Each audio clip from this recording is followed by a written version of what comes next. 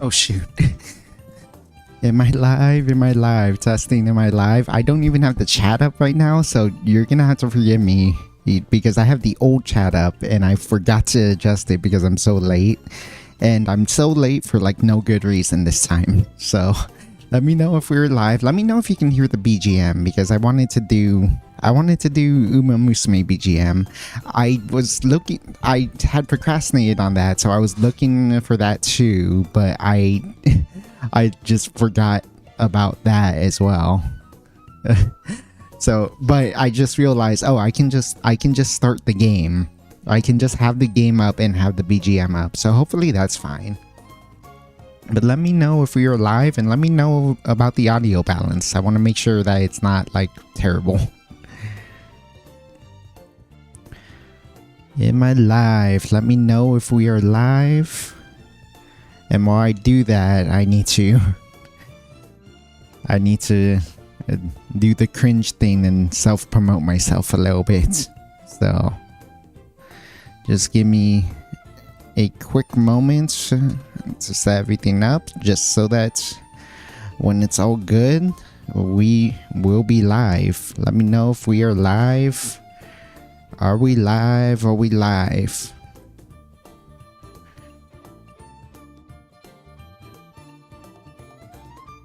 Okay. Okay, that should be good. That should be good. And that should be good. Okay. We should be good. Let me know. Let me know. And yeah, okay. This stream's been long in the making, honestly. I've been wanting to do an Umamusume stream for so long. I've been wanting to just talk about Umamusume, just talk about Umamusume, talk about the series as a whole, talk about like some of my favorite stories I've learned, and I'm sure most importantly to some of you guys is make an Umamusume cocktail. Wow, this is okay. Hopefully that's good. Hopefully that's good. But yeah, but probably most relevantly to you guys is make an Umamusume cocktail. We have a raw carry. I'm sure Spet-chan would be very impressed with this carry. It's rather big. And we have organic carrot juice. 100% juice. So we're gonna be doing a lot of experimenting with with carrot juice, seeing if we can make something drinkable out of it, because I'll be frank, I'm not 100% sure what we're gonna be doing with it, but I think we can figure out something, and this shouldn't be impossible. It's just gonna be weird because I've never heard of a cocktail that involves carrot juice, but this should be fun. Yeah. A raw carrot with ranch sounds like a nice late night snack. It does. It sounds very healthy, honestly. I've done that before, just like the baby carrots and just dip in ranch. That's pretty nice. That should be a better angle, right? Oh gosh. It's about to fall over and I'm about to dox myself. Okay.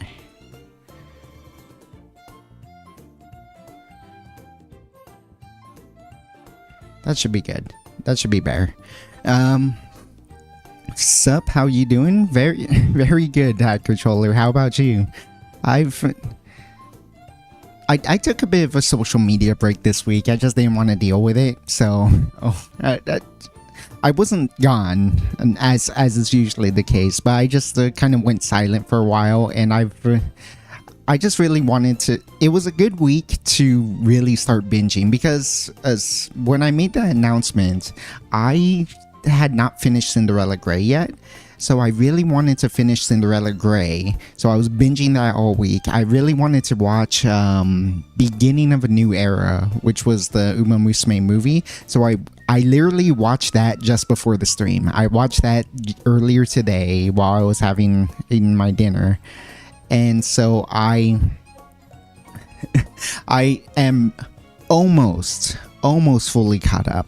There is an OVA series about BNW, which is Biwa Hayahide, Winning Ticket, and Narita, not Top Road, Narita Taishin. So Narita Taishin in Biwa shit. Biwa, Narita, and Winning. And Winning Ticket. So I have those. I still haven't watched their OVA because I can't find where to watch those. But other than that, I have watched every series and I have opinions on them. But we will talk about that after we make the drink. The main point of today was, of course, making an Umamusume cocktail.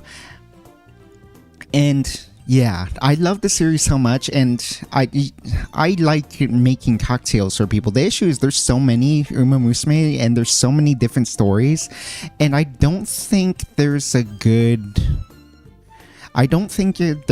way to just make an individual cocktail for all of them. At some point, I would be repeating in concepts, formulas. Oh, I would build a last word for this character, and then an old-fashioned variant for that character, and a sour, and like a million different sour variants for the millions different types of horses. I could do that. It feels like it would get repetitive, and I would think that's like it would be interesting enough to people to get views, but I don't think I don't feel right doing that. That's just for that. I wanted to make something that felt a lot more meaningful, impactful, instead of like, oh, let's throw some random things into the sour formula. Let's throw some things into the last word formula and call it that character's drink. No, I wanted to be more respectful to the series, so I wanted to make a general Umamusume cocktail. In the Umamusume series, there are two main things they consume. One, carrots, and carrots are everywhere in the game. In the show, in the movie, everywhere you go where there's Umamusume cuisine, they have carrots. And it's quite funny because as the food in Umamusume is just normal people food, normal human food, but with, for one, huge proportions, and for two, they put raw carrots in them. they just put whole raw carrots in them. So, making something with carrots and carrot juice makes sense because everything is carrot flavored in the Umamusume universe, and the Umas love their carrots. And the second thing, and I forgot to pour it out, give me a sec.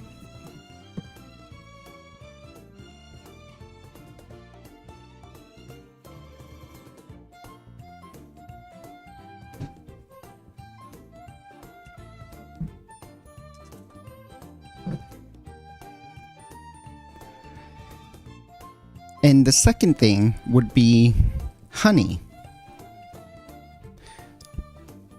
Honey is an actual thing you can give to real horses as a snack, as far as I understand. It is also a common dessert item for the Umas. In season 2, very often, Teo will go to a stand to order an extra thick honey like milkshake thing. I believe it's their equivalent to boba, which gave me an idea for a third ingredient for the cocktail, but that's not relevant to the Umamusume universe. So honey will be it. And normally, if you're smart, you would simply use honey syrup. Oh, hello. Who just followed?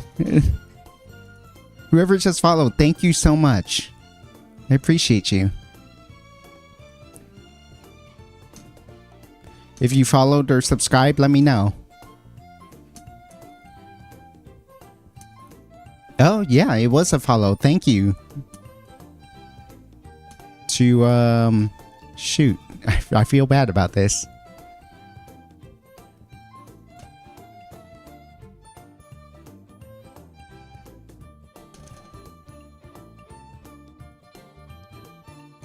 I really need to get a system in place to like show who follows, because I want to make sure to thank you guys when whoever comes and supports.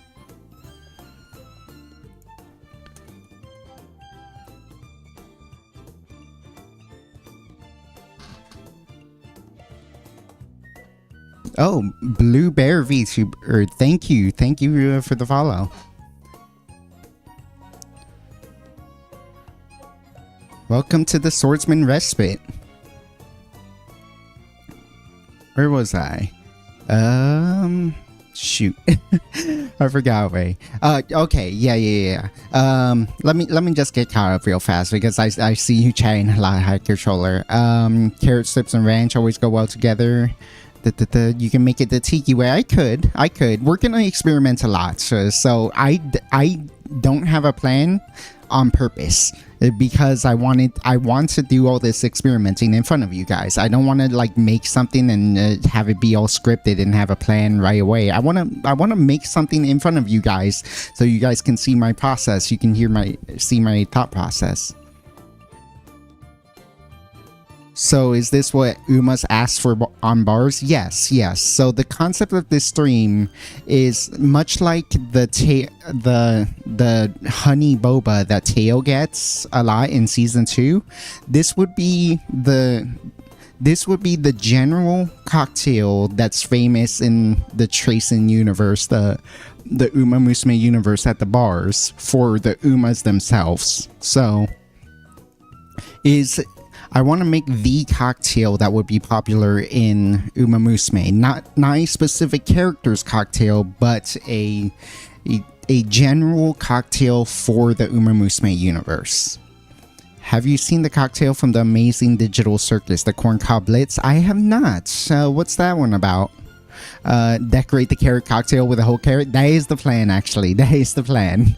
We are going to put this carrot inside of the drink at the end. Apple juice can do too for mixing the Uma cocktail. All horses like apples. Yes, but apples don't really show up a lot in Umamusume, so I didn't go that direction.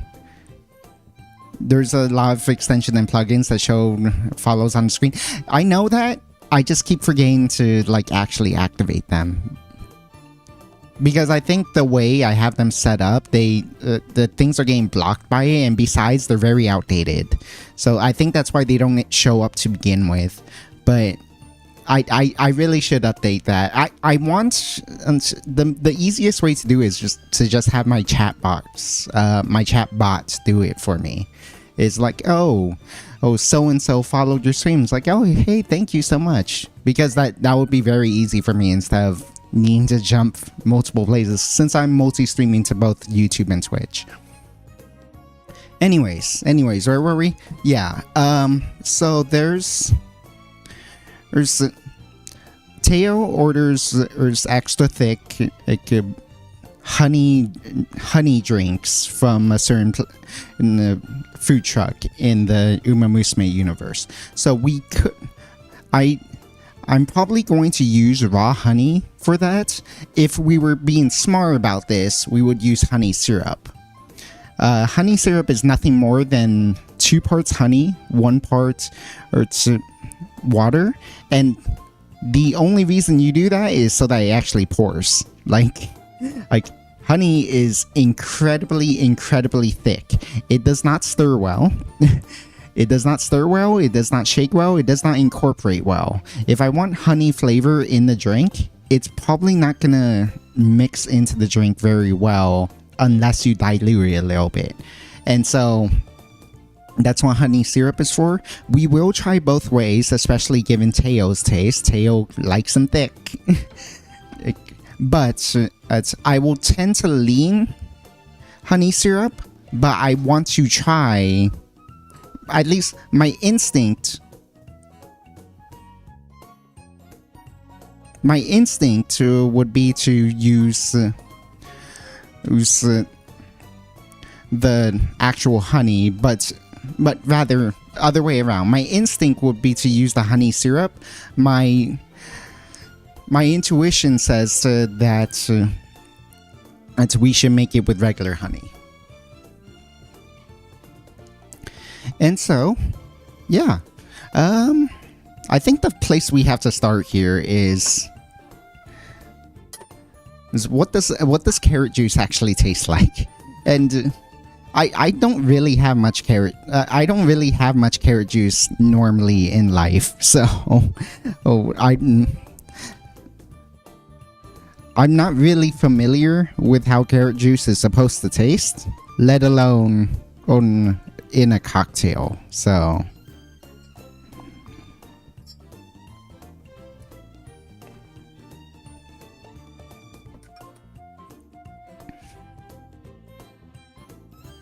we're just gonna have for that, and we're just gonna taste test this for a bit. Hello, Chibity, how are you doing? I wonder if apples just aren't as common in Japan. I wonder about that too, yeah, because I know apples are a pretty common horse treat.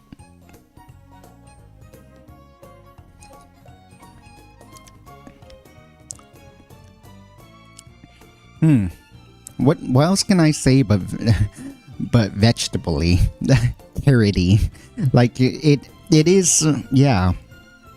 I mean, that's exactly what this is. It's like drinking a carrot, but what is like that flavor profile? It's refreshing in a slight sweet.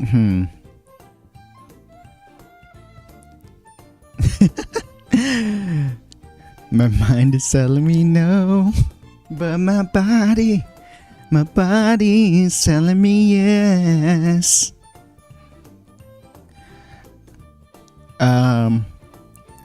Fruits in Japan are just more expensive.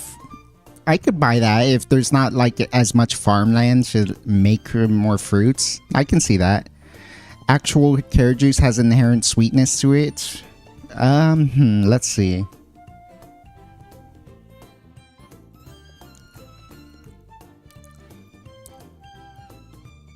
It's like a dull sweetness is what I think it is. It's like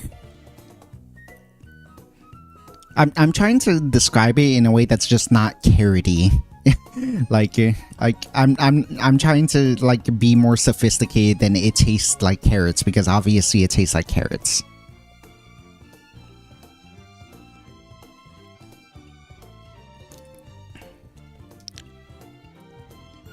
Yeah, it's a really dull sweetness. It's like a very muted sweetness. It's like okay, actually back to the vertical. So like a lot of juices that you use in mixology, usually citrus, are pretty, if to use music terms, they're pretty high notes. You have lemons, you have oranges, you have, this is in the way, you have lemons, you have oranges, you have like limes, so various like super sweet high-pitched things, even like strawberries. People love muddling strawberries into their margaritas. I love muddling strawberries into like rum drinks, etc. You have these blue, why am I saying blue? Because it's the hottest. It's from like cold fires are red, hot fires are like white. You have this like really high-pitched type of sweetness that you use in cocktails often. They're like in this range, and then the carrot juice is like down here. It's quite bassy. It's quite lower pitch sweetness. So it's still sweet. That's what this flavor profile is, but it's like a dull sweetness. It's very like lower in tone, and I'm not 100% sure how you're supposed to work with that. I think definitely we need to back sweeten this a little more, but that's also what honey is good for, so.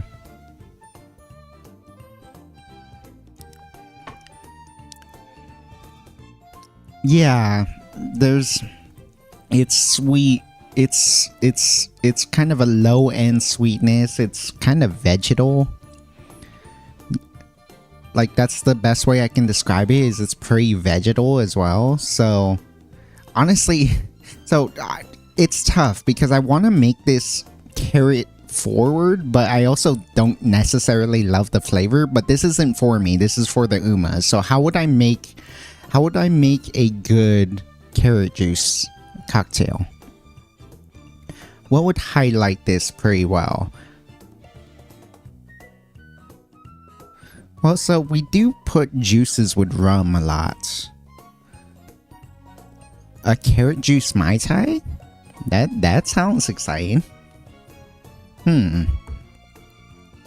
I should have gotten baby carrots, honestly.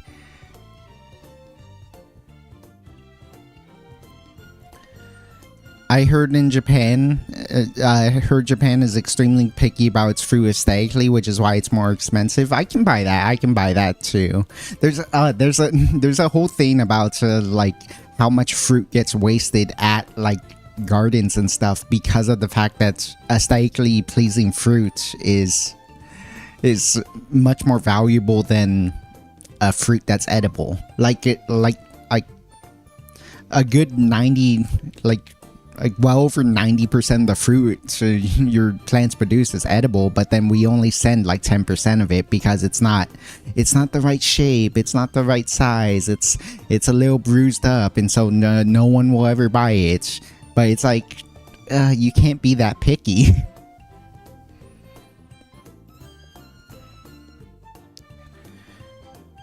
It's faint, but there's some sweetness, but it's there. It's also a tad bitter. I wouldn't call this bitter. I don't think there's anything bitter about this.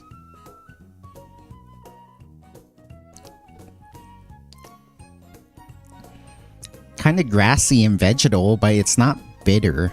It's definitely... There's no other way to describe this as other than sweet, but it's also like not very sweet. And probably the processed juice is more faint in carrot flavor in notes of bitterness and sweetness. Maybe.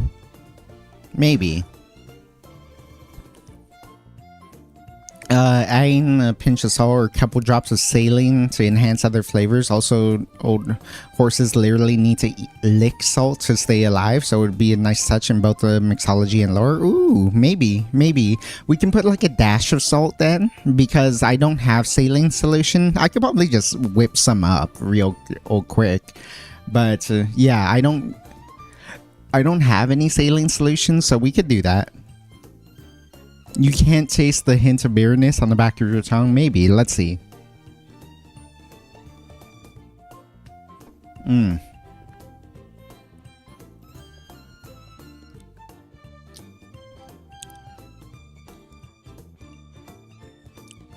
Oh, okay. Now that you point it out, kind of. That can actually add some interesting development to the cocktail. Okay. Okay, yeah, let's try that. Let's try that. So, how do I want to approach this? So, I think this flavor profile could go well with rum.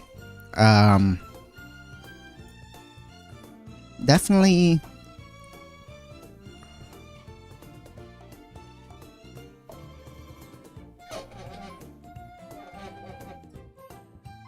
Ooh, that's very bright. Okay. Can I... Oh, that's the lightest it goes. Jesus. Okay. Yeah, so... If I wanted a heavy pour... Ooh, maybe something like a painkiller, but instead of pineapple juice, it's carrot juice. And then so we call... Okay, let's see.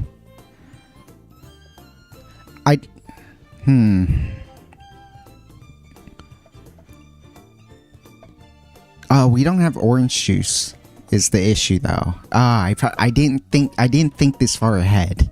Okay. So we can't do a painkiller, but we can do something else. Would orange juice and lime go together? Actually, no, we have fresh oranges. Okay, we're saved. We have orange juice. Okay, but first things first, I'm gonna do...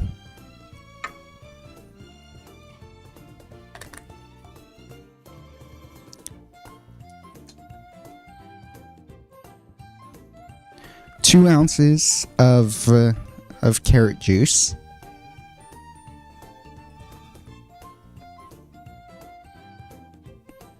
That is bright orange. That is like so orange. If you want an orange drink for whatever aesthetic you're going for, this would be the one.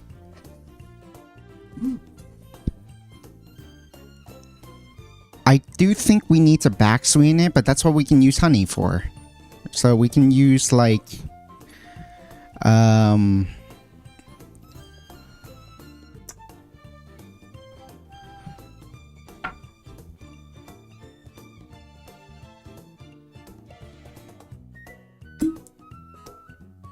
thinking like an ounce of honey syrup. Let's start with an ounce of honey syrup.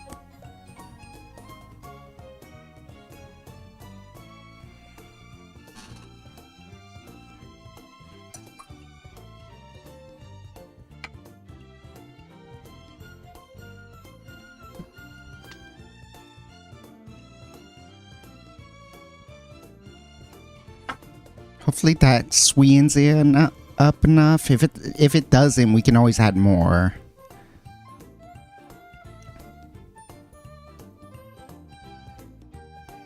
Just heat some water and add some salt to make the saline. Rum and 9 Old One will kill the grassy flavors. Like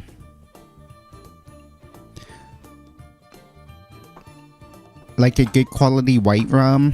I mean, the issue is my only white rum is Bacardi, which I actually don't mind. I don't mind Bacardi, but it also won't be that strong. Maybe that's the exact point. Maybe that's the exact point. Let's do that. Let's try it with. Let's try it with some. And we've talked about this before. Quote unquote, white rum. White is not, color is not a good indicator of rum.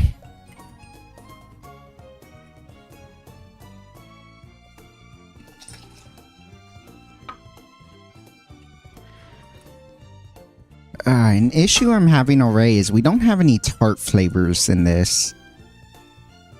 Yeah, there's nothing that like really balances the sweet and sour element. I want to add lemon juice to this. I'm going to add lemon juice to this. I think it just needs lemon juice. Give me a sec.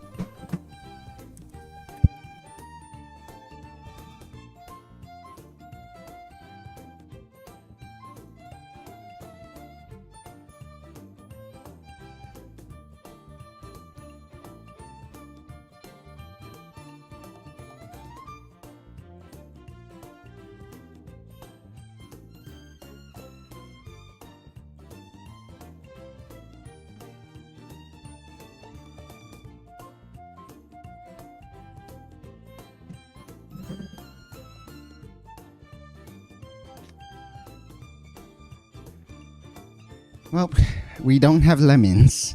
We do have limes. I do think this would be better with lemons, but I can approximate what this would taste like with lemons, and if we put the lime. So, however I feel about the lime, I'm probably gonna give it like a 10% boost if we add lemon instead.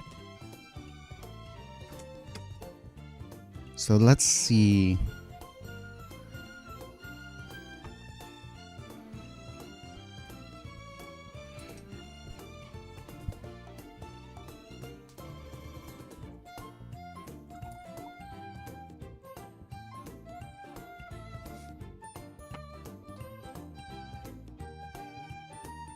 How many of you guys are playing Umamusume right now?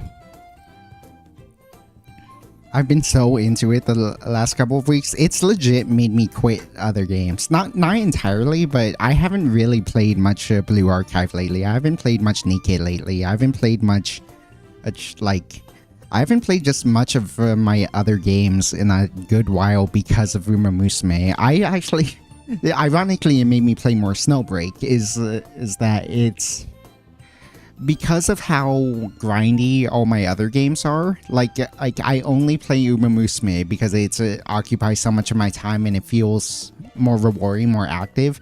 And for that same reason, it made me play Snowbreak more, because when I do have time for other games, it makes me want to open up Snowbreak so I can play a fun shooter and interact with my waifus in that game. So that's why that's part of why Umamusume like took away so much priority from my other games, but then also brought back in Snowbreak for me. Hello T, how are you doing? We're making the Umamusume cocktail right now, and I hope we can nail this because I really want to talk about Umamusume as well. But you'll have to give me a sec.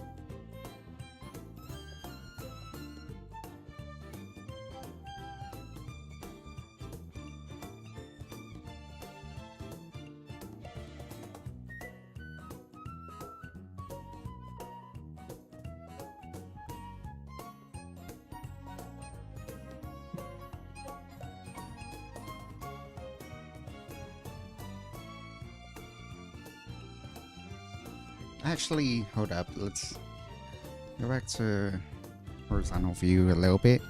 Of course, shake with ice.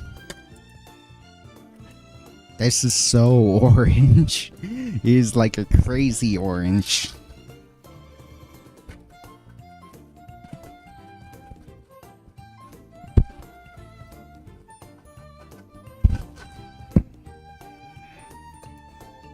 Okay. Oops. Where was my lyrics?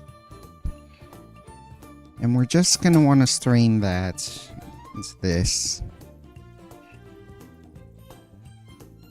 It's gonna be a little bit of a heavy pour because of the fact that we put a full 2 ounces of carrot juice in that.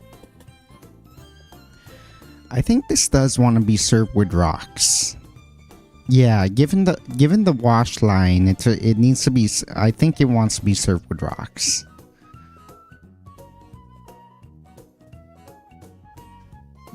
Give me a sec.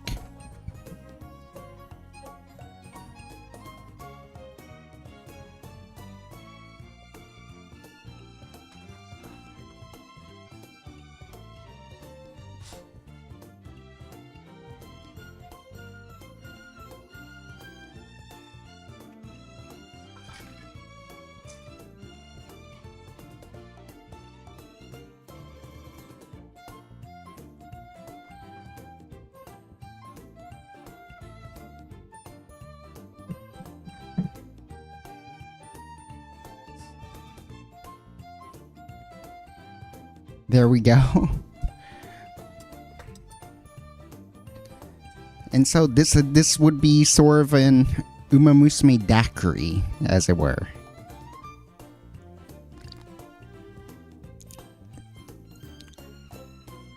Ooh. Ooh, the honey comes through nicely. I think it comes in too heavily is the issue. Excuse me. I did pregame a little bit. I'm not gonna lie. It's kind of a crazy color.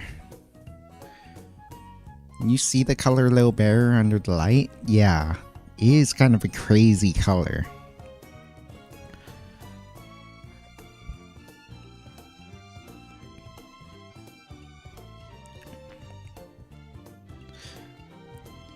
Do sugar cubes come up much in Numa?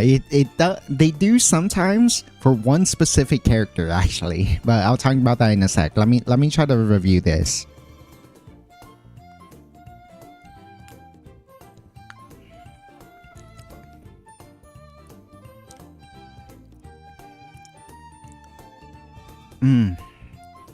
I think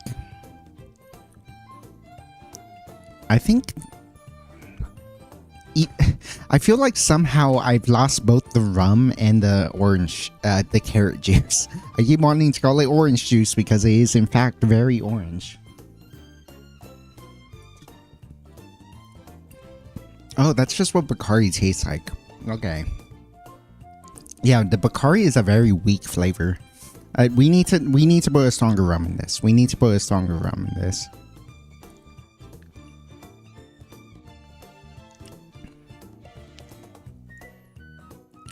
Yeah, I feel like the carrot juice is getting lost too. Good luck with the stream. Oh, sorry for not being able to stick around for the final concoction, but it's been a long day. Oh, I hope you rest well, Hacker Troller. Thank you for always stopping by. Thank you for always replying to my tweets, etc.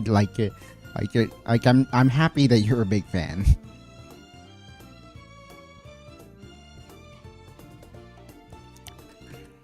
Yeah, okay.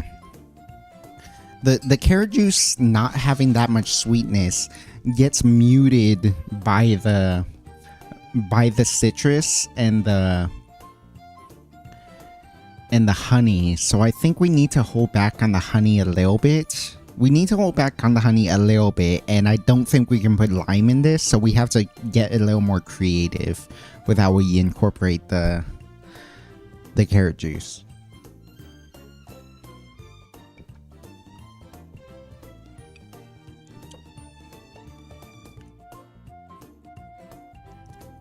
Yeah, it's not that carroty at all. And it's not rummy at all because the rum we use is quite weak.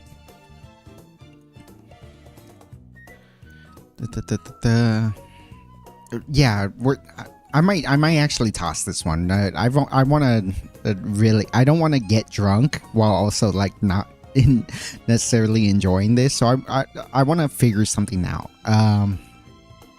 Do sugar cubes come up much in Uma? Yes, actually, for specifically one character, Agnes Tachyon. Agnes Tachyon is addicted to sugar. She loves hyper sweet drinks. She drinks tea, and so she has like a tea, like a standard sized teacup. She will fill the teacup until it's overflowing with sugar cubes.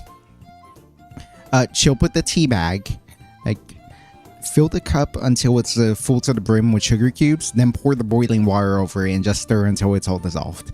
So she's very addicted to sugar, and so she puts a ton of sugar cubes. I don't think other characters are as into sugar as she is. Though that being said, as mentioned, like Teo really loves her honey drinks. Not good orange like a screwdriver? No. And honestly, we could just make a screwdriver and call it a day, but that's lazy. That's bad. We could make a screwdriver just to see if like how much the carrot juice can do. In fact, we should try that. Let's do a quick screwdriver experiment actually. Do a coffee cocktail for Manhattan Cafe? Maybe. Like, there are specific Umas where I do think making a specific cocktail for them would be fun. I don't think we necessarily have to do all of them. It's like, oh, do one for my Horsey, do one for my favorite character. It's like, I don't know if I can do your favorite character justice. I'll do some for my favorite characters. I don't want to I don't want to dilute anyone's favorite horse by making them a cocktail that's basically the same as everyone else's, other than like a slightly different ingredient. Because for a lot of the horses, it's like, okay, an American whiskey, make it a sour, that's it. And then like, okay, now instead of that, I'll use this, but it's still whiskey. Like, like it's, I don't want to dilute the concept of Umamusume cocktails by simply making a bunch that are mostly similar, but slightly different depending on the character. Like the characters are all very unique and have very fascinating and unique stories, and they deserve better than to have super random cocktails that just follow a strict formula.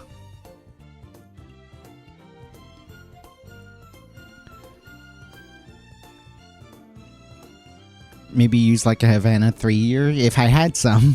That might be good. I'm here to wind down after chilling in VR for a while. Oh, that sounds fun. I'm glad you chose me to chill out, so thank you, T. You probably shouldn't integrate like grass. Yeah. A carrot margarita. Maybe. That could be something, sure. Yeah, let's try that. I'm gonna dump this. Not gonna lie, this did not hit.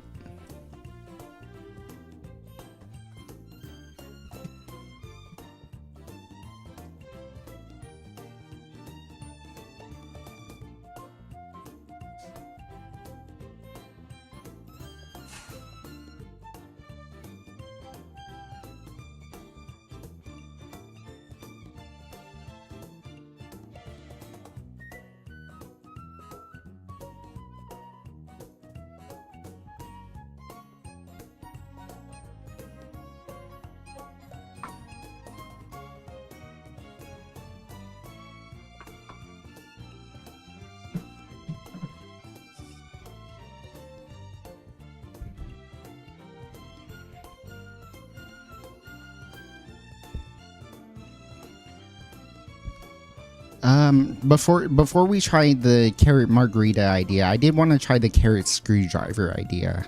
That's real easy. That's just a screwdriver's and orange juice and lemon. So and vodka rather. So I am simply going to do equal parts carrot juice and vodka. So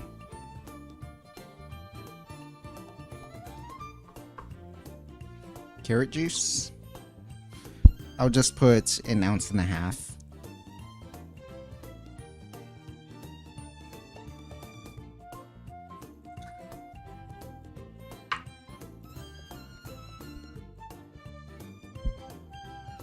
How about I know more?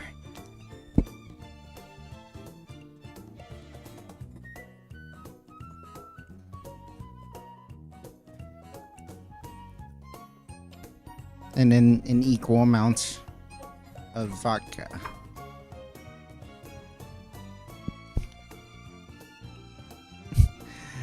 I made a drink for vodka. It's vodka. We're done. I would like to learn more about vodka. She's got a very interesting story for sure. But like as you say, how would we make it for vodka? I would put vodka inside of a flask because she drinks from a flask. That's it. We could probably spice it up with the fact that she went to the Derby and she has an interesting story, but also I've ranted about this before. Vodka is spicy water. There is nothing flavorful about vodka. So yeah, let's see what a carrot screwdriver is, because this might help us as a control group.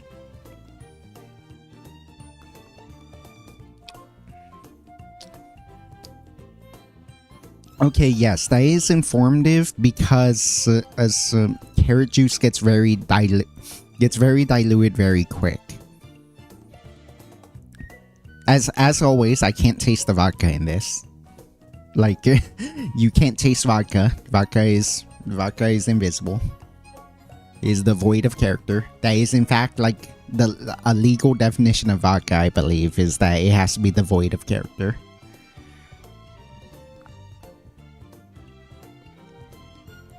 Neutral grain spirit that is devoid of flavor. Yeah,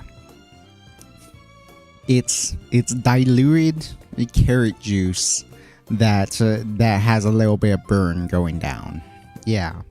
Okay. So I mean, it's not a good drink, but it does inform me a lot, which is to say, carrot juice gets diluted very fast. We can't. You end up hiding the carrot juice a lot whenever you mix it with anything. So that's important to note. That means we do have to heavy pour of carrot juice anytime we make something. And based on the last drink too, for two different reasons, I do think we're gonna go with raw honey.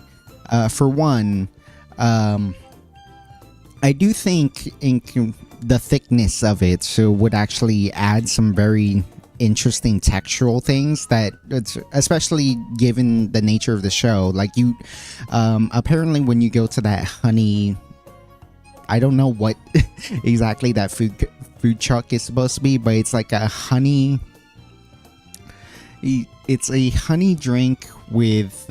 It's some kind of honey drink that looks like a boba drink, with that you can ask for a certain level of thickness, and Tokai Teo likes the extra thick, and like it Measure McCreen likes it light. So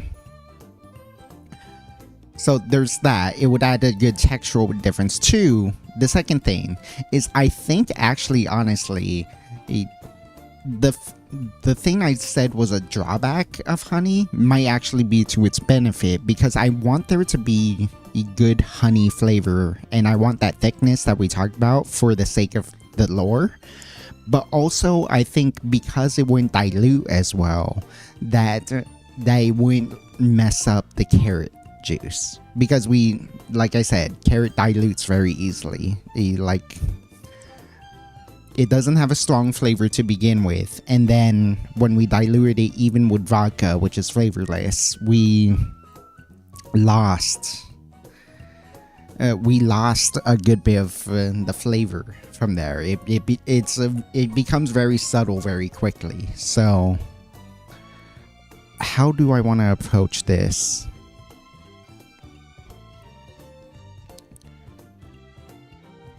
Yeah, but carrot juice doesn't have high sweetness and tartness. Yeah, that's why this is so tricky.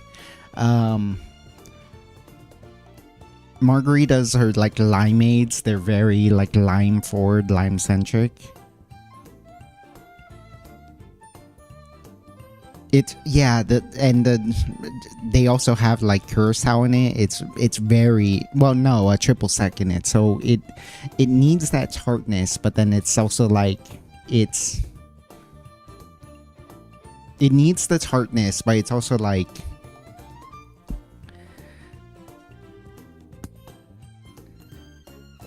not sweet enough too. I don't know. Let's try it though. I need to wash the shaker. I just remembered, so you'll have to give me a sec. All I know about vodka is Iowa Scarlet's story, and I guess she's a tomboy. Actually, so her being a tomboy was actually a good design choice. So, for one, Iowa Scarlet and vodka are probably like the two goat mares of all time, female horses. Iowa Scarlet definitely has. Vodka has one of the most interesting stories of just any racehorse that ever lived, and then Iowa Scarlet is one of the most dominant female horses ever.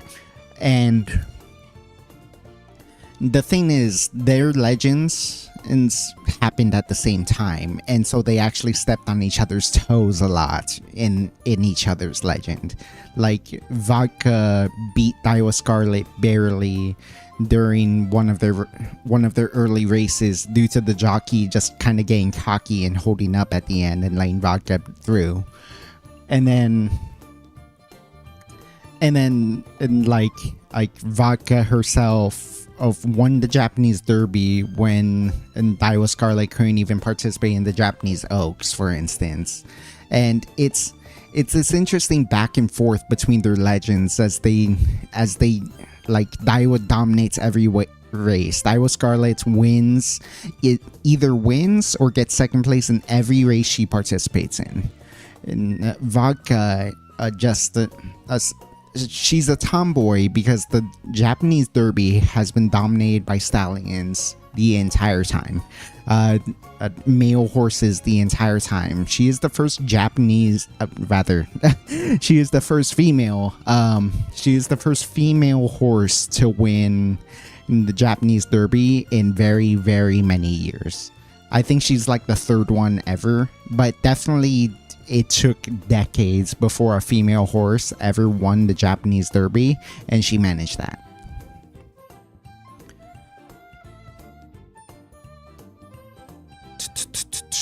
And then just I wish they should put a movie about those two, because it feels like there is a very interesting rivalry that goes on there, plus the fact that they Yuri bait so hard with those two characters. And they definitely could make like a movie length story out of it. I don't think they can make a full anime series about it, but they can give them an arc the way Road to the Top was about Narita Top Road. Narita Top Road, what was Ayabe? Admire Vega and Teamapro. Like they definitely, I think they can make a mini series or a movie about Daiwa Scarlet and Vodka. They can't make a whole series, but they can make a mini series of some kind. Anyways, let me clean out my shakers real fast.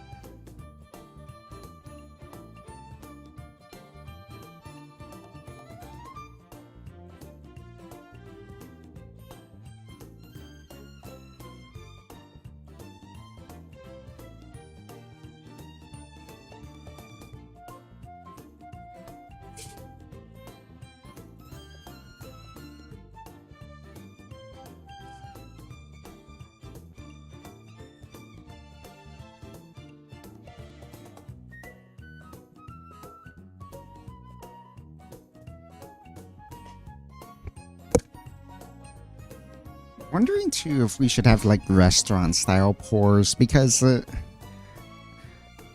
like if the issue with carrot juice is that it gets muted very easily.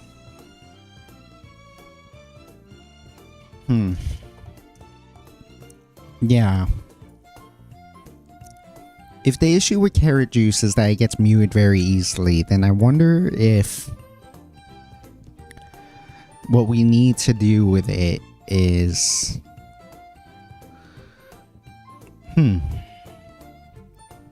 like just put less alcohol in it. That's certainly an option. let's do the uh,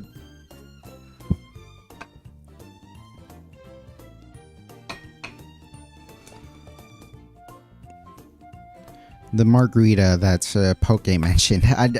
I was just thinking to myself, like, can I make a joke about Poke just simply because, like, there is a character named after you, Poke.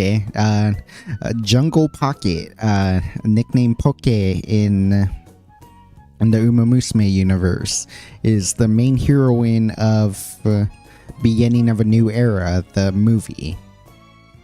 Very interesting character. Not really my favorite protagonist at all, really. She might be one of my least favorites, but that's mostly just because I don't like her, whatchamacallit, her archetype of character, the kind of like Yankee, thug, delinquent type of talking character. But yeah, the story is very interesting as it relates to Agnes Tachyon. I just didn't end up liking her that much as a character. Hello, Daniel Arceus. How you doing? We're making Umamusume cocktails right now. I'm trying to figure out a way to make a drink with carrot juice taste good. So first thing we're gonna do is start with raw honey, not honey syrup, raw honey, half an ounce. And that's going to take a while to pour, so I'm just going to leave that like that. Umamusume cocktails, does that include carrots? It will include carrot juice for sure, yes. I'm thinking about, like, definitely at least an ounce and a half. Given the nature of this. First things first, let's, we know for a fact that we're going to need triple sec for this, so let's do...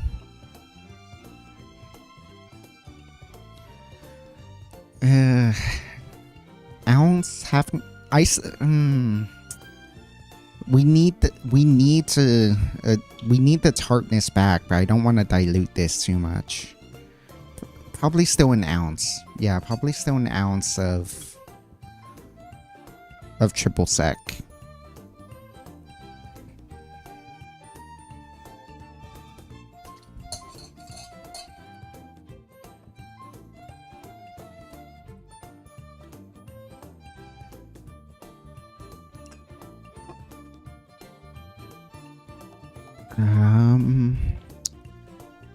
Yeah, so the basic margarita is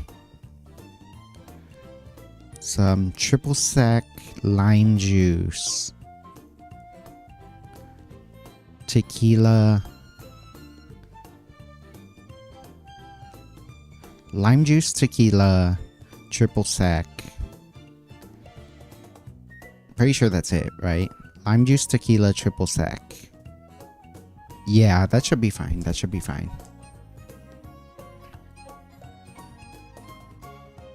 Been working towards getting Gold Sheet to 5,640,000 fans. Guide to 5.2. Nice, nice. That should only be one career, right? I guess you would have to go ham on G1 races, but so that should be a full career, right?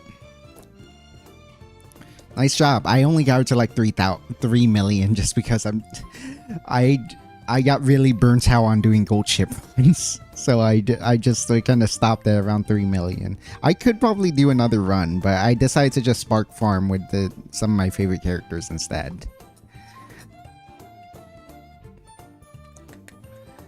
I'm going with an ounce and a half of carrot juice. And of course the tequila.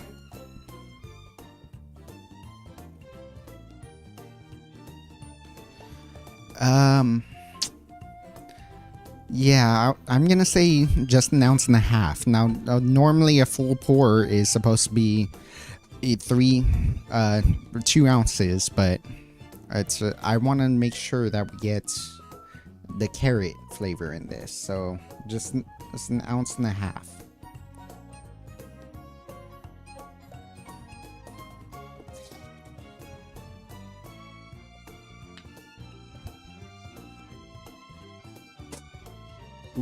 That was a little loud. That should be good. We should be ready to shake here.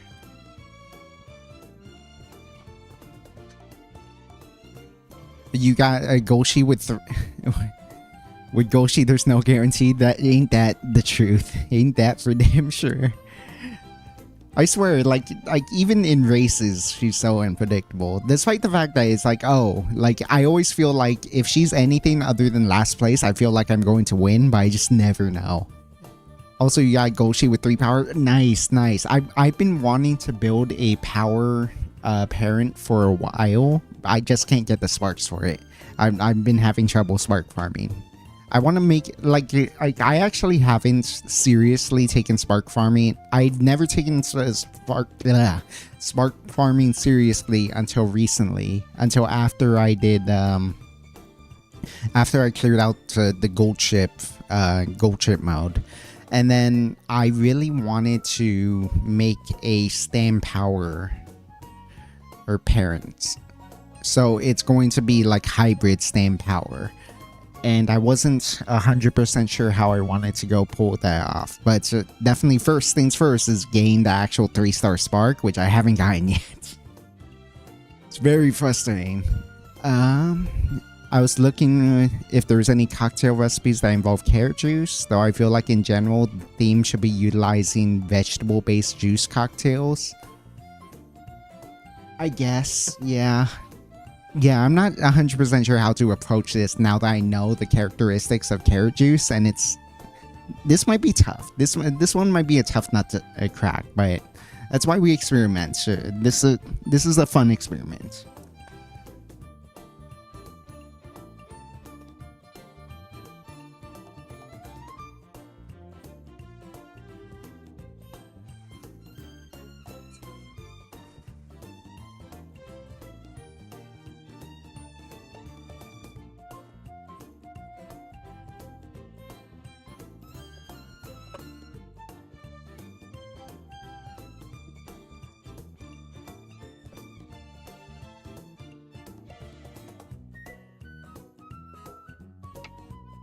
Okay, give this a good shake. We're gonna have to really aggressively shake this one because I'm not sure how well the honey is gonna incorporate otherwise.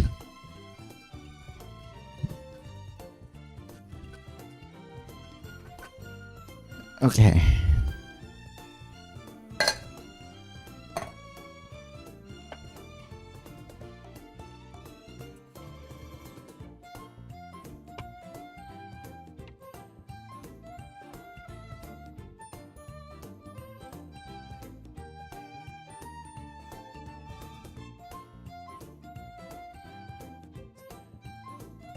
And then I want to, like, half open gate pour this. I want some of this ice. But I don't want all of it. So I'm gonna open pour a little bit. Just to get some of the ice. And then we're gonna...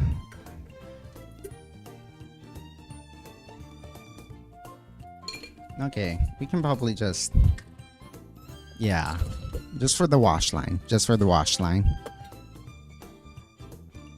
Our carrot juice margarita. Poke's idea. The heroine of beginning of a new era.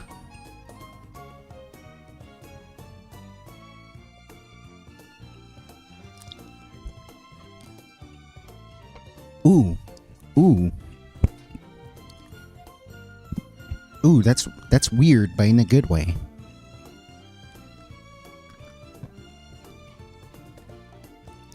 Ooh, it's such a different characteristic of the honey because it's raw.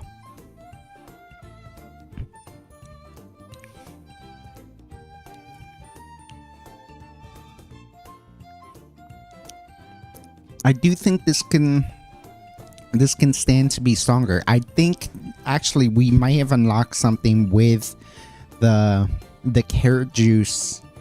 The carrot juice and tequila combination because they both have the sort of like vegetal grassy notes of them, and that kind of ties them together because now I get I get like the weirdness of tequila. I'm bad at knowing tequila. Apologies in advance. I'm bad at knowing tequila, so I can't really describe to you how the tequila tastes. But then that pairs with the carrot, and you get the dull sweetness of the carrot. You get that like carroty flavor from it. Yeah. You get that dull sweet. Yeah, okay, so we have something that I really love in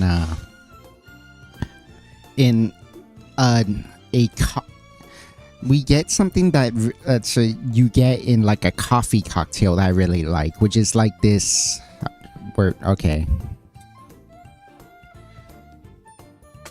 which is like this pendulum of flavors. So what you have in the middle here is so you have the carrot in the middle, and then you have the tequila over here. Tequila, honey. So the carrot juice I described earlier as having a dull sweetness that is also kind of vegetal, grassy, and then the grassiness of it pairs well with the tequila. So the tequila that meshes well with the tequila, and so you get the nice mingling of the carrot flavors and the tequila flavors, and so that's fun. And then on the sweet end of things, that dull sweetness leads you into the honey, which has its own honey sweetness. But then for one, the raw honey is like weirdly earthy, weirdly like rich and deep, in addition to the fact that we're using the raw honey, so it's thicker. It's much thicker. It goes down pretty heavy on your throat, which I'm sure Tokai Teo would love. And so you get this fun back and forth. You get like this pendulum swinging between these flavors because of the fact that the carrot is the one that ties together the honey and the tequila.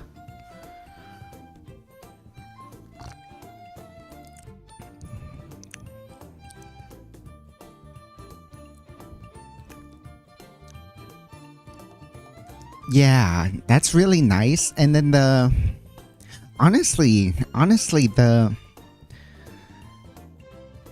triple sec doesn't really add much to this. It does. You get like a nice bright orange over the top, but then it doesn't really contribute to the flavor profile of this much that the way the other ones do. It does kind of connect with the honey, which then swings the pendulum, as I say. But like, you get a cool dance between the tequila, the carrot juice, and the honey from this.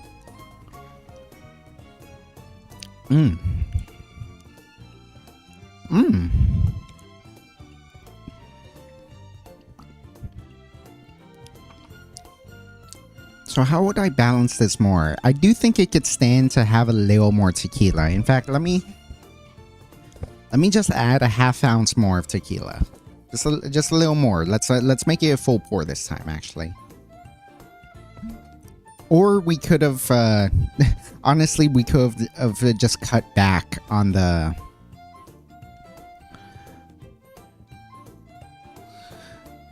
carrot juice, but we can't take away. We can only add at this point. So let's see. How does this work? And I should mention, the reason let me sip this. We'll finish this eye and I'll explain the whole coffee thing in a bit. Ooh, it kind of mutes it, but this is also not well mixed. Because I just added it on top. Yeah. I need to actually stir it in because as I was like, oh, I only taste tequila. That's not good.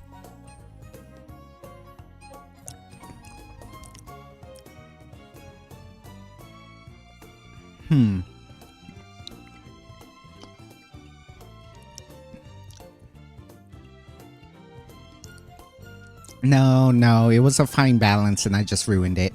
Yeah. No, it was a much better balance when there was less tequila. Yeah.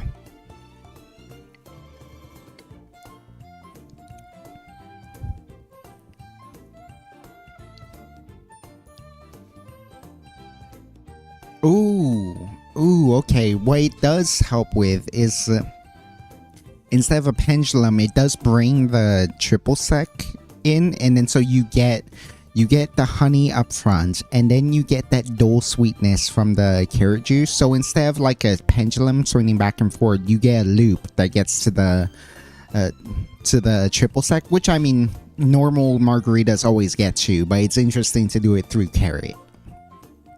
The issue is it doesn't close the loop. It doesn't go back through into the honey, which I found more fun with the pendulum thing, and that's what I mean with the coffee thing. So with coffee liqueurs, a really fun thing you can do is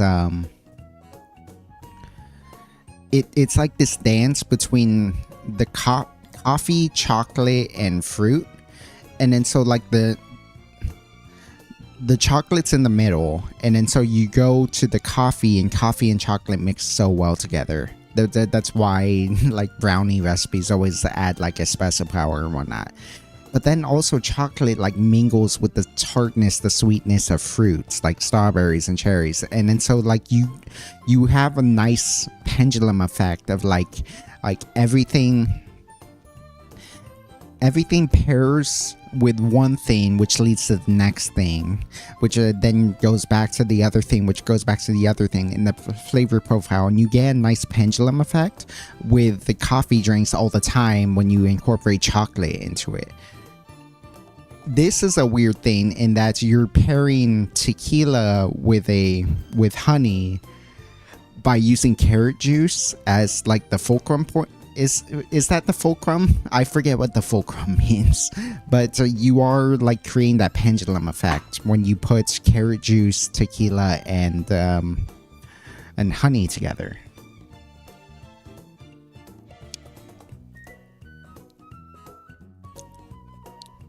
It might be also getting diluted from the ice because we're using bad ice here. But so it works, huh? It kind of does. It kind of does. Okay. We have a concept here.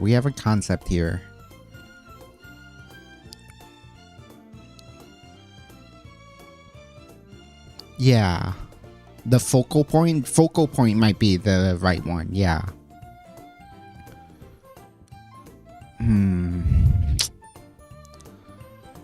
Yeah, no, let's try this again. Let's try a carrot margarita again, but like rebalance it. So what was her original spec? We did it shot of orange juice, shot of tequila, 1 ounce of triple sec. Do we even need that? I feel like the triple sec kind of took away. What if we kind of did the sour? No, we can't really do the sour recipe.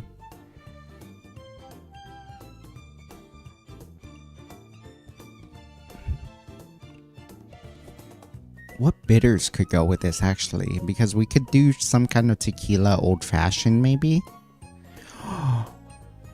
Oh, okay. So instead of, because I don't think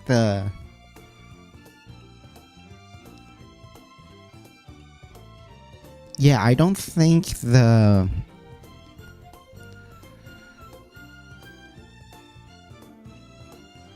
Ooh.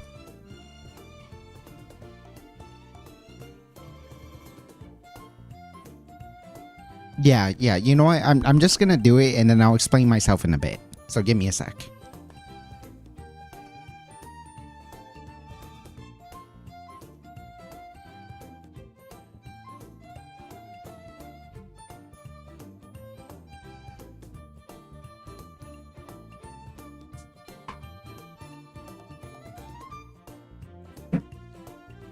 So I'm not 100% sure that a margarita works, but I'm pretty sure we might be able to do something with like a tequila old fashioned. So what if we were to just give me 1 sec.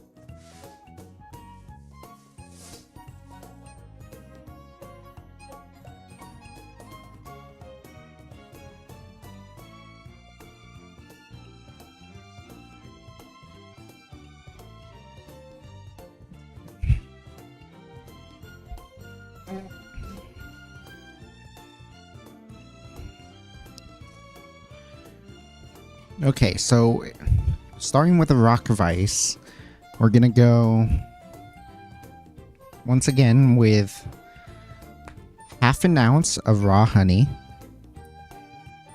And we're just gonna build this in the glass. We're not gonna shake this.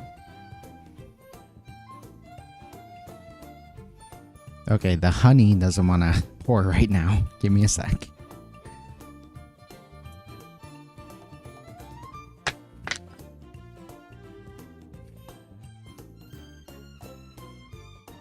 Oh, it's all stuck on the bottom now.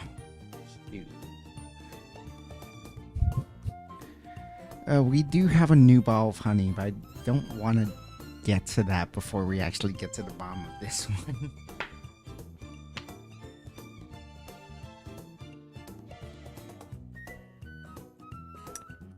Okay, there we go.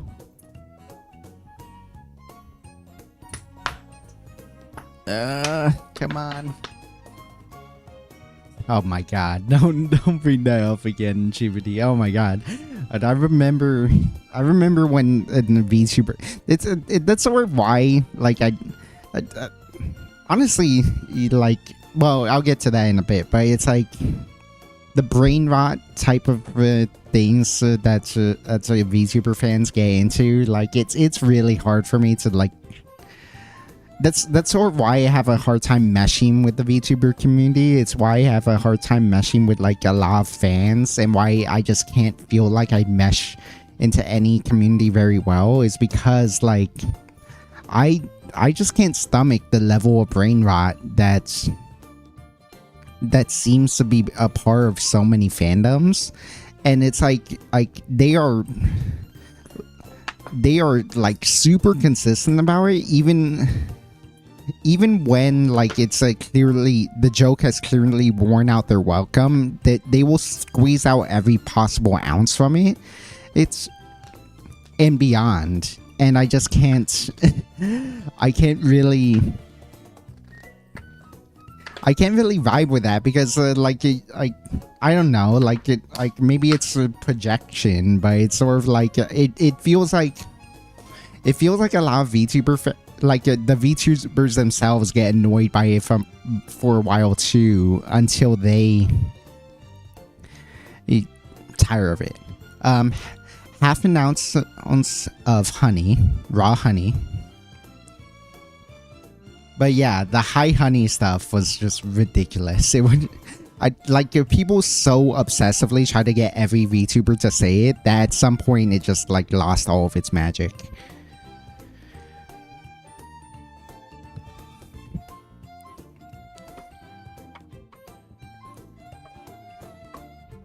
Ounce and a half of carrot juice. Like, the whole point of ounce and a half of carrot juice.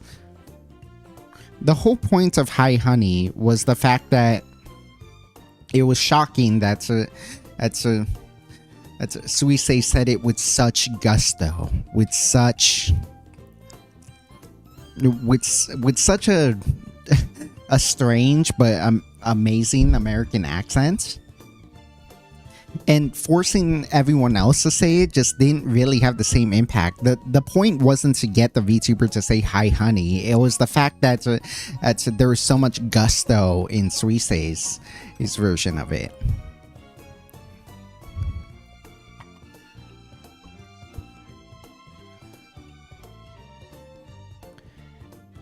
Ounce and a half of tequila.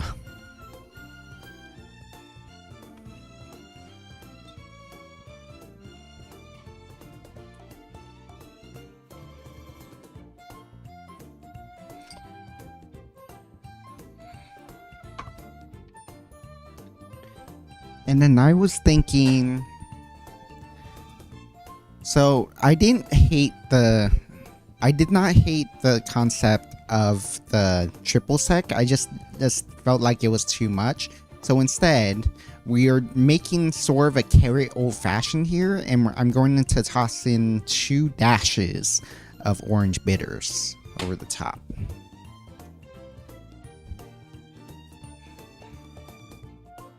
And so we have a carrot tequila old-fashioned, which is a very bizarre thing to say. might be good given what we with honey. So we might have something here given how much I liked the concept of the margarita, the Umamusume margarita.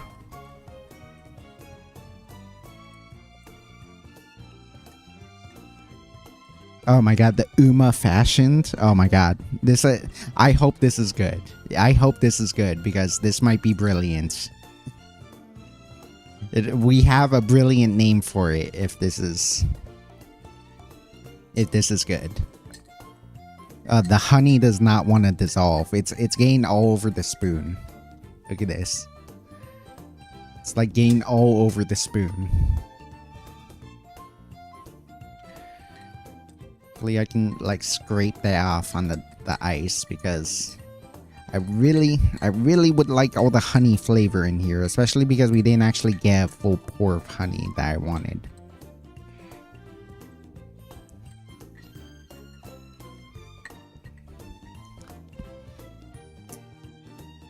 Alright.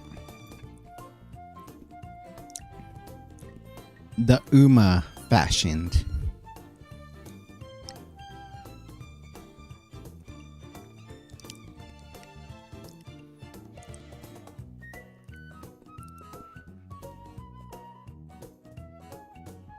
Are we getting the same pendulum effect? I don't think we are. I don't think the honey incorporated well enough.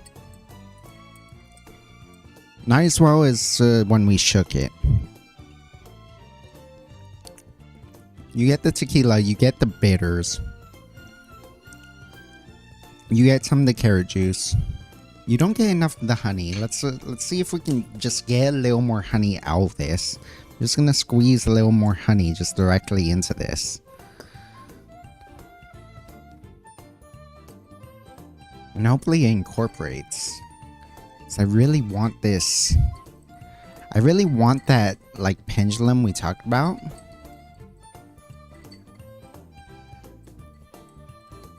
Should have a carrot slice on the rim of the glass or rituals like they put a sliced fruit on the edge of a glass. I agree.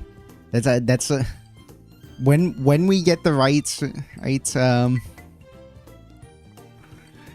when we get the right cocktail, I'm gonna put a carrot inside of it. Just a whole raw unpeeled carrot.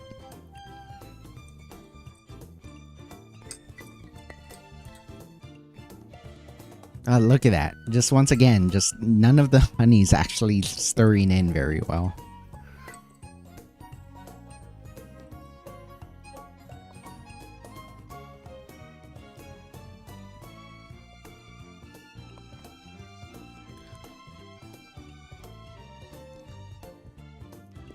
We might have to bite the bullet and just shake this anyways.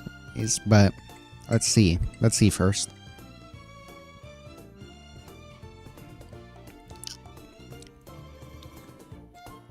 Ooh, okay, there we go.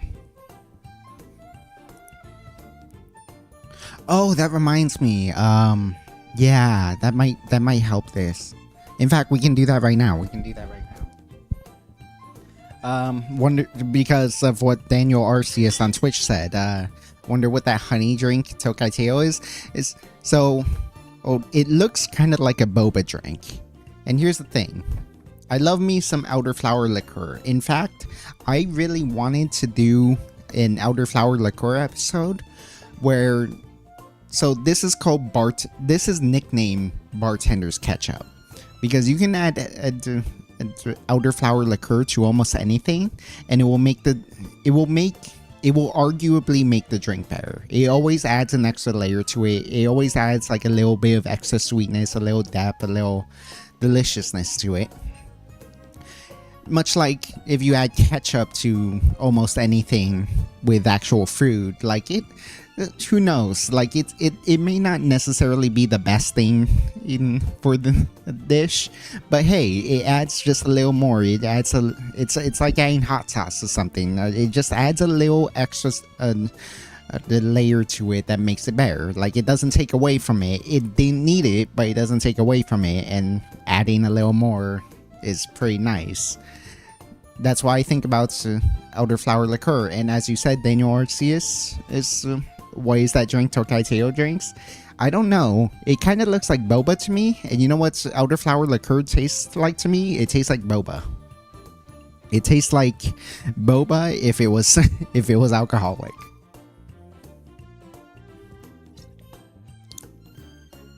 Yep. Yep. It tastes like a boozy, like soggy alcoholic boba ball. Just gonna add just a half ounce of that to this. In before this ruins it again. Last time we tried to add a half ounce of something that ruined it, but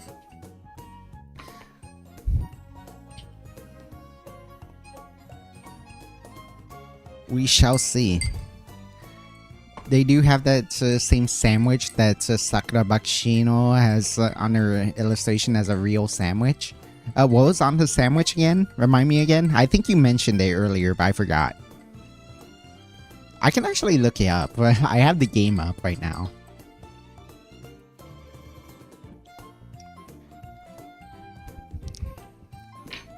Ooh. Ooh, hold up. Just from that spoonful.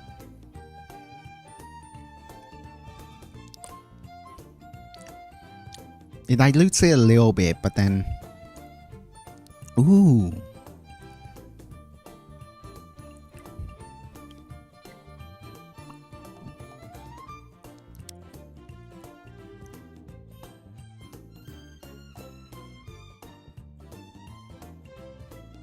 Oh. Oh. It bridges the gap. It bridges the gap. I think we got it. Okay, so what this does is like, so remember that pendulum thing I was talking about? The one sec.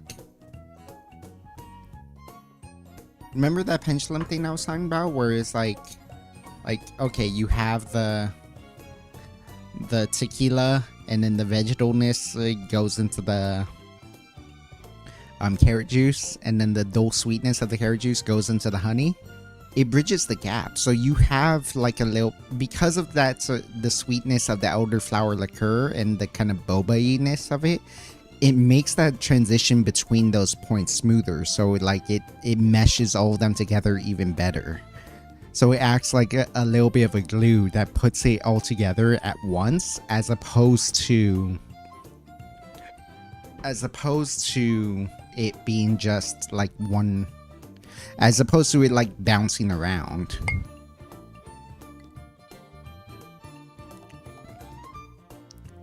Yeah, because now I get more of the tequila, the carrot juice. It can stand to be a little more carroty, to be honest. But then you get the honey too. The honey and the elderflower liqueur kind of blend together, but then it bridges the bridge between that tequila and the carrot juice. It's like really, really quite nice, actually. Let me just...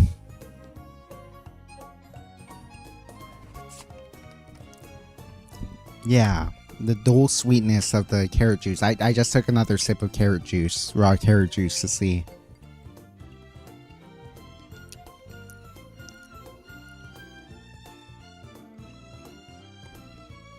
The thing is, like, the carrot juice is so dull that it's sort of hard to notice in general anyway. So it's a little bit difficult to actually, like, make anything that's particularly carrot forward.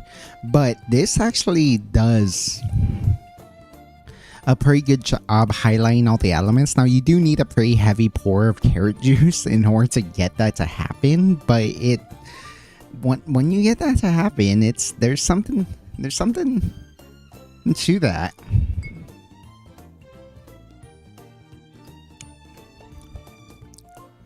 Ooh, I got a nice hit of honey there.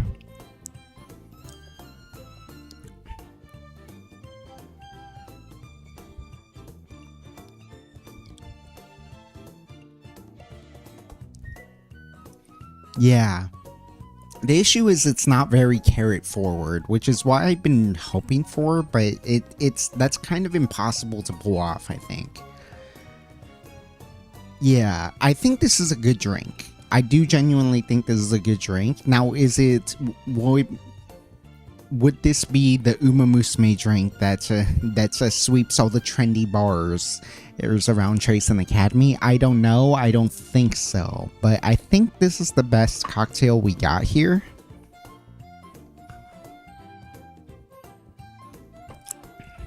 Yeah.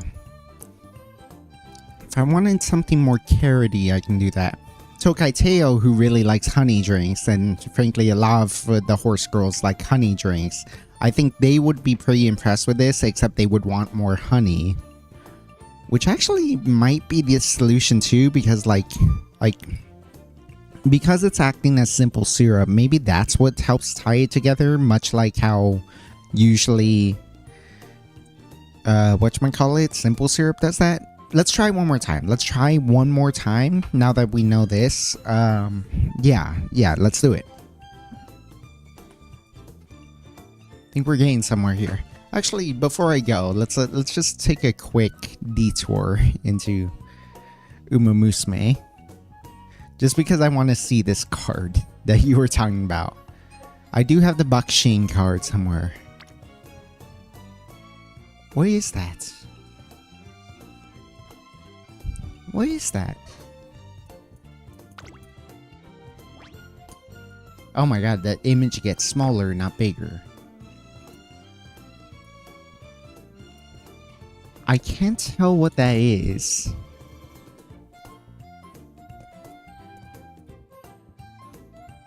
Yeah, you're gonna have to tell me what's in that sandwich, because I can't tell what she's holding. Oops, wrong one. Yeah, give me a sec. Let me just get one more rocks glass, and let's try this again. I think we're getting somewhere with this. I think we know how to make the Umamusume cocktail. We just need to find the right ratio.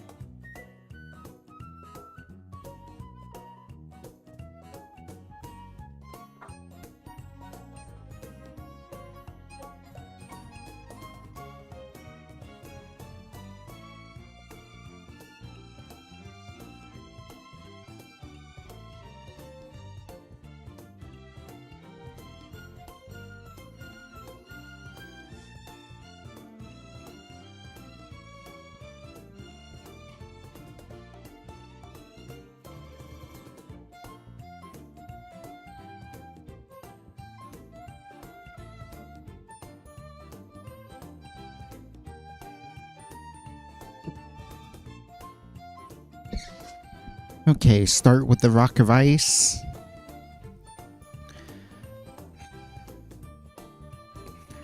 A full ounce of honey sounds crazy, but also that might be the answer. Let's start halfway. Let's start with 3/4 ounce.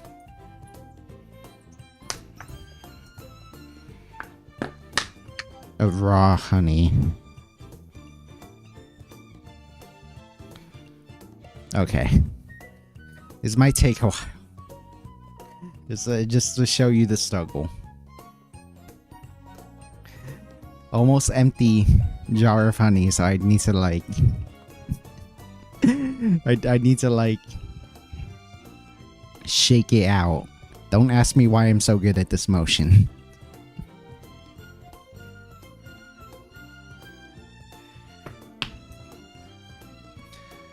Oh, I don't want to open a new thing of honey is the thing. Eh.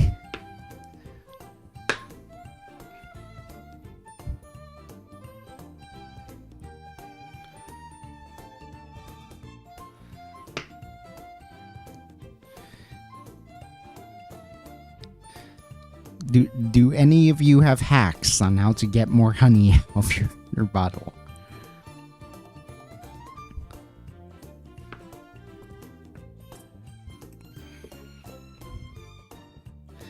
I guess, okay, while I wait for honey to pour out of a bottle,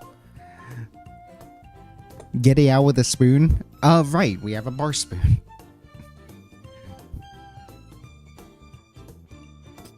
Well, first things first, scoop some off the cap over here.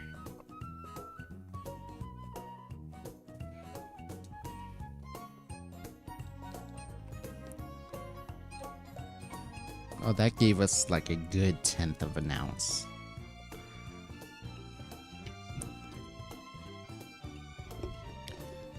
Oh my gosh. And this bar spoon is thin enough to fit inside of the... Oh my god, you're a genius, Cheapity. This is gonna be so thick. Tokai Teo definitely ordered this one.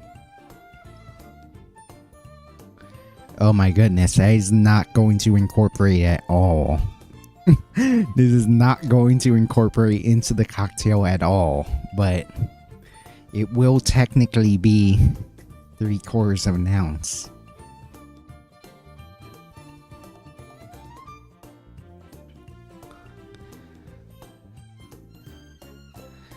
I think honestly the issue with the last iteration of this wasn't the fact that it was I didn't put enough honey, just not enough honey got incorporated into the drink.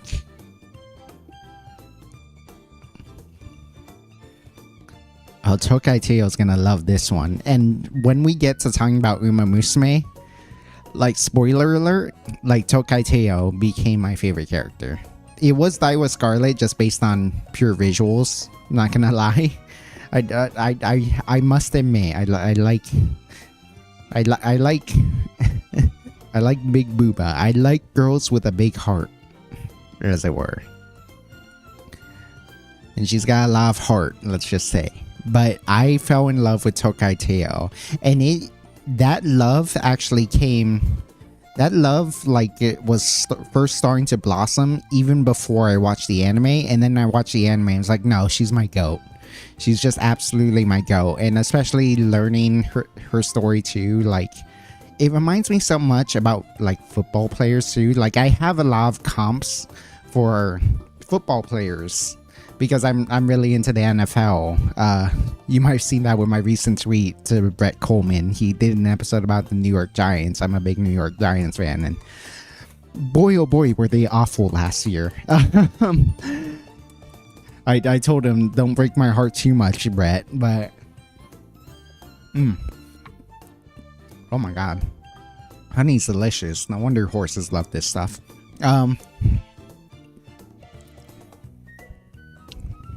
Yeah.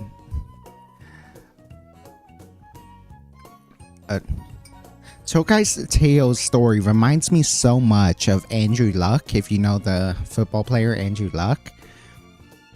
And it also reminds me so much, and it was just such a cool story to begin with. But the thing about it is, like, Andrew Luck's story had a bad end.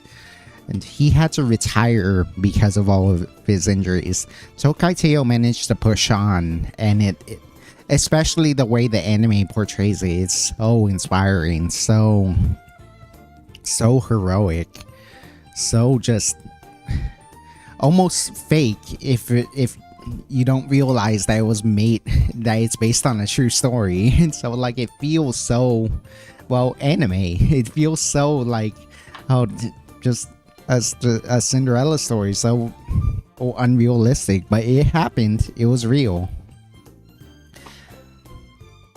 I think I'm gonna put a heavy pour of carrot juice this time, so I'm gonna do a full 2-ounce pour of this.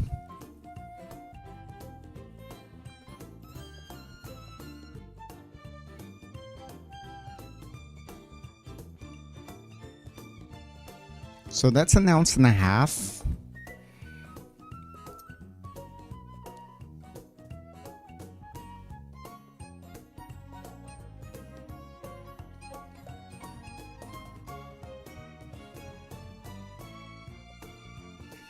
And so that should make it 2.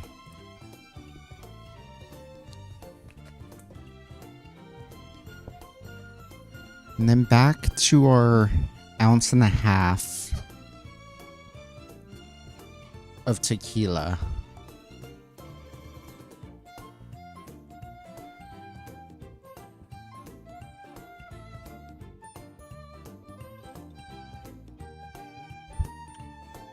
Oh my god, look at that wash line. Such a perfect wash line. I haven't added bitters. I don't think I'm going to. I just wanna see how this turns out real fast. But also, I want to shake this. So let's...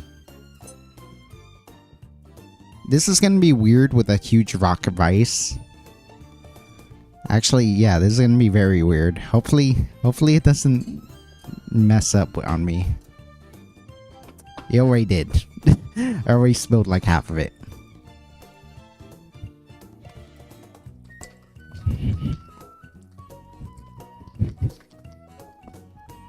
Yeah, this one leaks a little bit. I don't think that was a good idea. Let's just stir it. Yeah, I can see a lot of honey pulling up on the bottom. This is not going to incorporate particularly well.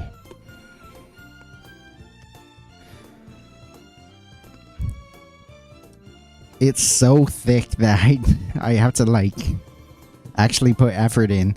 A bar spoon, the way a bar spoon works, you should be able to stir things with like, okay, watch me do this in a different glass.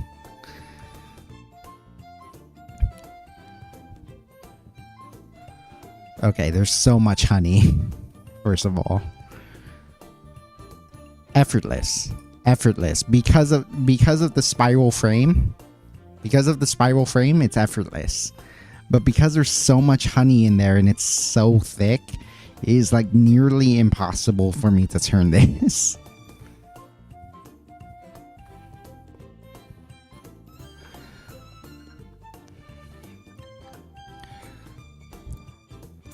I don't know who's gonna like this cocktail, but Teo's going to love this cocktail.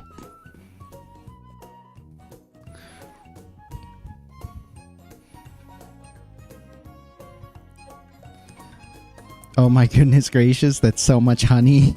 Oh yeah.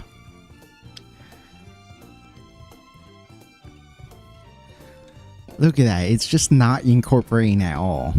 But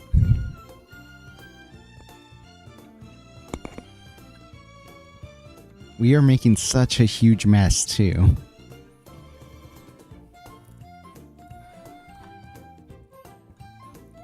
Just to be 100% clear, the audio balance is fine, right?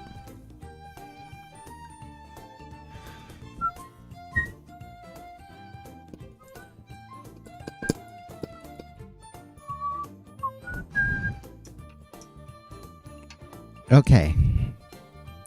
The Uma Fashion version 2.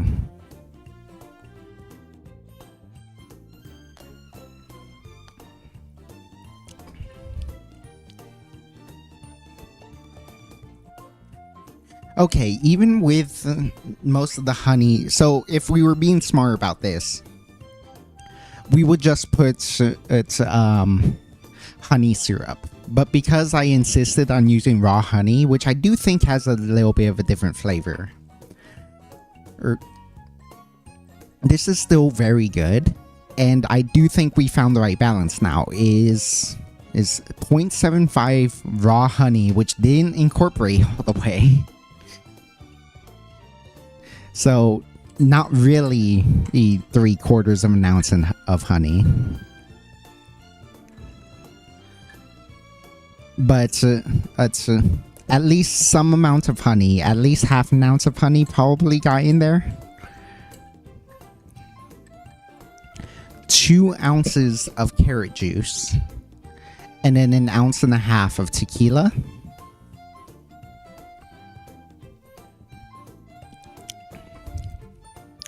Yeah, now I think this is the perfect Umamusume cocktail.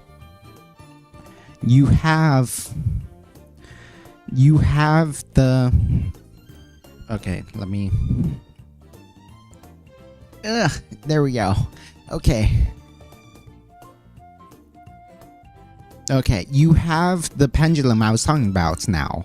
So with more carrot juice, you get a little more prominence out of the carrot, but then that helps this pendulum effect go. A little more honey helps with this too, and so you have the evolution of... Yeah, honey comes first, and the honey leads into that dull sweetness of the carrot. And then that dull sweetness evolves into the vegetalness of the carrot juice that happens at the end, which ties in beautifully with the vegetal nature of tequila. And then so you have tequila, and now you're back to the tequila part and all of its funkiness and weirdness and vegetalness that ties back into the vegetalness of the carrot and into the dull sweetness, which then carries into the honey and the intense raw honey flavor. And that it just keeps swinging back and forth between the honey and the tequila, bridged by this carrot juice. And you do need a lot of carrot juice in order to, one, taste the carrot juice at all, two, create this great balancing effect. But we did it. 2 ounces of carrot juice, 2 ounces of 2 ounces of carrot juice, 1.5 ounces of tequila, 0.75 ounce of raw honey, and you get a really thick, but delicious carrot juice cocktail in the form of an old-fashioned. And this is honestly, like, I'm not the biggest fan of carrots. I'm not the biggest fan of like carrot juice particularly, but this genuinely is delicious to my stoat. I'm not human, I'm a stoat. But this is it's delicious to my bartending sensibilities, and I think in Umamusume would absolutely love this.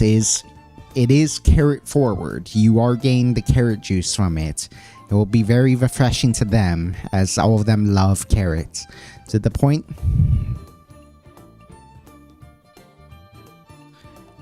that they would put a raw carrot inside of it.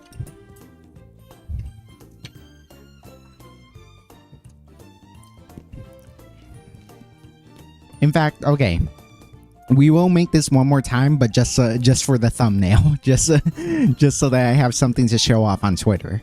But yeah, this is unironically quite good. Even if you're not a big fan of carrots, the way it gets accentuated by the tequila and by the honey is super refreshing, super nice. It has as a good hit of raw honey, which again, Umamusume characters really love. They love their honey drinks. Yeah, oh, just such an... When the honey hits, it is such an intense flavor, and it's real nice. And then, of course, like, this is an adult drink. The students at Tracing... The younger students at Tracing Academies, the ones that actually race, probably can't have this drink. But the older ones, like Maruzensky, you're like 50, what are you still doing with the kids? Maruzensky, Simbali Rudolph, like, I'm sure they're old enough to drink by now. I think they would enjoy an Uma fashioned.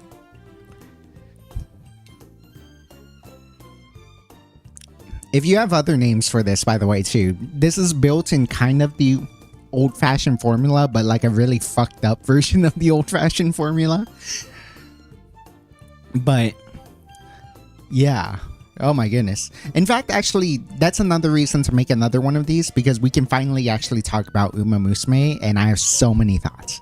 So yeah, I mean, yeah, we'll make another one. We'll start talking about it, and then when I finish this and make a third one, and I will post it as a thumbnail. I will post it on Twitter. We'll take a quick break, but let's get started on talking about Umamusume now that we've perfected the Umamusume cocktail. So let's just start with the game itself. Man, I mean, I've already talked about this, like, as Kazari no Natsu. Even way back when I was Kazari no Natsu, I talked about Umamusume and how just brilliant of a game it is. It made me feel like I'm playing Kantai Collection again. It was such a good game, such a fun, rewarding game. Rewards you for all your effort. Sure, you have no control over the race itself. It is very RNG heavy, as gacha games usually are, but it's like it's still like it's such a wonderful experience. It's such a cool experience being able to just, like, even if you're just skipping over the story like I am at this point, because I'm past the point where, like, I've done most of the stories. I still need to do Megiddo Ryan at some point, but I've done most of the stories already. I've done most of the things already, so I don't really have to do anything other than grind for sparks nowadays, but even then it feels so satisfying to, like, train up my horses, like, win a bunch of races, make them proud, make them accomplished Umamusume. It genuinely does make me feel proud still to, like, win a bunch of races, is build their legacy, build up their fan base, and not just for personal reasons, farming sparks and all that. Like, it genuinely makes me feel good that, like, my Uma is happy, my Uma is doing well for herself. And so, yeah, it's such a cool experience. I've already talked about this, and like I'm at the point where, like, I have pulled enough support cards that I can win the URA pretty easily. I am at the point where, like, I'm min-maxing the hell out of things, trying to get farm sparks right now so I can actually build PvP teams. I wanted to build PvP teams because I got stagnated, but I don't feel like it's appropriate to start thinking about PvP until I've actually built good parents. And then once I built good parents, then I'll start thinking about PvP. So it's kind of a long game there. But yeah, just Umamusume the game is just such a satisfying, awesome experience, and it's why it made me quit a bunch of things. To get back to Snowbreak, to tangent a little bit into Snowbreak, since Poke mentioned it and I wanted to, like, talk about it. Yeah, like, I'm starting to get caught up on Snowbreak again. I'm behind on the main story, but while I was watching Umamusume, and it's why this stream almost didn't happen. Like I said, I just watched the movie today. I needed to get caught up on the event story at the very least, and I managed to do that for Snowbreak. Very good story. It was a super awesome story, and then also it was Katya centric, and Katya by far is, like, probably the waifu to end all waifus for me. For me personally, she is the best waifu I could possibly ask for, because she is interested in everything that I'm interested in, and she's the exact type of lady that I would very much be attracted to. Not just, like, looks wise, obviously, but, like, her personality is, like, very much, like, so confident, so open,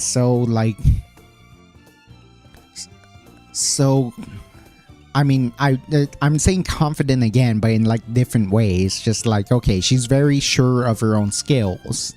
And then also she's very, like, forward. She's very assertive as well. That's why I would mention confidence twice. It's like in the heat of battle, in the heat of the moment. And so she is very confident in herself. And then in a casual saying, she is still confident in herself in different ways. And, like, I love that about a lady. In addition to the fact that she probably is the most attractive character in the game for me. So, like, it's double whammy of just as her being perfect. It's not just for Snowbreak, like, in general, among all gacha games, I think Katya is my favorite is like the gacha character I would the wife the most. Oh, a stoat? I guess by the tail it's a fox. These are stoat ears. I am a stoat in the northern environments. Stoats are usually brown, but the ones that live in like winter environments are a have beautiful white fur with like black tips on the ears and the tail, and that's why I am. And yeah, that's that's my.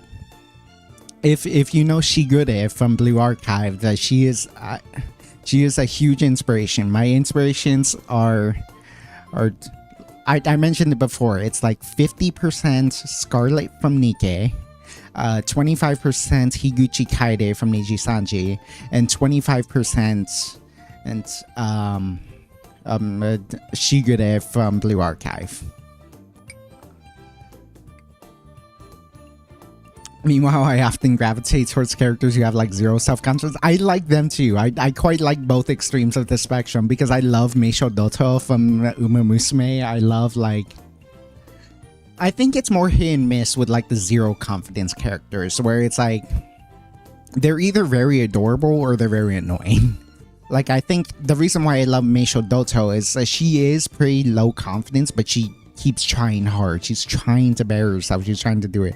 Whereas like a lot of low confidence characters, like, girl, please just make an attempt to improve your life.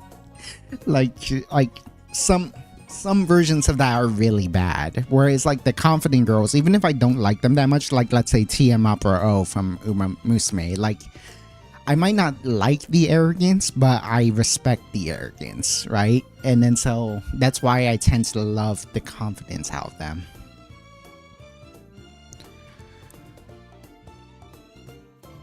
But yeah, like I ended up getting so much back into Snowbreak. I really need to get caught up with the main story because I'm still in pre-10 and like the story significantly changes after chapter 10. So it's like I really need to get through that so I can better understand it, because the recent story was awesome, but I feel like I missed a good chunk of what makes...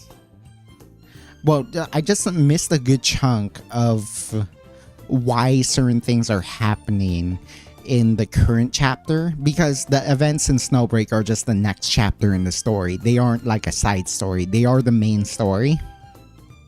They're self-contained enough to be awesome on their own, but then they're part of the main story. And that's why there's sometimes things that confuse me, and I need to get caught up to like actually get caught up to understand some of the like nuanced part of the stories. But yeah, I already talked about how much I love Umamusume. I love this. I love like building up the storylines and how they're that. But the thing about the game is that it's a very optimistic look. It's a very... it fulfills the what if about these characters. So you can learn, oh, this race is important to them because in real life they lost this race, or in real life this is where they got injured and their career ended. In the case of Silent Suzuka, literally when the horse died. Very depressing. There's so much of the story. So much of the stories are a little bit like rose colored, a little bit that. So that's when we get to the anime. Now season 1, I think was a little bit mid, but that's fine for establishing the world. Like I do think season 1 is important for establishing the world of Umamusume. Understand that all of these characters were born to run, that they is just hard-coded into their DNA to love running, to love racing, to love the singing and dancing, to be hyper competitive. That the concept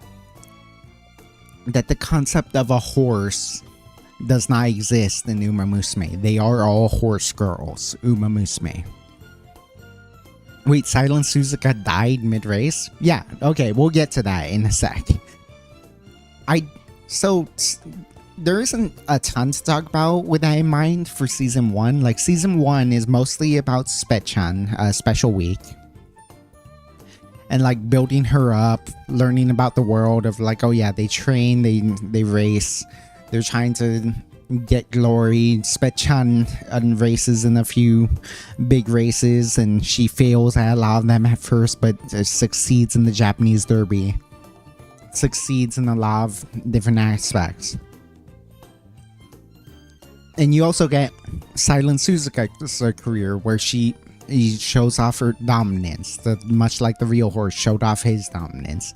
And just as this legendary frontrunner, that frontrunners usually, like, okay, they set the pace, but like their pace tends to die out as time goes by. No, Silent Suzuka gets faster as the race goes on, and it is nearly impossible for anyone to show up. But then, like, you get the first instance. What I love about Umamusume is that, yes, it has that, like, slice, and I love slice of life. Like, I'm not one of those anime reviewers who hate every slice of life because they hate the concept of happiness because they can't relate to it. I'll be honest, I really hate, like, the way the AniTubers, like ruined the way we view anime, because people have such intense tastes about anime. Like, everything is either trash or peak. It's like, if something is 6 out of 10, 7 out of 10, it's a trash garbage anime, don't even waste your time on it. And it's like, you go through life if not enjoying something unless it's literally the best thing you've ever had.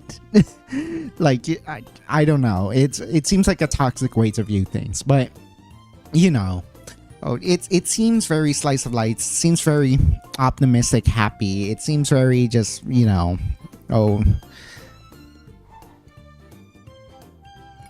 like sure, there's emotional moments, like Special Week being super sad that she lost the race, and she's like, oh, I wanted to be the best in Japan, and like, this was my dream. I worked so hard for my dream, and I just couldn't make it work. And yes, that is sad, and like, it is worth it. First of all, like that is where most of the emotional trauma is. So yes, it is a very depressing thing, and it is good that they do a good job of like highlighting the mental anguish is to work so hard for your dream and not reach it, not be able to fulfill it. But ultimately, like it is just racing. There are bigger things in life, but also like that becomes a theme later on in the shows, including season 2, which was my favorite. Spoiler alert. But yeah, it's not as big as what happens to Silent Suzuka. And for the record, that is very important. Like, I don't want to downplay that because it's basically all of season 2.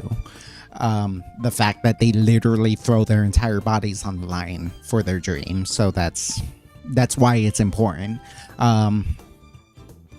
Silent Suzuka in real life, I've fractured his leg while on a 6 race winning streak. Was about to be 7, was honestly gonna win that race if the worst doesn't happen. But fractures his leg on the 4th corner and is in clear, distressing amounts of pain. You can tell the horse is just in utter agony. The horse just can't, is suffering so much, but somehow it never toppled over.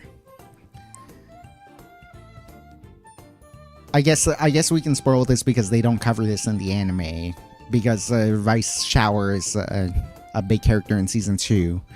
When Rice Shower died, right, it was because he tripped over in the race, and like literally the bone was sticking out of his leg. Like there was no saving that horse. It would like, it fell over, it would never be able to stand up again, even if they managed to treat the leg somehow, and they just had to euthanize the poor guy on the course.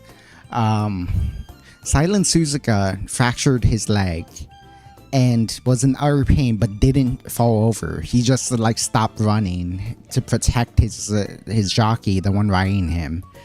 And like, like just doesn't finish the race. It doesn't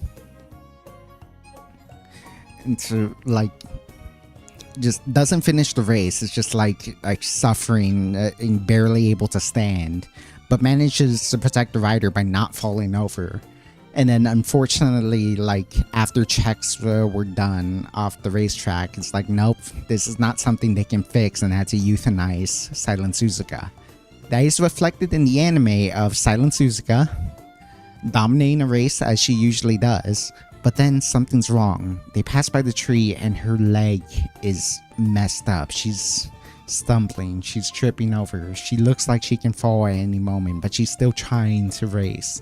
She's trying, but you can tell her face is in agony. And instead of what actually happens to the real Silent Suzuka, Silent's Special Week and the trainer go up to Silent Suzuka and tell her she would have died if she had fallen over. That her leg is in terrible condition, that she may never race again. And like they spend a good few episodes like recuperating her. And she can't run. She doesn't have the confidence anymore, but eventually she does. And even though she's not a very important character for the rest of the series, she serves as a motivational character all the time. She's who people go to for advice. Her presence inspires people. Oh my god, it's Silent Suzuka. Okay, time to pick it up. I can run this. I can break my limits. I can do this because of the memory of Silent Suzuka, which in a way is true for the real life force, because of knowing what the real Silent Suzuka was, knowing what the real rice shower was, because they don't cover rice showers or incident in the anime.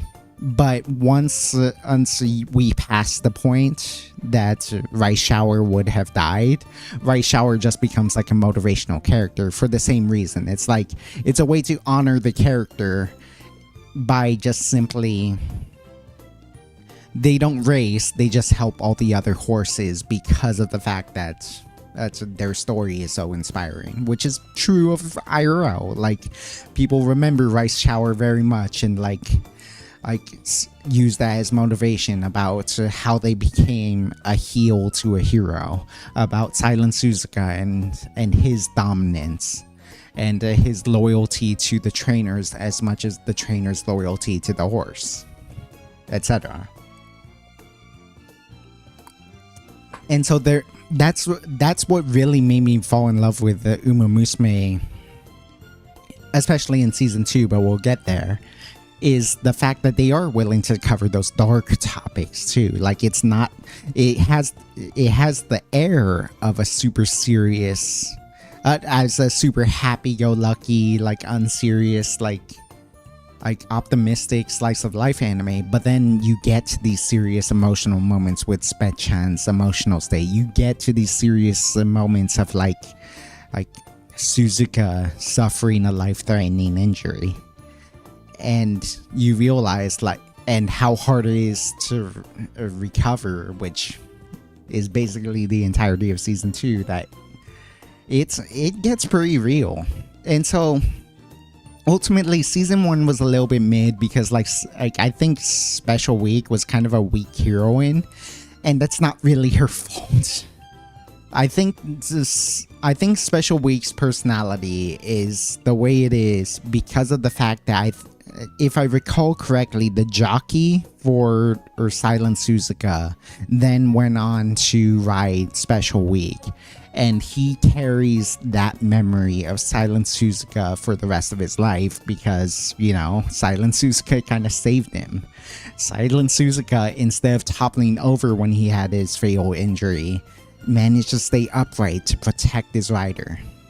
And Silent Suzuka always wanted to run fast, much like the anime character. The anime character, her whole thing is that that's the reason why she always goes 110%. The reason why she's a front runner. The reason why she doesn't listen to her trainer's advice to pace herself better is because the only thing she's interested in is being fast. the thrill of pushing her limits. And so that's how the real horse was just like it pushed its own limits. The rider didn't really have any control of that. You would know this story if you on a funnier note, if you've ever watched any videos about the real life gold ship. The real life gold ship had a mind of its own. It did not listen to its trainers. It just did whatever the fuck it wanted. And then the trainers really didn't have any control over that. And that's why Gold Chip is such a funny character in Umamusume, is because the real life Gold Chip was a menace as a real life horse. And like, so that's sort of the funny story with Gold Chip, and that's why it's such a tragic story with Silent Suzuka. It's like, this isn't the trainer pushing Silent Suzuka too hard. This is how Silent Suzuka always wanted to run, but it pushed itself too hard. It fractured its own leg pushing itself because it just loved running fast. As Silent Suzuka in the show pushed herself to the limit every single race, and it finally caught up to her and it destroyed her leg. And it's tragic, really, because it's just the course of doing what they loved is what destroyed them in the end.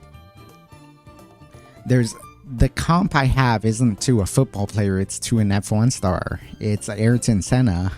Ayrton Senna was one of the most dominant racers of his era. He pushed his car to its limits. He pushed the rules to its limits. He pushed himself to his limits. And he, unfortunately for him, he suffered a fatal crash too when he slammed into a wall in Imola after locking up a bit. And it's just, doing the thing he loved was the thing that ultimately destroyed him, the way it destroyed Silent Suzuka. But like, both are revered for the fact that they were willing to do so. Just perfectly happy to put it all out there, even at the cost of their own lives.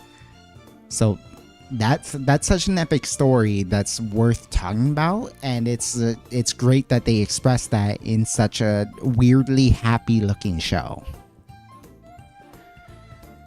I'm gonna fill this up. We're gonna take a quick picture for Twitter for our Umamusume cocktail, and then I can talk about my favorite part for Umamusume, which was season 2. To finish off season 1, actually. So, to finish it off,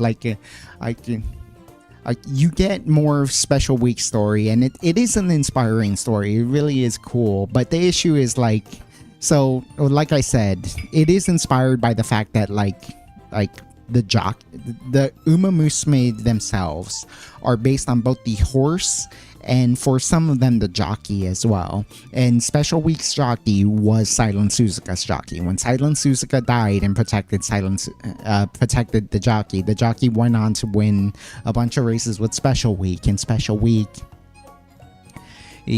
is a legendary horse in his own right, and has their own stories, which is explored in season 1. But the huge issue with her character is that for that, as much as it's inspiring for the real life story, it makes her kind of a one-dimensional character, because her entire personality is basically simping for Silent Suzuka the whole time.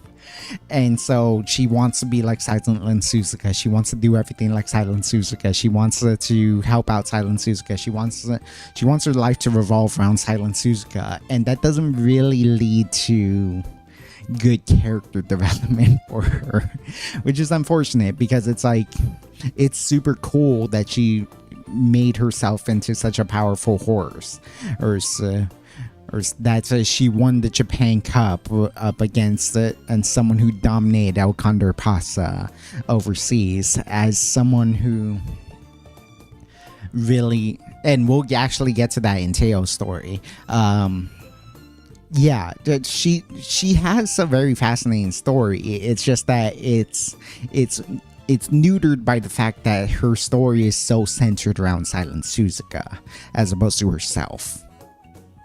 Anyways, I'm gonna clean all these cups, and then we'll get to season 2, which is my favorite one, along with the rest of them.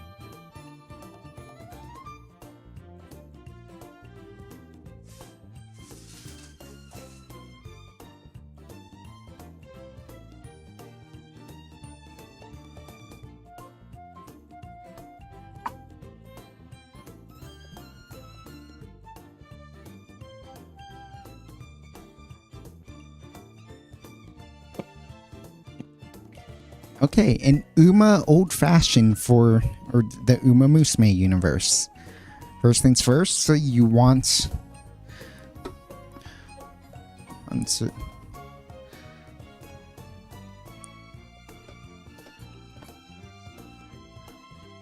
0.75 ounces of raw honey. You could use honey syrup, but raw honey would be more palatable to the Umas, I would think. Specifically Tokai Teo, who loved her honey during sex so thick.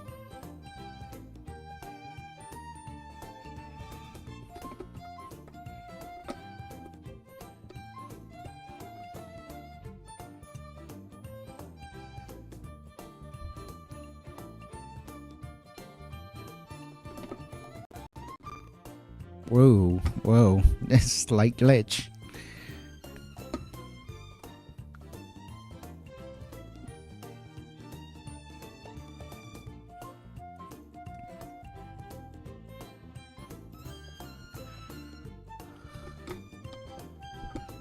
Oh god, are we gonna have enough?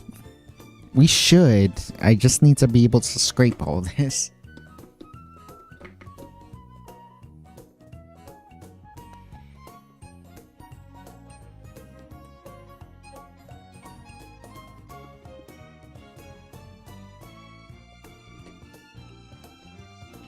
Yeah, if you're being smart about this, just use 1.5 ounces of honey syrup. But I want it thick the way Tokai wants it thick. So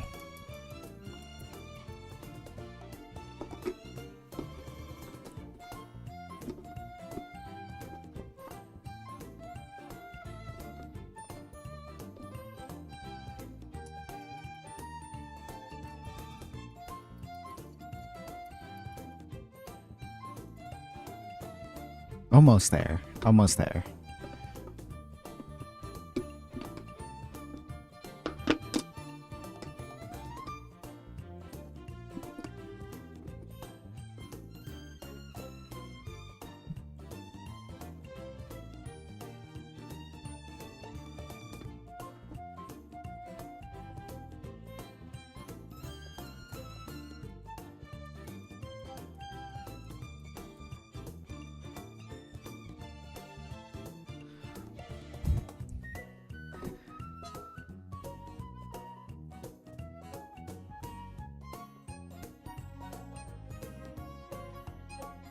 Aku extra thick. I'll be honest, I actually never watched Samurai Jack. So I'm not really well versed in that.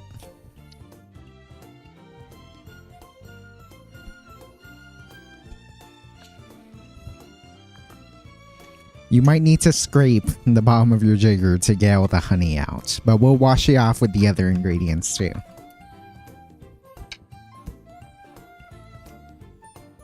Two ounces of carrot juice.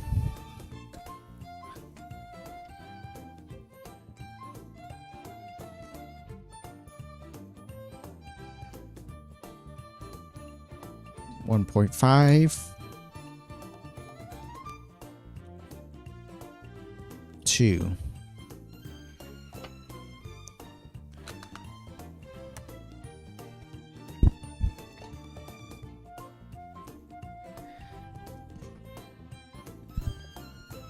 And an 1.5 ounces of tequila.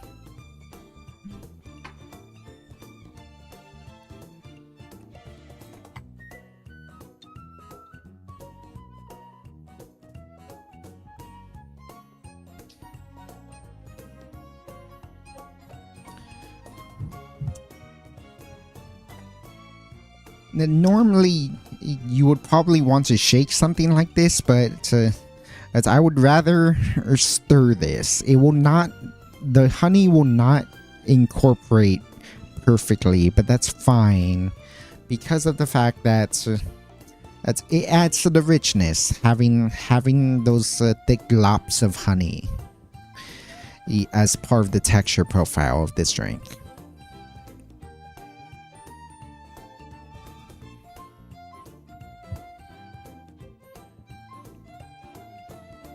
Look at that. It's not even fully incorporated.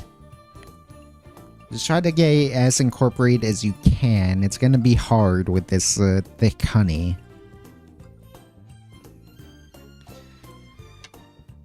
But once you do, you have the Uma Old Fashioned.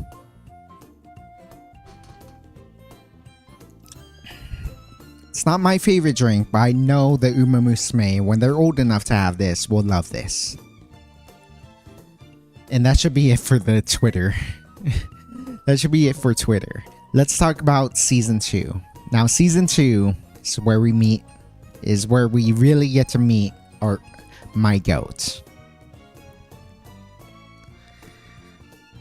First things first, I feel like nobody ever talks about Special Week now. Yeah, she's no one's favorite character. Like, no one dislikes Special Week. She's got a great character design. Everyone understands the importance of her as a character, but like she's not anyone's favorite character just simply because of the various aspects I talked about. She's not a very well developed character. she's her season was kind of the most mid.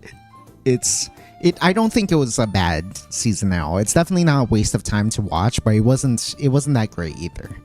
Season 2, however,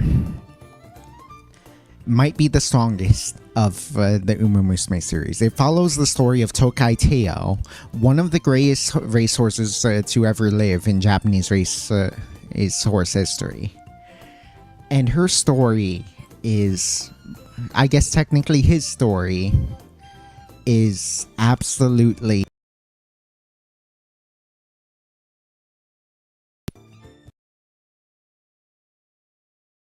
I was wondering when that was gonna happen.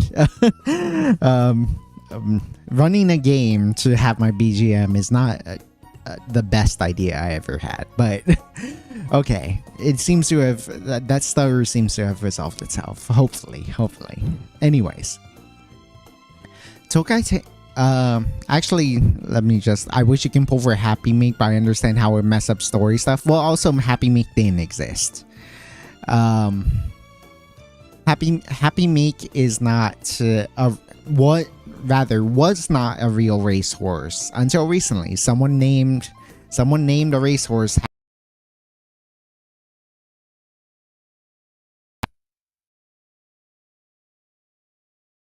Umamusume.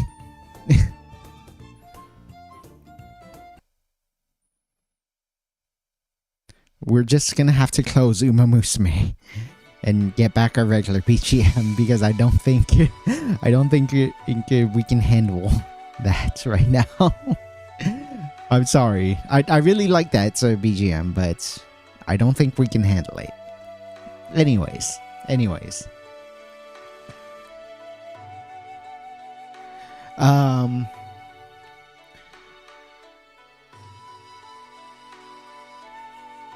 Yeah, the real life Special Meek did not exist until after the Happy Meek in the game existed. So that's why.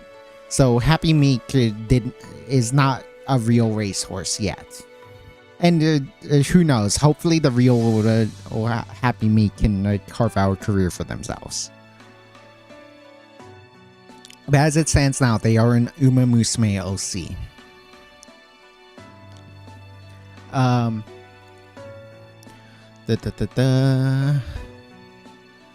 don't know what episode it was, but it's a meme scene. Oh yeah, like people always reference that extra thick thing from Samurai Jack, but I never watched Samurai Jack, unfortunately. Anyways, season 2, the peak of Umamusume, in my opinion. Absolutely, just one of the best anime I ever watched. Let's be honest, like, it's so awesome, and it follows the story of Tokai Teo. The real life racehorse is the son of Simbali Rudolph, also known as one of the greatest racehorses who ever lived. It's arguable Simbali Rudolph's legacy is better than Tokai Teo's, but I think Tokai Teo's story has to be one of the best stories you could ever learn about. And let me take you on a tangent first about the story of Andrew Luck. Andrew Luck is one of the best quarterback prospects to ever come into the NFL. When he came into the NFL, he was already a finished product. He had absurd athleticism. He had special arm talent. He had amazing processing as a quarterback. He can read defenses very well. He could diagnose a defense and serve very well. He could pass the ball accurately. He had all the makings to be one of the greatest quarterbacks who ever lived. But unfortunately, due to mismanagement of the roster, we're talking about the NFL right now, Andrew Luck. Due to mismanagement of the Colts roster, and the fact that we're talking about the Colts even is quite is quite the legacy already, because he has to follow up Peyton Manning, one of the greatest quarterbacks of all time, and often argued to be the smartest quarterback of all time. He had to follow up that, and he was amazing. He did everything right. He could make the big comeback wins. He could dominate an opponent. He would diagnose defense as well. He had so much love for the game, but he just kept getting injured. Multiple years in a row, he would miss an extended amount of time. He would take an injury that breaks his leg or something else, and it would keep him out the rest of the season. Better luck next year, Colts. Better luck next year, Colts. Better luck next year, Colts. And it sucked, because you knew that one of these days that Andrew Luck would take you to a Super Bowl. You knew that Andrew Luck was the guy. You knew that Andrew Luck would be able to take you there, and he wanted to take you there. He loved the game so much. He was so happy. He's always smiling. He's thanking defenders. He's like, "Oh, good play, lad. Good play." Whenever they tackle him. He's cheering, just jumping up and down, cheering when he gets a first down for his team to win the game. He loved football so much, but so many injuries, so many broken legs, so many torn ACLs at some point killed that love. At some point, and he talked about the pain cycle while everyone else is enjoying their vacation, because the NFL season happens from September to January. While everyone else is enjoying their break from playing football, he's rehabbing. He's in a hospital trying to get his leg back into the right shape, trying to practice, trying to just tolerate the pain so he can get back to playing shape. And that cycle of pain that he described, of playing, rehab, pain, etc., became too much for him. He could not continue playing, and it's tragic. Tokai Teo is a similar story, except it has a happy ending. The real life Tokai Teo manages to win the big races even after a plethora of injuries. The anime Tokai Teo manages to find her drive, her motivation after these injuries. You start, and we don't waste any time. We start knowing for a fact already that Tokai Teo's legendary. That she is destined to be one of the greatest racehorses to ever live. She is. We don't need to see it. They just explain to us right away. Oh yeah, she's undefeated so far. She's got the double crown locked up. She's got her first crown at the Satsuki Show. We're at the Japanese Derby, where she's very much the favorite to win this. And then in the very first episode, she wins the Japanese Derby. So she's got the double crown. She's destined for the triple crown. She's dancing center stage during the victory live.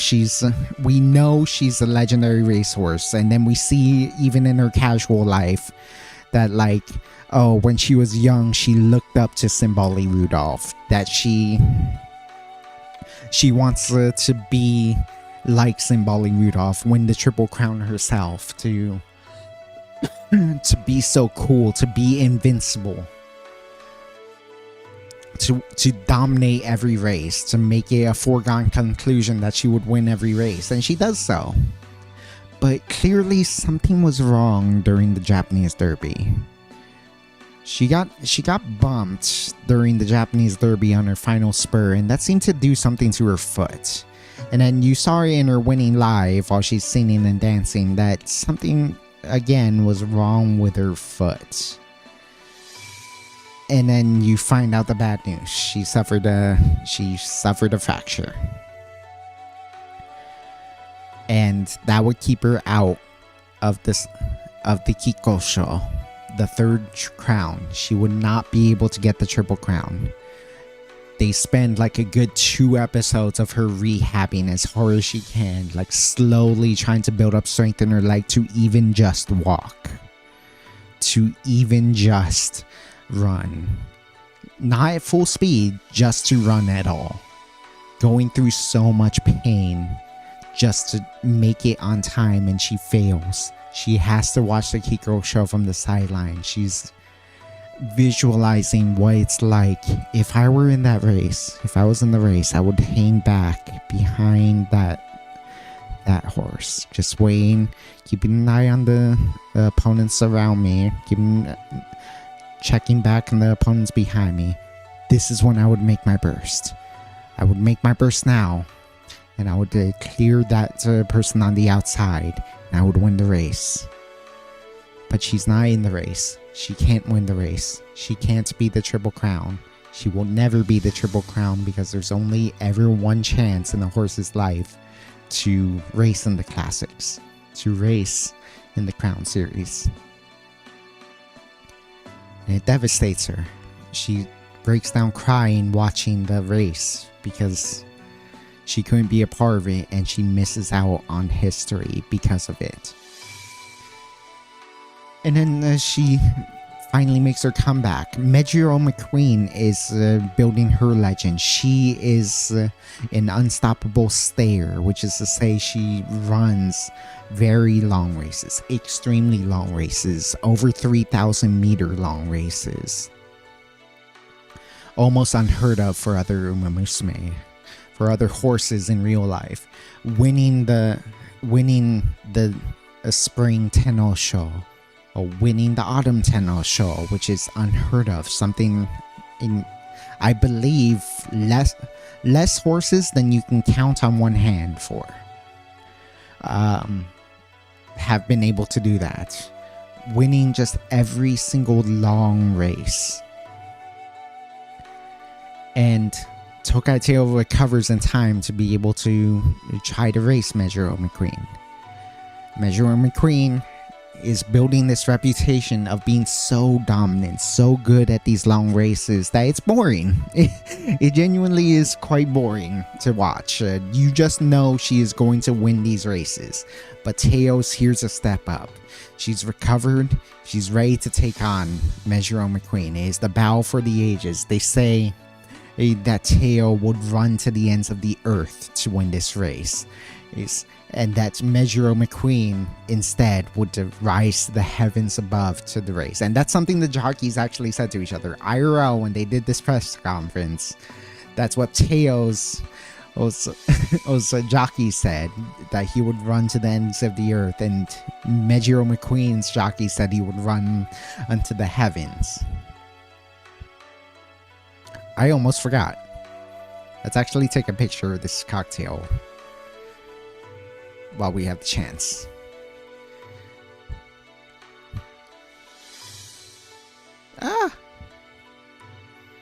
Okay, that should stay, right? No, it's slowly falling. Okay. Don't think you've heard this BGM before? It's nice. Yeah, this BGM is actually from Kantai Collection, my first ever gacha game, and it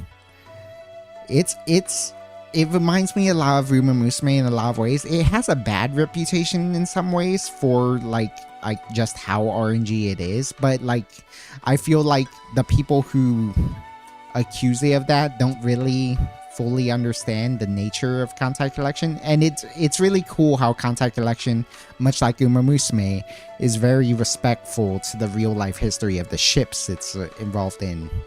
And that's why like I have a deep love for Kantai Collection. Let me just take a picture of this real fast for the Twitter, and then we can...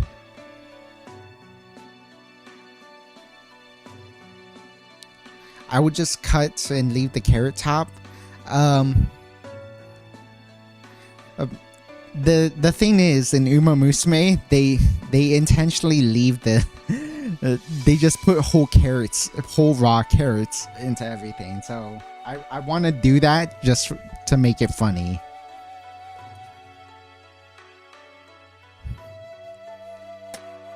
Give me a sec.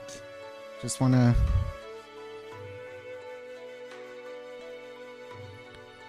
give this the proper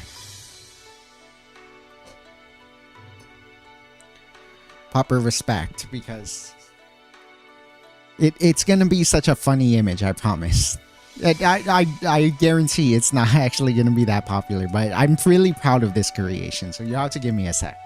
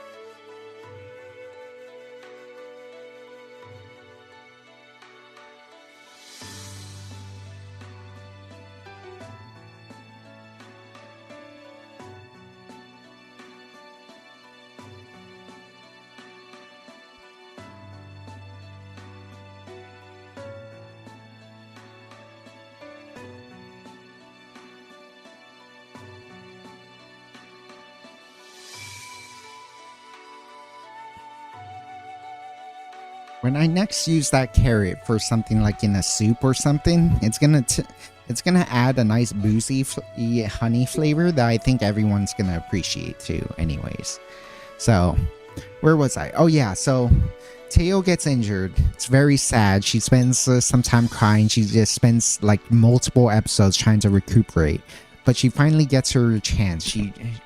She will run to the ends of the earth to try to beat McQueen, so which McQueen says she will run to the ends, she will run to the heavens to beat Tokai Teo. Teo, they have their meetup in the Spring Tenno show, and Teo... Oh, see you later, T. See you later. Yeah, it's been a long stream, and it's going to continue to be a long stream as I talk about Umamusume for a while. Apologies. But thank you for stopping by, T. Yeah. Tokai Teo unfortunately injures herself again in this race. She finishes poorly. She manages to stay... She trains so hard to try to extend her range, because she is a medium distance runner. She tends to run between 2,000 and 2,400 meters. She wanted to try to do long races and wanted to compete on Majuro McQueen's level, but she just couldn't, and in the process of trying to do so, hurts herself again, fractures her leg a second time.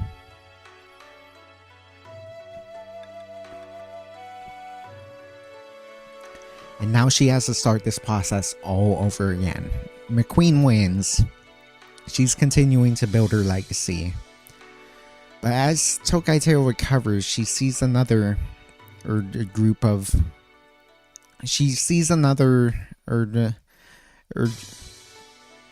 horses building their legend.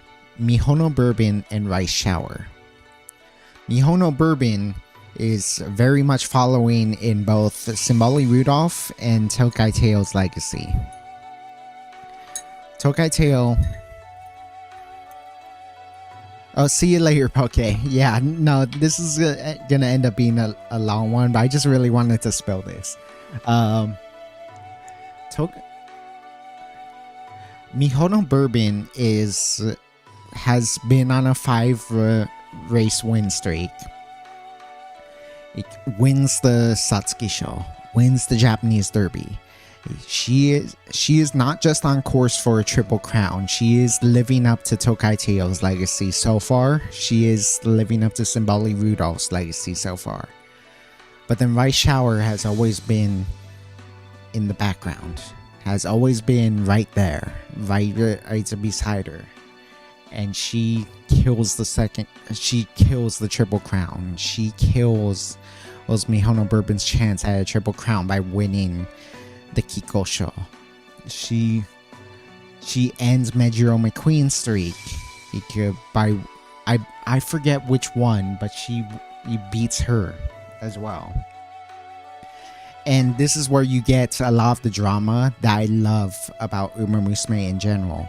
And it's the sort of thing that it's like important to know in life as well. And just in general, just like something I didn't realize I had a problem with until I watched Cinderella Grey, which we'll get to in a bit. But something I love about Umamusume is the reminder that everyone has dreams. Everyone has a goal, everyone has dreams, but sometimes only a few people can actually manifest their dreams. For a lot of them, their dreams will die. Very unfortunately for Silent Suzuka and Right Shower, that can mean literally. Literally, it died with them. With Mihono Bourbon, she can never get the Triple Crown because as the Right Shower winning destroyed that dream. Tokai Teo never got the Triple Crown because she just couldn't participate in the race. Fate was cruel to her. She got injured. She could not recover in time to race in the final of the Crown series.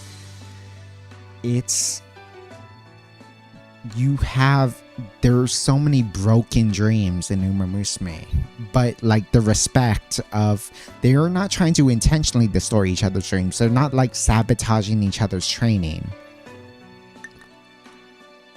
It's may the best Umamusume win, may the best horse girl win.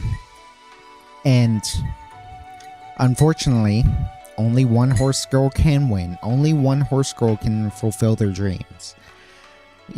And Rice Shower wanted to be the hero, but in winning the race, in fulfilling her own dreams, she destroyed the dreams of not just Mihono Bourbon, not just the Metro McQueen, but of so many people who wanted to see history get made, who wanted to see Mihono Bourbon secure that Triple Crown, to see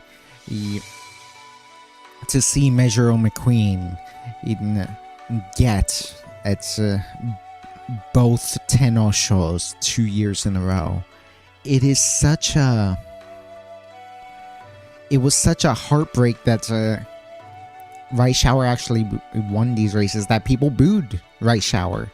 People booed Rice Shower for winning the race because it wasn't the one they wanted to win the race, despite the fact that it would be such a huge moment for Rice Shower. And it's heartbreaking on its own when you consider the actual horse, let alone their fate. Rice Shower unfortunately dies mid-race in real life. But even in Umamusume, like, it's heartbreaking to the character. The character is such a sweet girl, such a happy girl. All she wants to do is to fulfill her dream. All she wants to do is make people happy. And in trying to make people happy by rooting for her, she makes them sad by beating the people they wanted to see win more.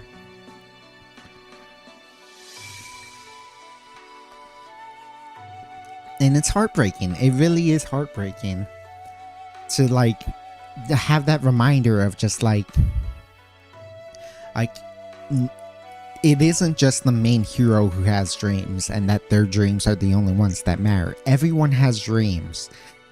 And in the process of one person fulfilling their dream, many other dreams break.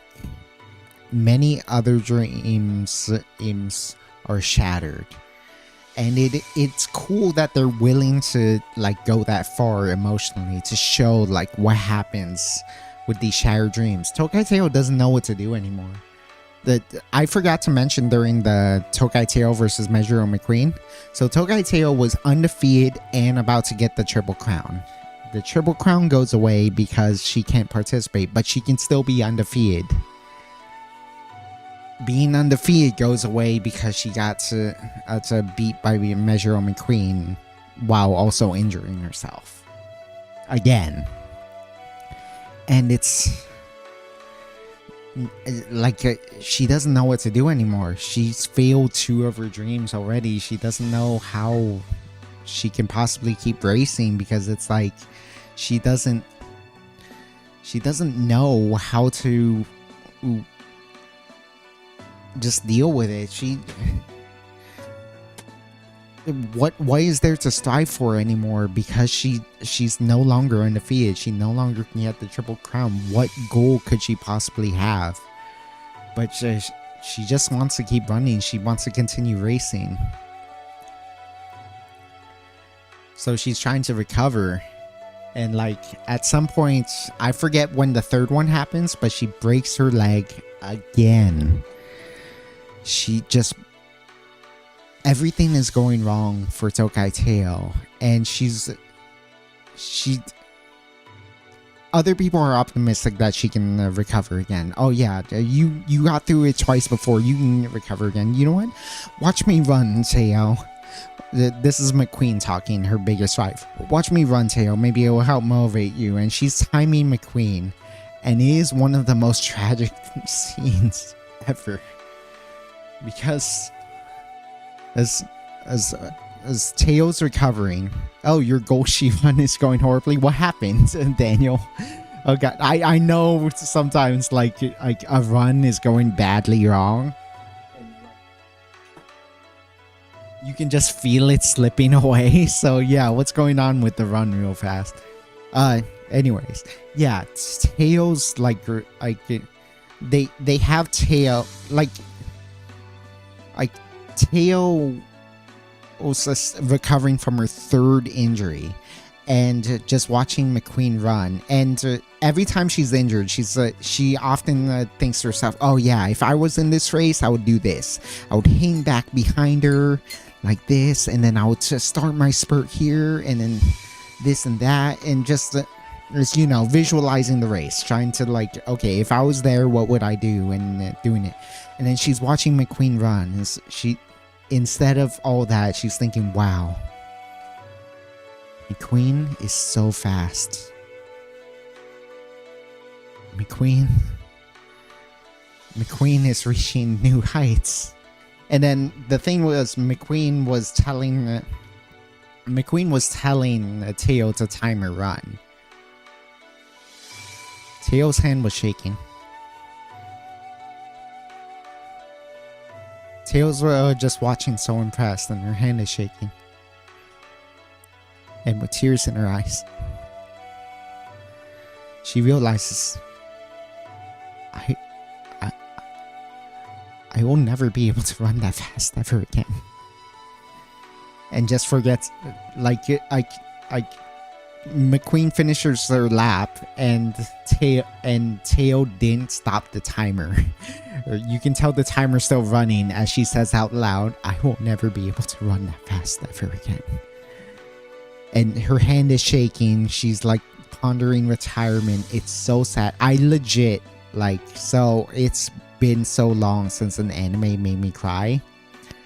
Even worse is that I was watching this at the gym. I'm watching this, is just doing my long treadmill stint. I usually go on the treadmill for an hour, and I'm like breaking down in tears. I'm about to like start sobbing at the gym, and like people are looking at me like I'm crazy. Like, what is this guy watching that's making him so sad? But I was legit like, oh my god, that is so heartbreaking. Like, I know, please Teo, please be okay.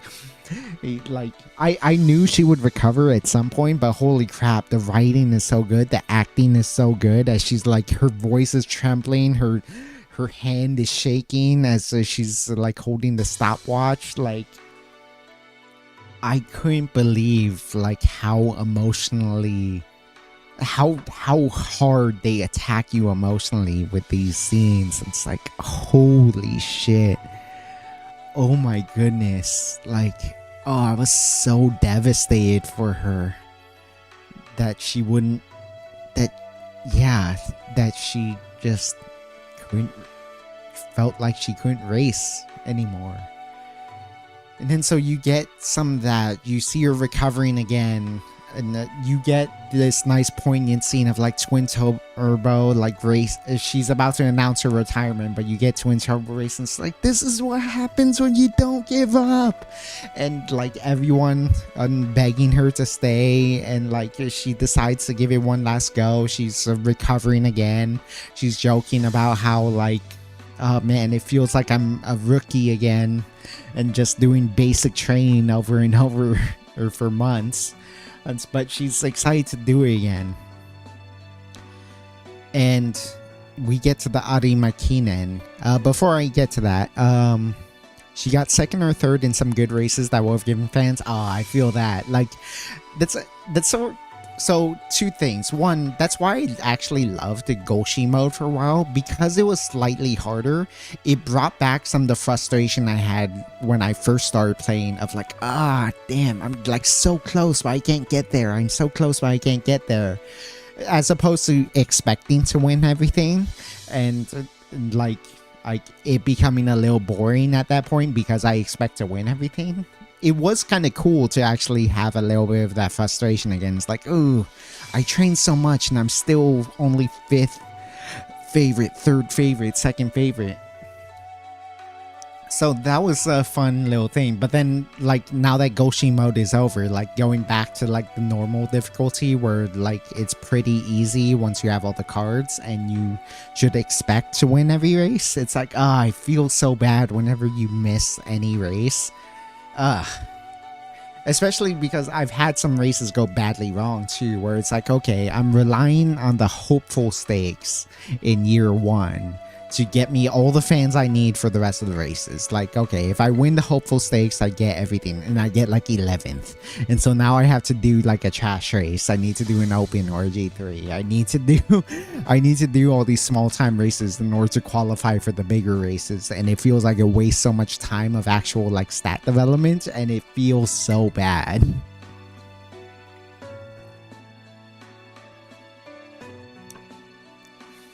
Like the first Takarazuka Kinen, which if I won would have given me the secret event, which raises my stat when I win the one in the senior. Yeah, that too. When you know there's like bonuses tied to those races too.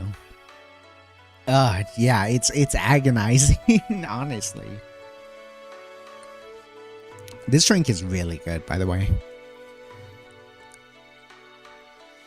Yeah, so Teo just tries to recover, and then we get the miracle at the Arima Kinen, which is the last episode. I should have said this a long time ago. Spoiler alert for Umamusume, all of it. I wanted to yap about Umamusume all this time. We are doing it, and we are spoiling the fuck out of it. I am sorry. I should have mentioned this a long time ago. Arima Kinen comes along. She's only the 4th favorite because she's been out for a year. No racehorse has ever been out more than 364 days and managed to win a race. She's just been recovering this whole time. She pondered retirement. Like she's definitely not in race shape, is she? But she participated in the Arima Kinen for her fans, just to give her a nice goodbye. To give her a send-off, even if she does pretty poorly in this race, just to let her do that. Tokai Teo starts a little bit in the back. She has a bit of a rough start. She doesn't end up getting in a good position. She has to start in the back. But that's it. It becomes the final spurt. It's the last corner, 4th corner, and it's time for everyone to get off on their final spurts, their last burst of speed. And Tokai Teo manages to run forward and looks every bit like the Tokai Teo of legend, of the Tokai Teo that could have won the Triple Crown, of the Tokai Teo that we were promised but were cruelly robbed of due to fate. And in a neck-and-neck battle against Biwa Hayahide, barely wins in the Arima Kinen, and the announcer says that it was a miracle. It was a miracle that between Biwa Hayahide and Tokai Teo managed to come out on top. And in fact, you watch the anime and they talk about the miracle. It's a miracle that's Tokai Teo won this race. Those are the exact words that the real life announcer said for the real life racehorse of Tokai Teo when he won the Arima Kinen, and is such a powerful cathartic moment, not least of which because of another ridiculously dramatic scene sometime a few in-game months before, or Tokai Teo runs in this Arima Kinen. Meijiro McQueen had to retire, and the way they portray that in the anime is that Meijiro McQueen is suffering just, it's not even an injury, it's just a condition that slowly deteriorates a leg. And so like Meijiro McQueen is still dominant as she always is, but then at some point she feels a weird nagging on her leg. And it keeps getting worse and worse. And it turns out it's pretty much terminal, at least for her career. Like, obviously, she lives a long time, I think, but definitely it's not something that she would be able to recover from. And you see her trying to push through anyways. She wants to win the Autumn Tenno show again so badly. She wants to participate in it so badly, but she's running and she's getting slower every lap, and the pain is getting worse every lap. And she's suffering so much as she confronts Teo, who just visited her and found out about her condition, and she's so sad. It's such a terribly dramatic, it's so fucked up how emotional it gets, because like she like collapses at some point. She collapses and she's like with like tears in her eyes, just like I can't make it move anymore. Like you can see her on the ground struggling to even get up as her leg is completely limp now. I can't make it move anymore. It's just tears flowing down her face as it's raining, as dramatic music is playing. It's so fucked up. Like, you see the literal end of her career, the end of her racing career prematurely. It happened right in front of you, and it's so sad. And then Teo promises her that she'll win this race for her. And in fact, like, that was the episode before the Arima Kinen, before the miracle. And then the thing about the song, the ending song that plays during the ending credits, is that it's usually sung, it's between Teo's voice actress and Meijiro McQueen's voice actress. And then the first verse is sung by Teo's voice actress and talking about how, like, fate is so cruel, it's so unfair, like, I try my best but I can't do anything because of fate. And then Meijiro McQueen's voice actress is like I will push forward for you, all this sort of stuff. It's a super inspirational song about like these rivals supporting each other. In this episode, McQueen is the one singing about how fate is so cruel, about how fate has prevented her from pushing forward no matter how hard he tries. And now it's Teo saying that she's going to push on for her. And it's such a powerful, it's such a powerful moment. And then you get the miracle, and it's like, so once again, just like I was sobbing at the gym. I was sobbing at the gym for Tokai Teo's near retirement. I was sobbing at the gym for fucking Meijiro McQueen's leg giving out on her fully. And I'm just so like breaking down at the gym. Just like, you know, just absolutely fucked up, and people looking at me like I'm crazy. Tokai Teo finishes the Arima Kinen in first place, and I fucking leap off of the treadmill. I'm watching the race. I'm like pounding the handles of the treadmill so excitedly watching the race.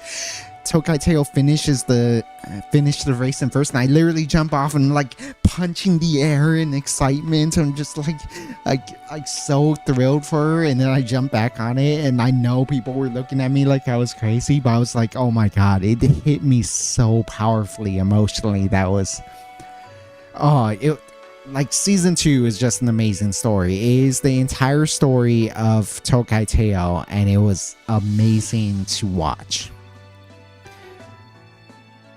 You've been saying a lot, Daniel. I'm sorry. Give me a sec. Checking up what's happening with Tokai Teo's kid. The IRL Tokai Teo at 78 kids. Many victorious Damsires Northern Taste. Don't know that one. Green Eyes Damsires Sakura Laurel. Are they at all related to Almond Eye? Meisho Seitochi's Damsires King Halo. Is King Halo one of Tokai Teo's sons? That's awesome. King Halo is one of my favorite characters too. Just design wise, both in terms of personality and in terms of just design, because I love ponytails. King Halo is one of my favorites by a lot. Sakura Sugi's Damsires Northern Taste. Death Ballads Damsires Maruzensky. Oh, hell yeah. I've read about Maruzensky. She's an awesome story. Green Prayers down Cyrus Katsuragi Ace. Tokai Aurora, Minor Basiliscos, and JK Teo and Yamanin Baso have their Damsires Sunday Silent. Ooh! Isn't that Silent Suzuka's father? If I recall correctly. Mantan Hat's Damsires Fuji Kiseki. Oh my god. For completely design reasons, I really love Fujiseki. Just completely shamelessly. It's the fact that she's a tomboy in every sense, but then she has like the open shirt with her breasts out. It's like such an excellent design, and I know that's shameless, right? I can't help it. She's so sexy. Kerma Arts Damsires Tony Bin. So some Northern with Damsires. Damsire is the father of the mother. Oh, okay. So basically Tokai Teo had a kid with the Damsire's kid. Okay, I see. Director Akikawa is theorized to be Northern Taste. Oh, I didn't know that. I'm gonna have to look that up. I know there's a theory for who Tazuna is, because everyone is pretty sure she's supposed to be an Uma. That makes me think of the scene you posted about that one generic Uma who won the race and everyone was focused on the losers. Oh yeah, that one was so funny. That was in season 3. In season 3, there's this one race between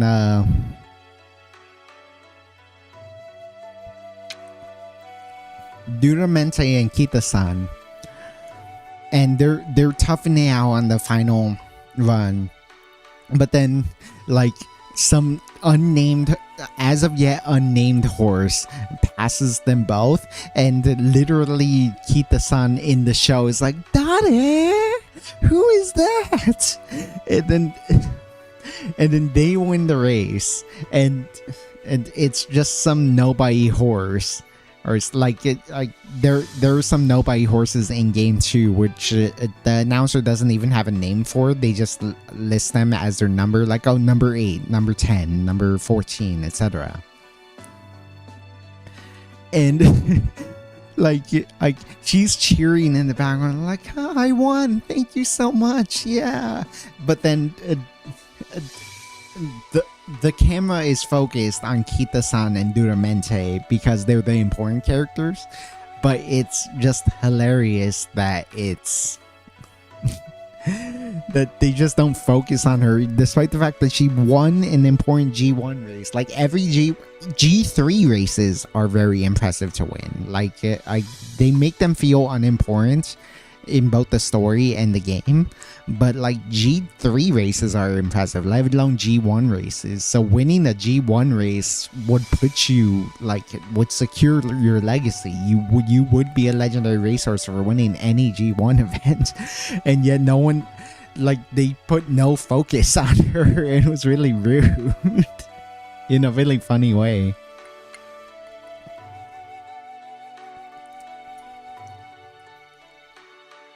Oh, that's where Link is is out of print. I'm gonna have to update that.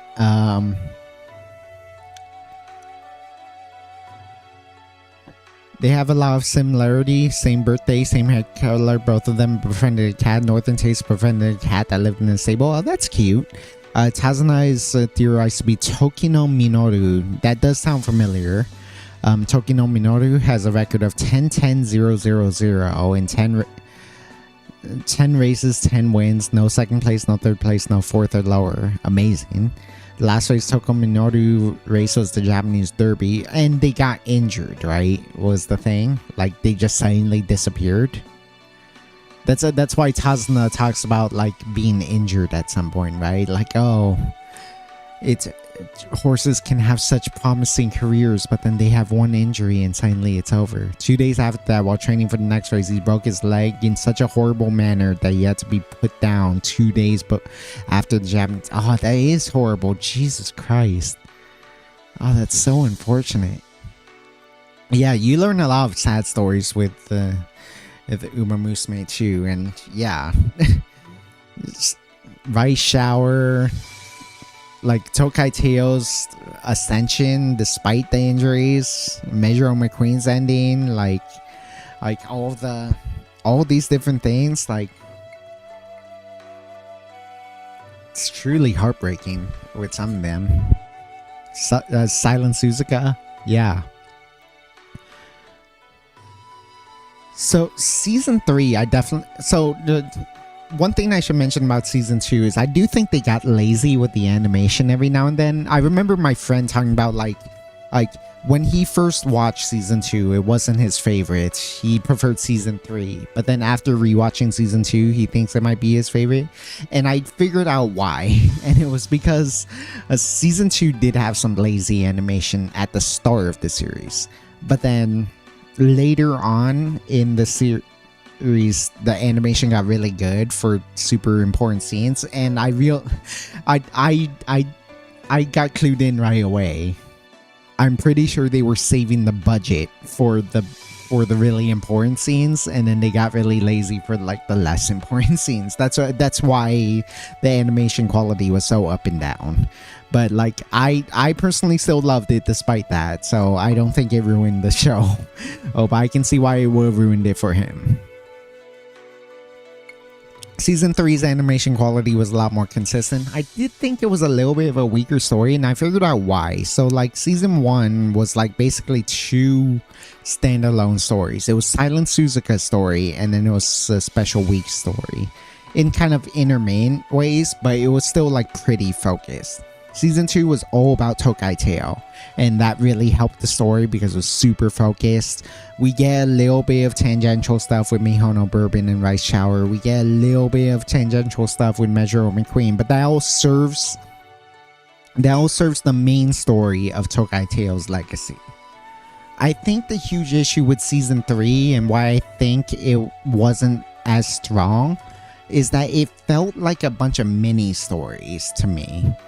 The problem with season 3 is that like instead of it being like a continuous arc of things that happen to Kita-san, because I do think Kita-san's story was very interesting, it's the fact that like, okay, the races themselves are the story, but then because they only get like 1 episode each, or maybe sometimes 2 episodes each, is the fact that like, yeah, the story is very self-contained to that race. So it's about, okay, this is how Kita-san blew the first 2 crown events. This is how Kita-san pushed through for this important race. That's an important race. This is how Cheval Grand felt about it's a Kita-san this whole time as she was chasing after her and like finally managed to beat her in the Japan Cup. And by the way,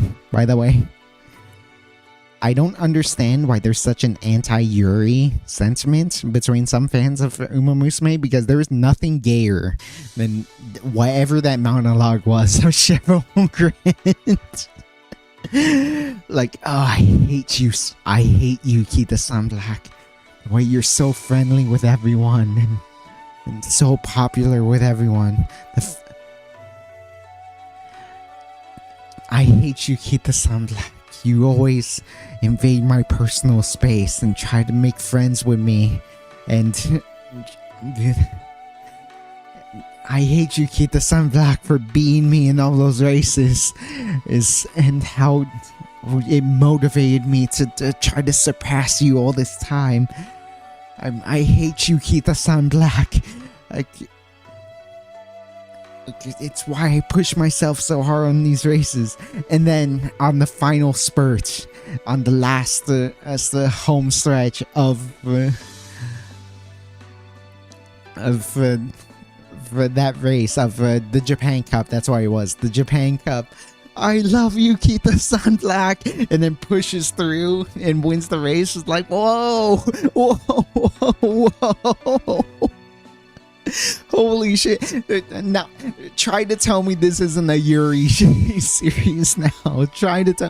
If there wasn't already some blatant, like, Yuri scenes, and, like, we got this in season 2, like Tokai Teo, when she recovered from her first injury, was like thanking everyone, thanking Vodka and Scarlet and Special Week and Silent Suzuka and everyone. Yeah, thank you for taking care of me. Thank you for doing this. Thank you for doing that. And then she can't say thank you to Measure McQueen because she respects her so much. And she's like shyly like, Adi, and like, why can't I say it? And then like Measure McQueen straight up says like, you look like a girl about to ask her confess to her crush. And it's like, oh, come on. Come on. Like, they are solely like ham-fistedly giving you the Yuri pairing there. And her shyly running away is like, oh, come on, why can't I say thank you to her? Which Uma was that? That's like the tomboy girl wearing the beret and had like the cape, or was it like maybe like a jacket around her shoulders? But she was the one who was like constantly in third place, constantly in second place to Kita-san Black. And then she eventually wins against Kita-san Black. Her whole story arc is that she can't win a G1 race, particularly because Kita-san Black is kind of hogging all of the races. And then you get, oh my god, I remember thinking this so hard in the middle of season 3. There is this scene between Kita-san, like not just a scene, like a whole half of an episode of Kita-san Black and Satono Diamond just on this date together. They're doing their summer break together and they're just train hopping all over the place. They don't have a plan. Kita-san is just dragging Satono Diamond everywhere. They're having a good time. They go through like a romantic walk in the cherry blossoms. They're just holding hands and like having a good time together, going to all these different places and taking pictures together. And then they go to this hillside. The music is so romantic. The music is ridiculously romantic. It's ridiculously like it. This scene is shot exactly like a love confession scene in any like shoujo romance and any like love confession scene in a slice of life anime with romantic elements. Is so dramatic, but instead of being like, oh, Kita-san Black, I love you, Satono Diamond, I love you, like it's yeah, Cheval Grand. Oh, I will make sure I win the Kiko show. You will be my biggest rival. And I was thinking about this one tweet which joked that like, oh, in Umamusume, the word for girlfriend is actually rival. And it's like, yeah, that sort of adds up. Given that like they clearly like really aggressively push Yuri elements in Umamusume, but then like they don't call them lovers or anything, they call them rivals. Because anyone who is a rival IRL like gets turned into this weird sort of like pairing in game that becomes a Yuri thing.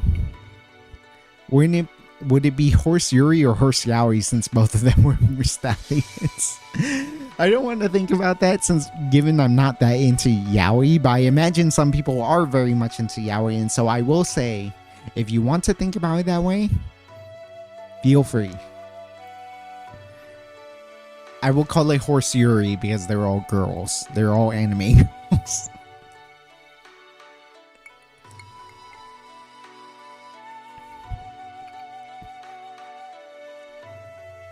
Yeah, but in the end, like, I really like season 3.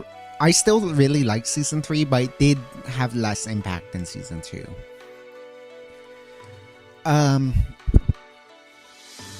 I did watch a handful of the Chibi series, but I don't think those count. Those are just fun and silly. Like, even if I don't have anything specific to say about them, I really like them, but I don't think they're worth discussing. They're just really silly and meaningless and fun. I've seen and read everything. Nice. Yeah, I got through everything I could watch so far. The next one was Road to the Top, which I was shocked I can find on YouTube. They have it for free on YouTube. I think on an official channel, what was it, PakaTube or something like that, or Gold Chips channel. Like, I believe that's an official channel, and it is. They just have Road to the Top for free. It's about NTR. It's my bad, Narita Top Road. I always call her NTR because it's funny. Narita Top Road, Admire Vega, and Taya Maparao, and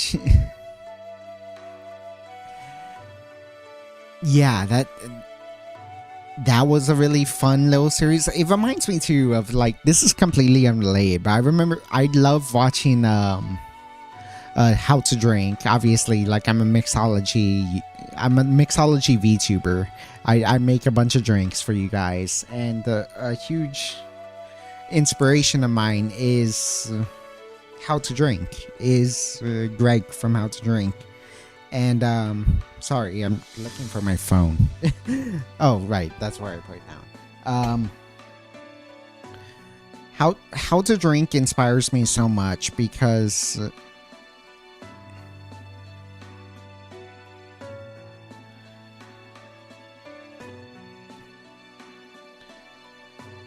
of his more loose approach to mixology. He was never a bartender, and so, like, he doesn't have a lot of the same, like, hard set rules of a bartender. He doesn't have the same hard set things of a bartender. But another key thing that he does is he watches a lot of movies. He was actually a big movie buff before he was a mixologist, and so he wanted to make a movie podcast, but couldn't really make that work on YouTube. That's why he became a mixology YouTuber.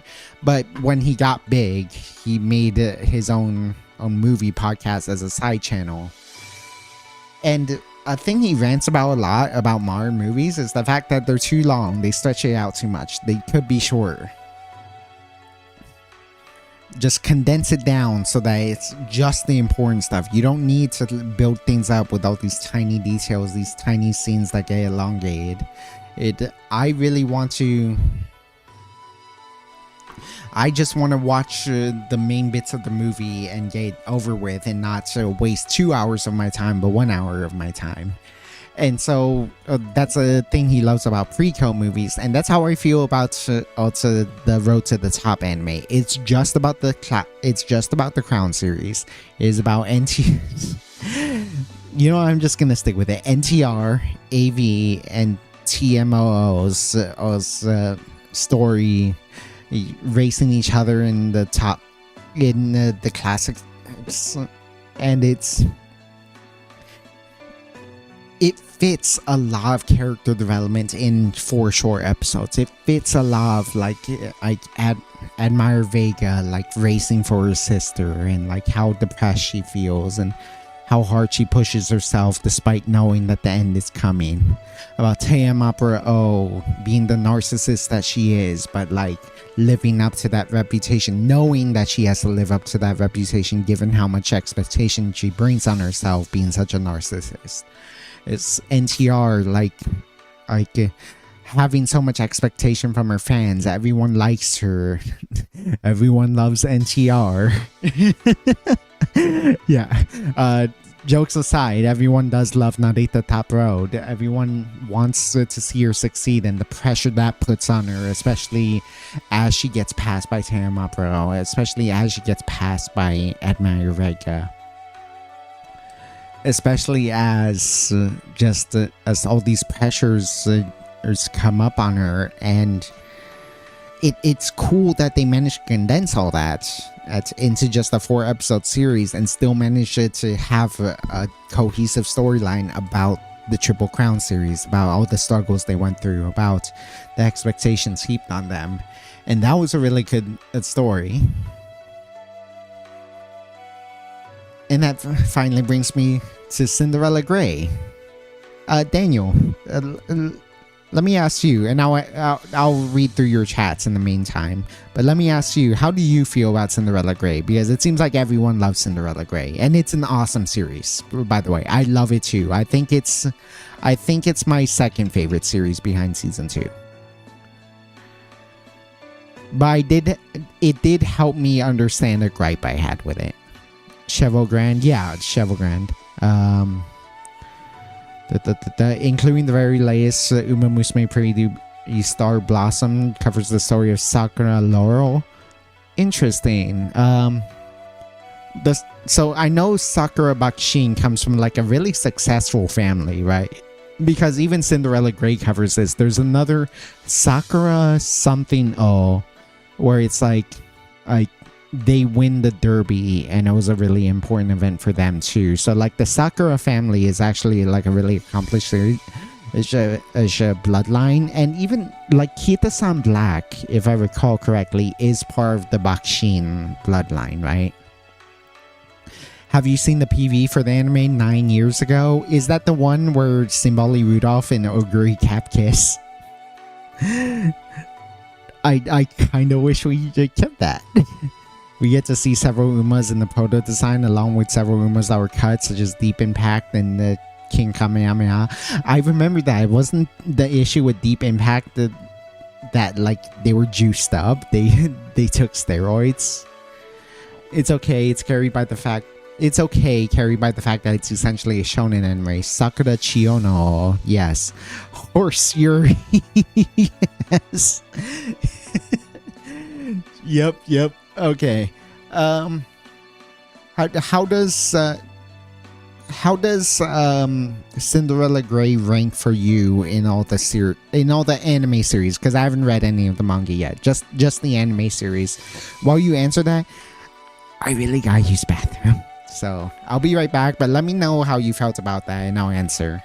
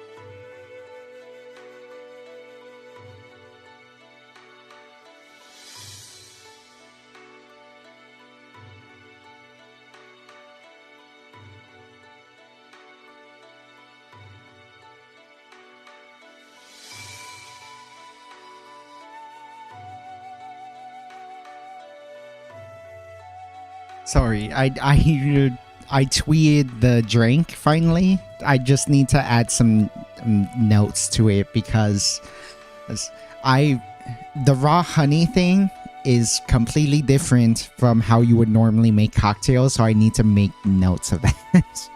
So you have to give me a second.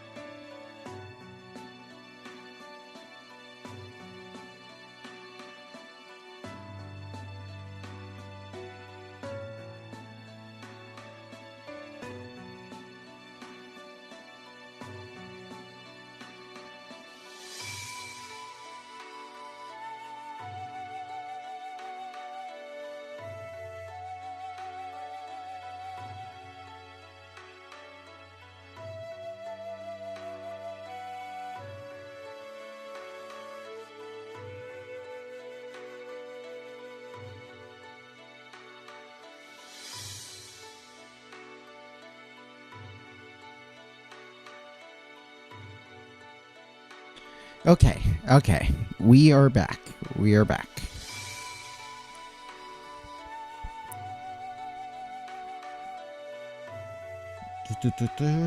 Oh shit. Okay.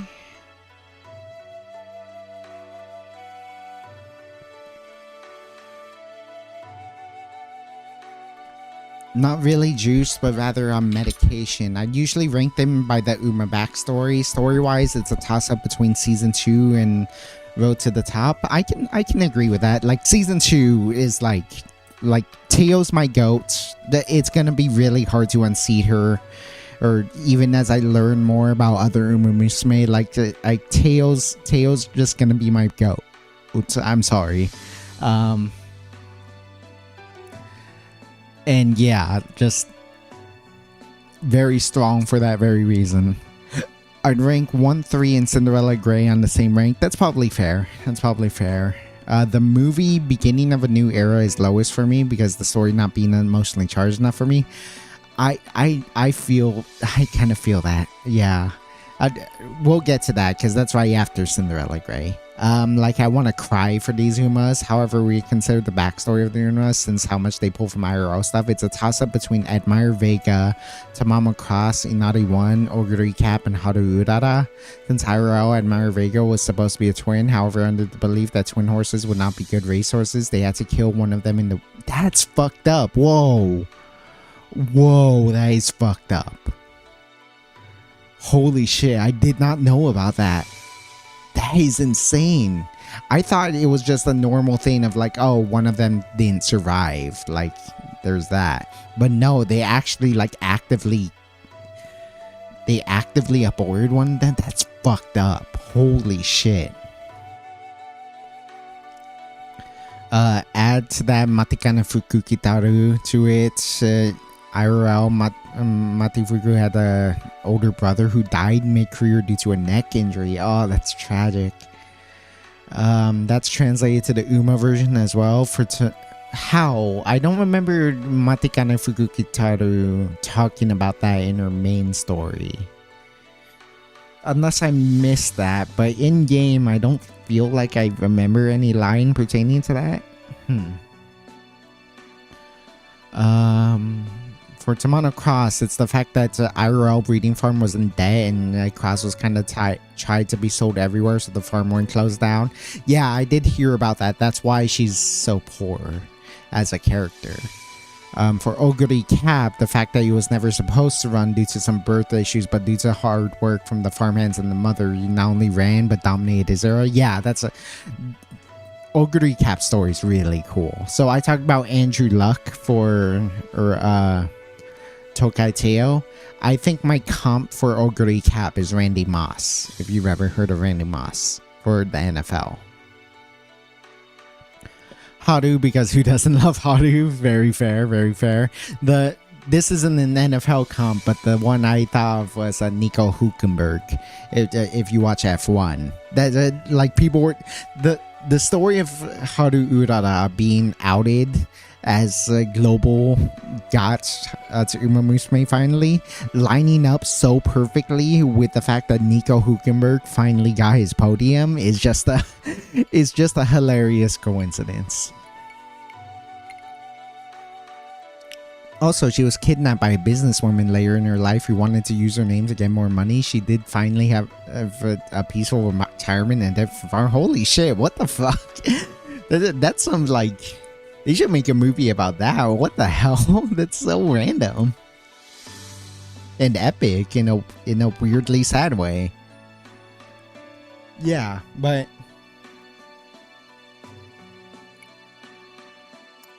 so let's talk about Cinderella Grey. I love Cinderella Grey. I do think it's my second favorite series, and I do think so. What I'm about to complain about is more of a problem with shonen, the concept of shonen in general, and not a problem with the Cinderella Grey story, because I do think this is the right way to tell Ogre Cap's story. I think so. We talked about earlier, especially with season 2, about the with the NTR the NTR story, Road to the Top, about how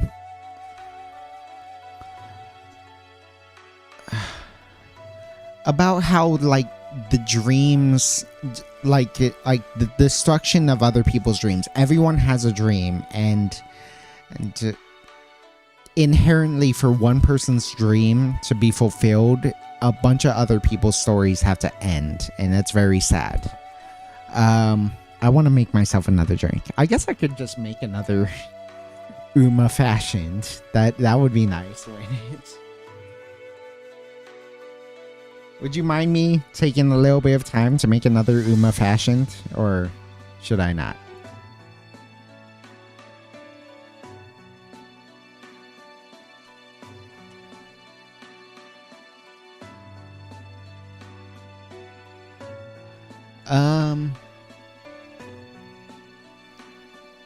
I don't think you can post links. My bot might ban you. I'll look it up myself, but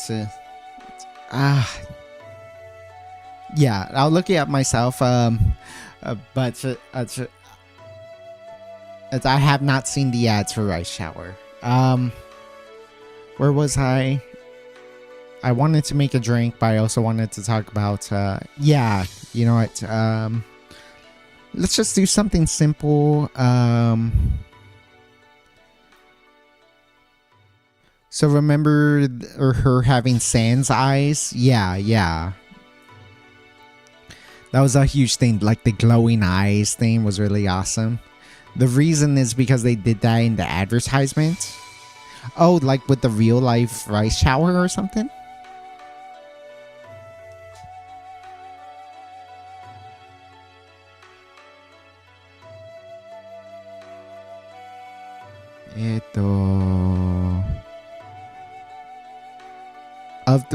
Of the real horse. Yeah, that's what I thought. So like the real horse, they gave him glowing eyes and whatnot. It's kind of rad, honestly. It's kind of cool, honestly. I can't make another one of these because I'm out of honey. I mean, we have more in storage, but I'm lazy to go and get it. Actually, no, we don't have mint. Fuck.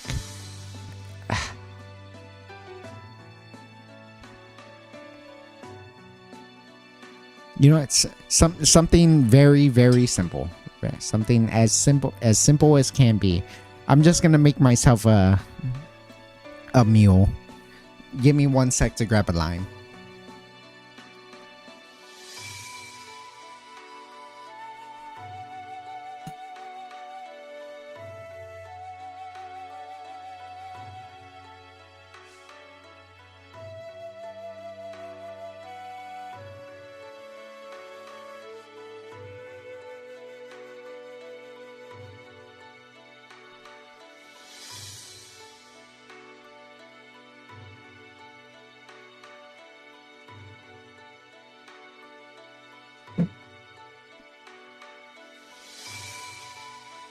pack of limes I got are the worst limes I've ever gotten because a lot of them are really moldy.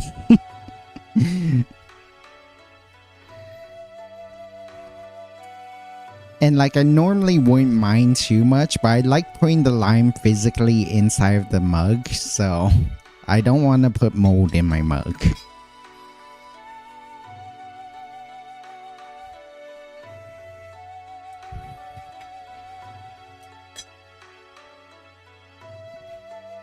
Just a simple mule here. One lime.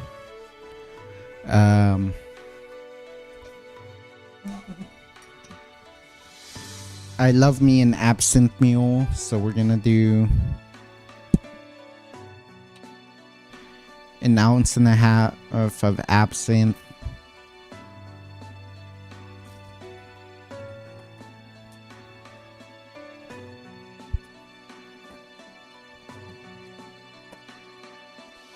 The ad is really hardcore, the production value.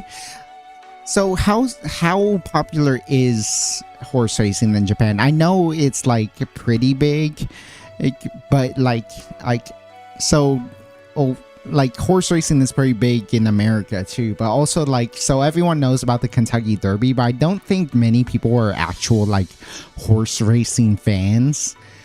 And so like no one really cares about horse racing. They'll follow the stories as they come along, but they don't really follow it. And they'll obviously watch the Derby because that's the biggest one, the Kentucky Derby. But like that's something like the rich people go to, and then you tangentially learn about the horses from there, as opposed to like say an NFL game. Like on average, the average American would know a little bit about American football and their local team and whatnot because it's such a huge sport. And so, the NFL is very huge in America. Is it like that with the Japanese horse racing? I'm not really sure, to be honest. Because like in the Umamusume universe, everyone's watching it. Even like the trendy teenagers are like on their phones like, oh my god, did you see how Mihono Bourbon won that race? Oh my god, the Rice Shower won it. No, etc. Stuff like that. Kita-san winning, etc. Let me just fill this with ice real fast.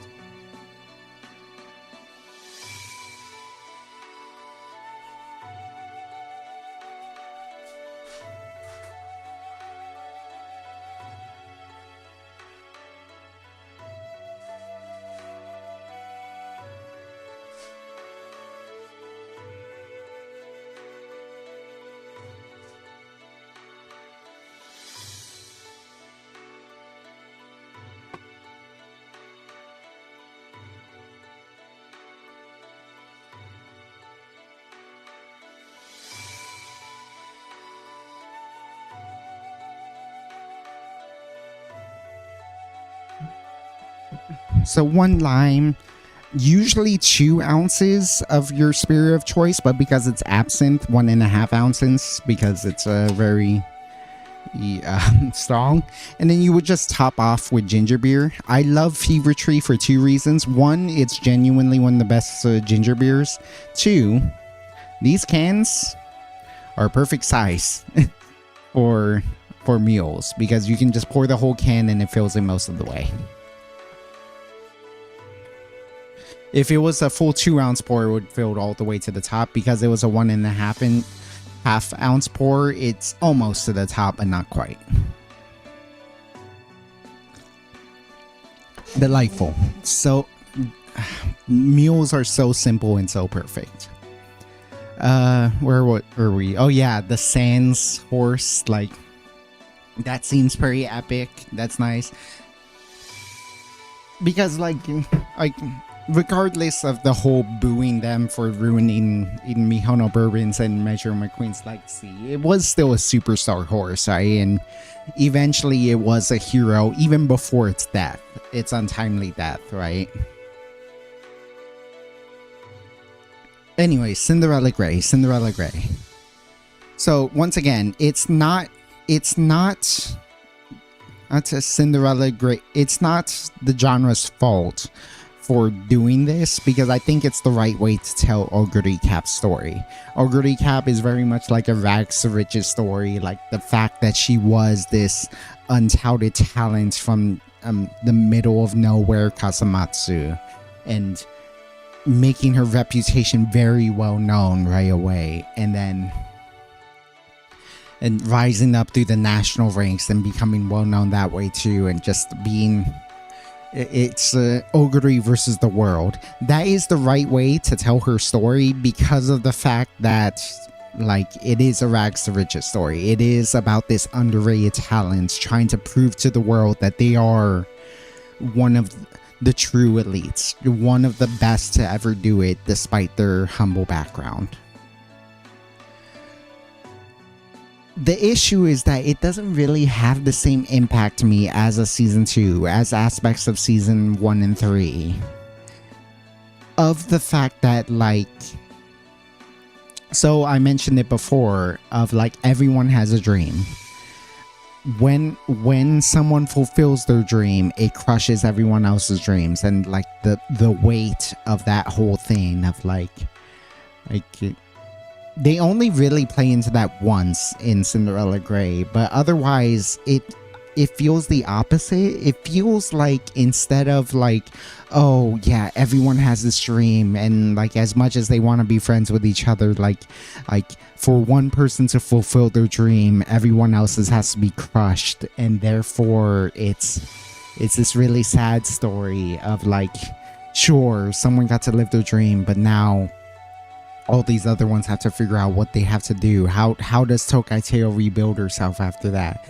How does Rice Shower deal with the shame of winning for some reason? Like, she feels so ashamed of winning because of the fact that it destroyed so many people's dreams. Like, it's like everyone's dream matters, and ending those dreams, and how painful it is to lose out on those dreams. Again, this is the right way to tell Ogre Recap's story, but a huge issue with Ogre Recap's story is no one else's dream matters other than Ogre Recap's. Like, these poor other horses are getting dominated. These poor other horses are just not really getting to live their dreams because Ogre Recap is dominating them. And it does feel a little impersonal. It does feel a little bit like unsympathetic that she's just crushing everyone, and that's just she's the only one you should be rooting for throughout this whole story. The one time they break from that is when she clearly wants to still be with Kitahara Joe. She clearly still wants to win the Tokai Derby with him to fulfill their, because she wants her dream to be the same as Joe's dream. And she wants to help fulfill that, but then Kitara Joe gives her the painful choice. If you win this race, I will send you to the nationals where you belong. If you lose, you get to stay in the regionals with me and to try to go for the Tokai Derby.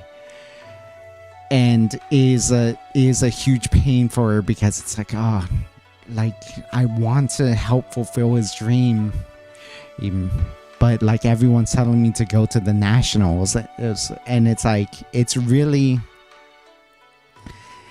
sad, especially because I really like Kitahara Joe as a character, so I'm really sad that he becomes far less of a character. Thankfully, they tease the fact that he will become more of a character later on, but for now, he's not a national level old trainer, so he can't be with Ogre Recap. But I'm glad you mentioned that, Daniel. You're reading the manga and have caught up to the latest chapter. Kitahara Joe does make several more appearances. That's nice. I'm glad that he can. Yeah, it is really cool. It's just that the shonen-y nature just kind of takes away that same level of impact that the previous series did, of like everyone's going for this dream and how heartbreaking it is for so many people, and really hating you in the feels about how just the heartbreak for so many of these Umas. It's based in IRL, or Recap was basically forced to do JRA races. Remind me what JRA is? I'm not well versed. The only horse racing knowledge I have is from the animes, basically. And like some YouTube videos, except I'm intentionally not watching YouTube videos about the horse until I finish their arc in the anime, because I don't want to spoil myself for the anime.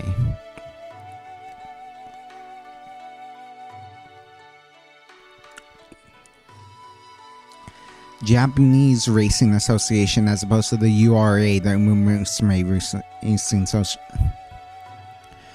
Racing Association. Oh, like moving up to the big leagues when they want, like, I can imagine like the real life horse, much like say a beloved pet, gets super attached to their trainer, gets super attached to like the person who's been raising them up, and so didn't want to leave for like the national races, wanted to stay with the trainer that had been raising them all this time.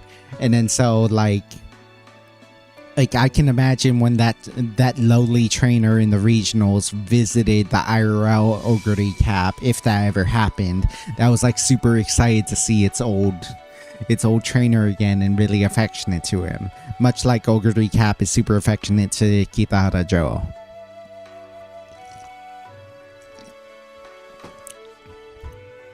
Whew. Oh my goodness, I love me Bohemian Mule. I love me an absent mule. Woo!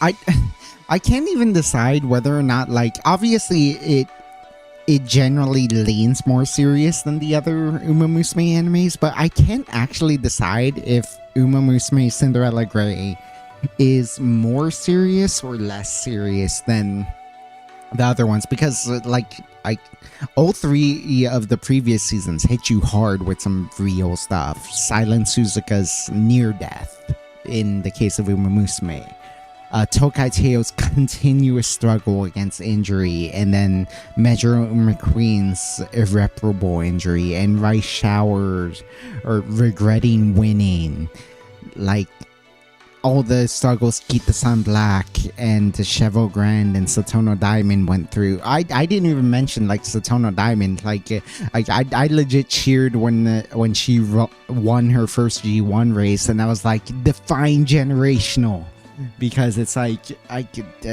that's it. That's like literally the term for generational. It was amazing to see her win one.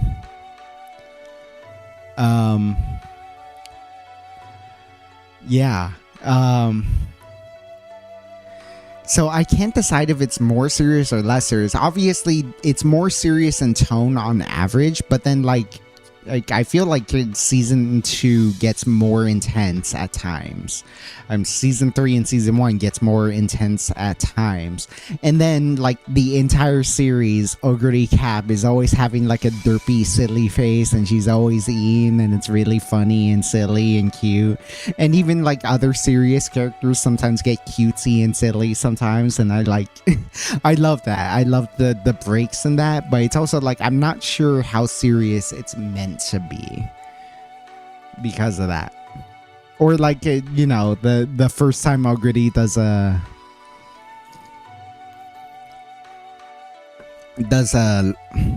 winning live, and it's like I wondered about this because I know for the first 3 seasons it's like, oh yeah, it's just treated as normal, like they sing and dance after it. It's a big old ceremony, it's a big old idol show, and I just figured it was just like, oh well, they commissioned a bunch of idol songs, they're gonna work their way into the show somehow so that they can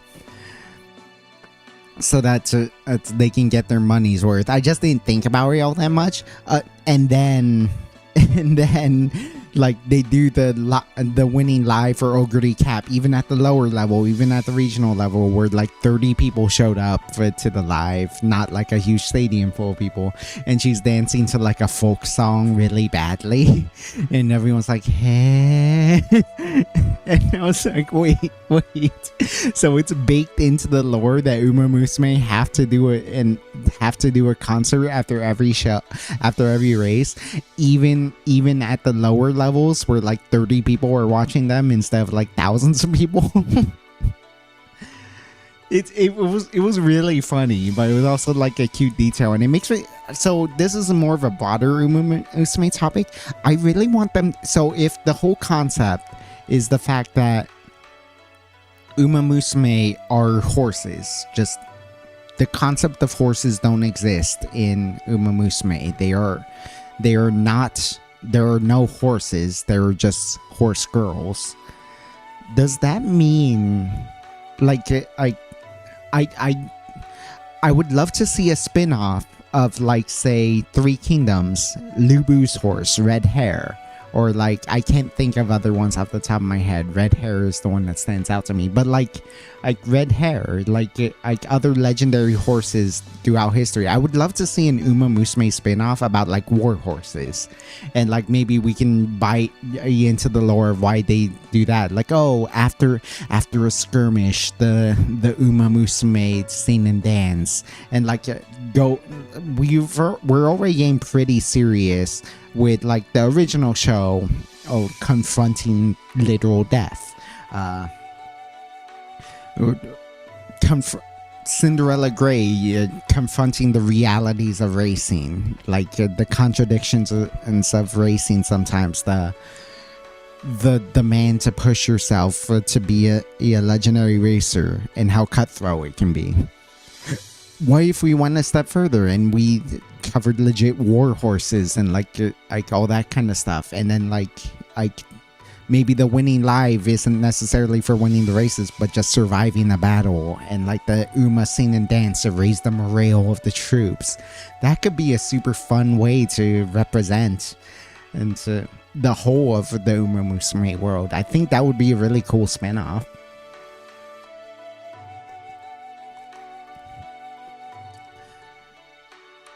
But yeah, like Cinderella Grey has me thinking about a lot of stuff, and also just like it is really cool to finally get screen time for Ogre Recap, because I swear to God, every time Ogre Recap shows up in literally any other Umamusume media,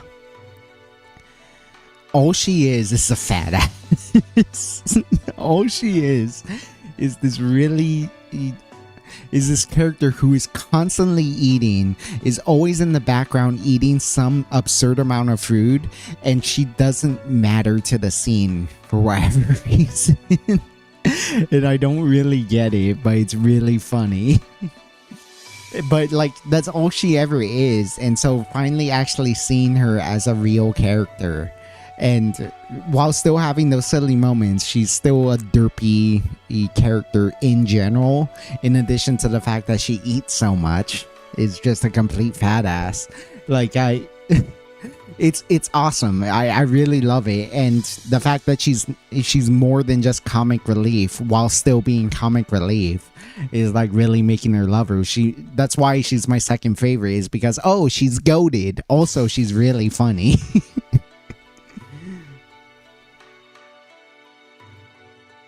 I've heard the legend about that is the fact that the real life Ogre Recap, like when he wasn't racing and wasn't training, he was eating just nonstop, always eating, as if he wasn't busy with a race or training.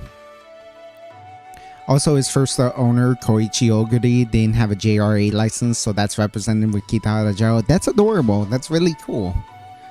Yeah, like, yeah, that's I love those little details like that.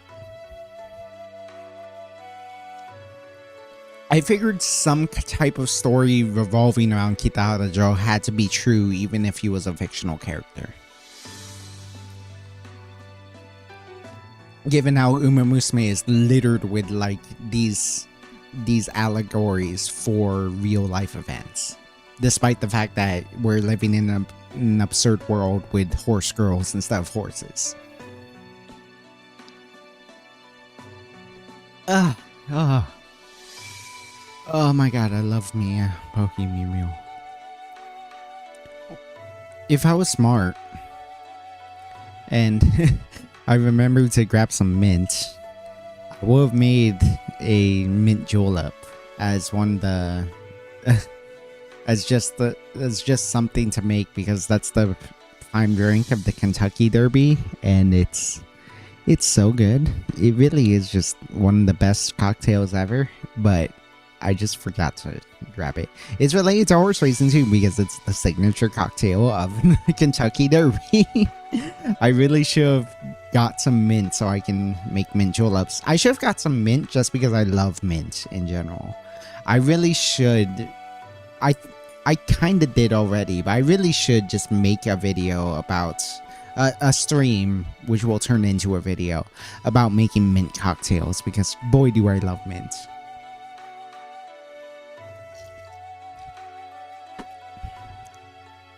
Yeah. I can't wait for the next season of Cinderella Grey. I'll be honest, so like I said, I don't spoil myself by reading about the horse beforehand. I want to be surprised by the anime, and god, the anime does such a good job baiting you with the whole Japanese derby thing. Because it's like, okay, Oguri Cap is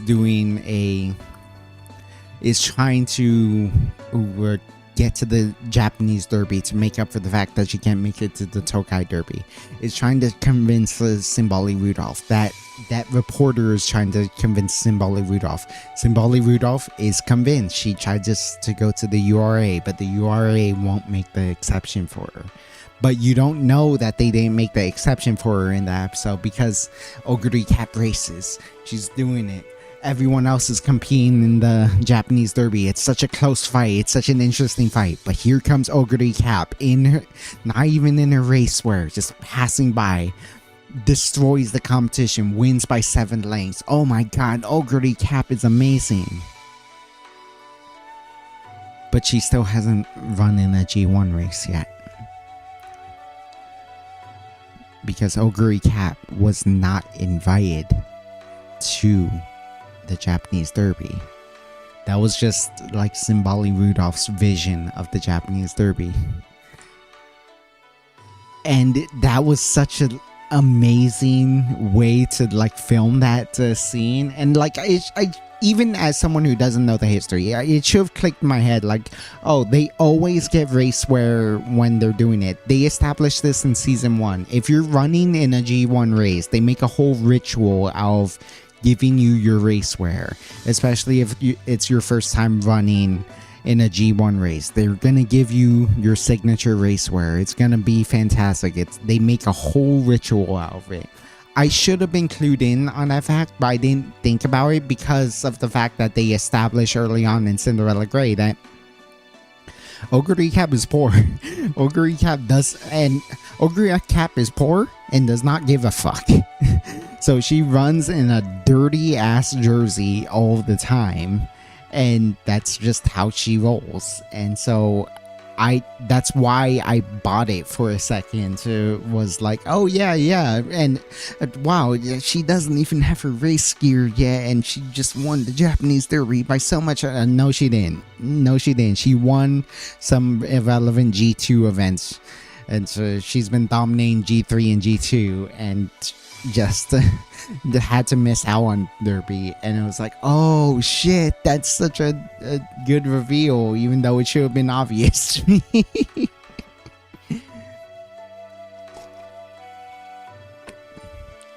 Yeah.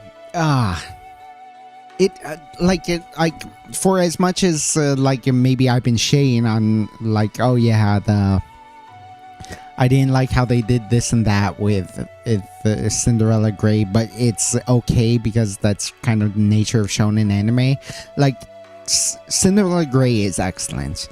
They told Oguri Cap's story correctly because it is a rags to riches story. We should be following her her story should be the one that matters most. It's just that it felt a little bad doing it in this style given that. And it's yeah, it just it doesn't feel like it's as impactful as season 2, as aspects of season 1 and 3, as aspects of the road to the top because of that. But it's still a good series, and I can't wait for the rest of it because I finally finished episode 13 yesterday, and 2 days ago. It's past midnight.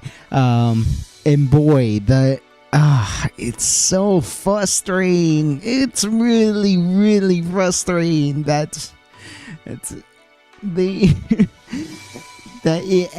doesn't even end on a cliffhanger per se. It just ends as though it's like, oh, see you next episode. See you next episode. Just as like they know the story's not done yet. They're ready to tell you the next part of the story, but it's gonna to be a while till the next episode. And so they don't even end it on like a satisfying cliffhanger. They just end it the way you would end literally any other episode. But there's nothing to watch until season 2 comes out. And it's very frustrating. But also kind of satisfying in the sense that like I've always preferred 26 episode anime, not 13 episode anime. I really hated the shift to 13 episode.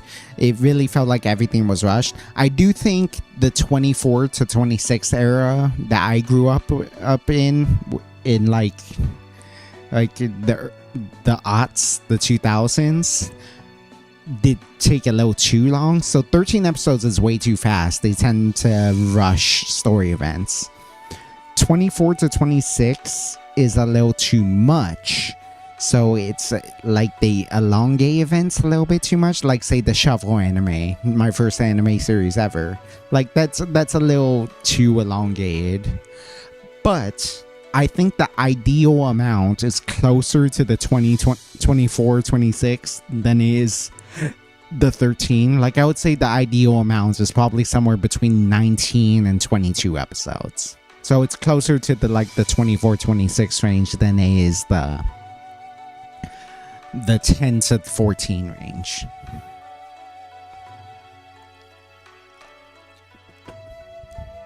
But yeah, I can't wait for more Cinderella Grey. Like as much as it's very it's unfair really, because it's like, okay, season 2 is way up here. Like it's the peak.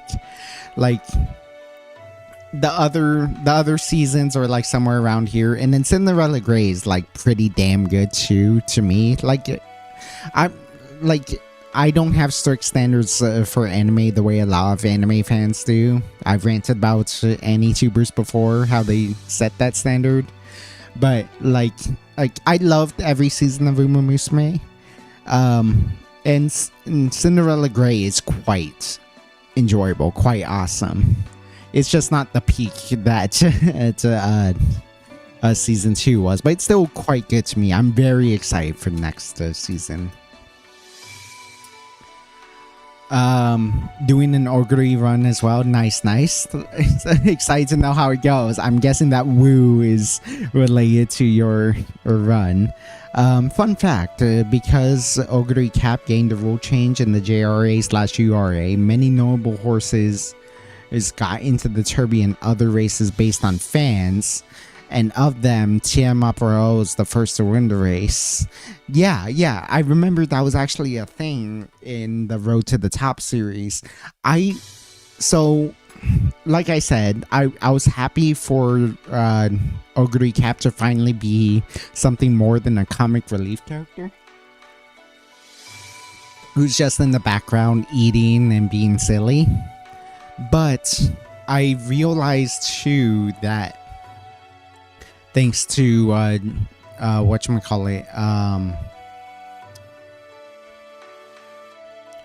thanks to Cinderella Grey, that she's not just there randomly. She's there anytime anyone's talking about the Derby. So she's So she is relevant. She is relevant to the conversation piece, even if to people who don't know, she's just there to she's just there to whatchamacallit, to be a fat ass and eat. Like she is there because they're talking about the derby, and she's the one who's opened the door for the people who want to participate in the derby, like as you say, Teamaparo. And it's that I found that really inspiring, because like that's sort of, I didn't realize how much of a metaphor it was in Road to the Top, where like Teamaparo is on the lunch break. Everyone else is everyone like the lunchroom is full. There's no open seats, and then Teamaparo sees Oguri Cap with just mountains of food, like literal mountains of food. The whole thing is like 7 plates of food, like taller than she is. It's just like mountains and mountains of food. It's very funny, just like comical amounts of food. But of course, like, there's technically open seats there, if not for the mountains of food. So Teamaparo walks up to Oguri Cap and is like, "Hey, can I sit here?" Oguri Cap says, "Sure." Scarfs down one of the mountains of food to free up the space. She already has like the fat belly. And now, and then like dozo, like let's Teamaparo sit down. Teamaparo, I mean, she has a mound of food, which is like most Umamusume do, but she doesn't have a comical amount of food the way Oguri Cap does. But so she's like, yeah. She gives the Teamaparo the seat, and then, and with a mouth still full of food, she has like chipmunk cheeks as her mouth is still full. It's like, "Oh, congratulations on the Mainichi Yahai race," and then like Teamaparo's like, "Yeah, oh, you saw that? It's high praise coming from you." And just like they're chatting, and like Oguri Swallows is a little more serious and talks about like, "Yeah, you're doing impressive. Good luck in the derby and all that." And then like, it's a very innocuous scene, except that it's actually very meaningful if you understand the history. And now that I understand the history, yeah, that's actually pretty awesome. It's so Oguri Cap freeing up a seat for Teamaparo. That's Oguri Cap breaking the rules, as it were, or doing what she can to like open it up to people, to other horses in the future, because of the fact that she was so dominant that people wanted her in Derby. So that's metaphorical. Her opening the space by eating all that food was actually metaphorical for laying Teamaparo in the race.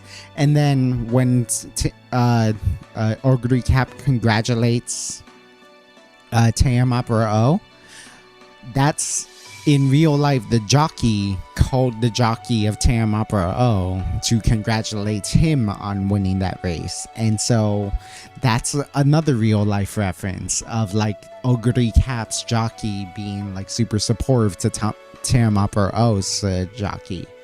So that's a really cool old like metaphor as well. And then of course, like Teamaparo winning the damn thing, as you mentioned, like that's why she's a legendary horse. And Umamusume, super awesome. Have you seen Umayuru? In the Turf Wars episode, we get the 3 factions of Umas: Brian's Banditos, Sunday Syndicates, and Tony's Angels. All of them are real life references to the horses the Umas are in. Ooh, okay. Brian's Time, Sunday Silence, and Tony Bin. Brian Simon, U.S. horse, has a record of 21.5268. I don't know what that means. I'm guessing 21 first place, 21 races, 5 first place, 2 second place, 6 third place, 8 fourth place. Is that how I'm supposed to read that?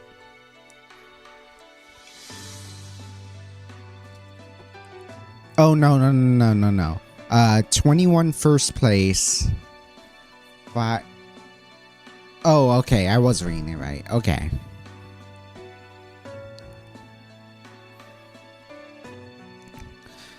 That's amazing. Yeah, that's a pretty impressive record, yeah. Where was I? Yeah, but yeah, that's how I feel about Ogre Cap Story. She's honestly becoming one of my favorite characters too. Honestly, she would have been one of my favorite characters if all I knew about her was that she eats a lot. Because that's very relatable. I love eating. I love any chance I get to eat, especially since I'm OMAD, I will eat to my heart's content. So I would have loved her already, but then the fact that she's as goated as she is, as we learn in the Cinderella Grey anime, like I quite love that, to be honest. So yeah, that's basically the entirety of my thoughts on Cinderella Grey. Yeah, so was Umamusume the first one? I know I watched the entirety of one of the first Chibi series. I'm getting through the second one. Okay, I was wondering about that one because I don't recognize what you were talking about, but I'm getting through the second one. Umamusume is free on JP. Yeah. I'm watching it on YouTube, yeah. And they even have it subbed on YouTube. It's awesome. So yeah. I'm getting through that. It's really silly, so like I'm not really prioritizing it. I haven't watched all of the Chibi series, but they do seem really fun. I didn't realize they actually had ties to real life events, so that's cool. But I thought it was just silly stuff for the sake of being silly, which I'm fine with. It's super awesome. It's super silly. I love silly shows. But if there's actual like some history in that, that's actually really cool. Yeah, I'm still getting through that. The final thing I wanted to talk about is what I just watched before the stream, which is Beginning of a New Era, the movie about Agnes Tachyon and Poke. Poke, who was here earlier in chat, in the YouTube chat. Yeah, I remember you said it earlier. I don't feel like they did enough for the emotional impact.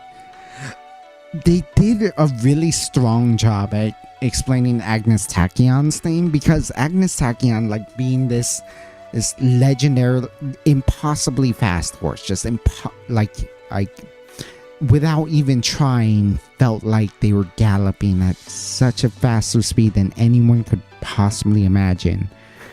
But at the end of her path laid ruin. She's like, the way they presented that was so cool. It's like she's chasing herself, the ideal version of herself, ways beyond the limits of an Umamusume. But then she saw that limit.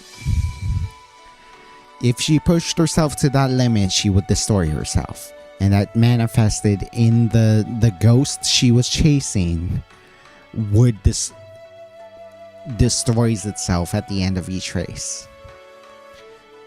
At the Satsuki show, she matches that ghost.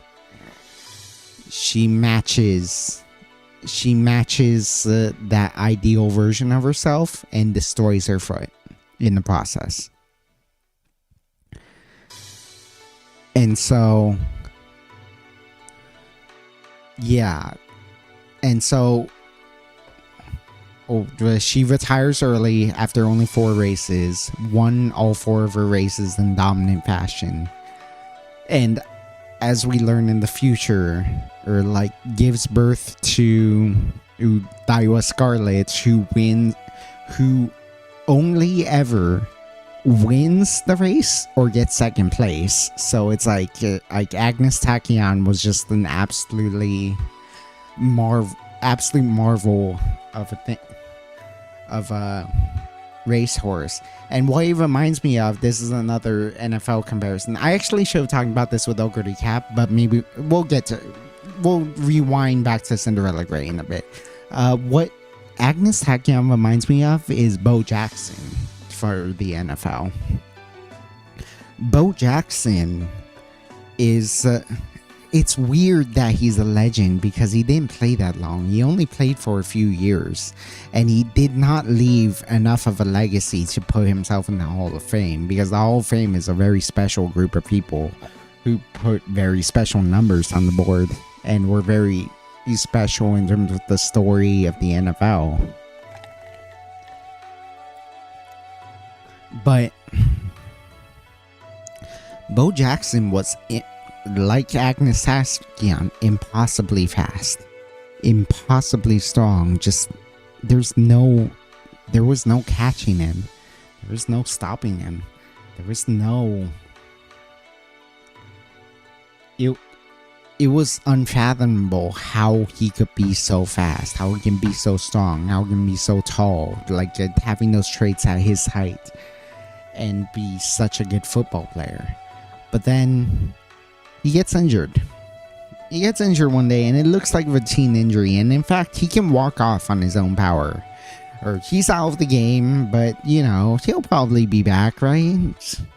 It's Bo Jackson. He'll be back. He's so strong. He's so fast. He'll be back as he, like, walks off the field under his own power.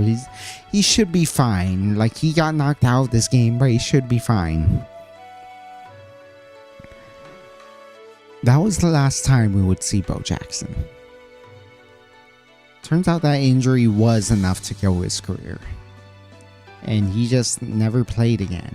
And we are left wondering, what if all of the time?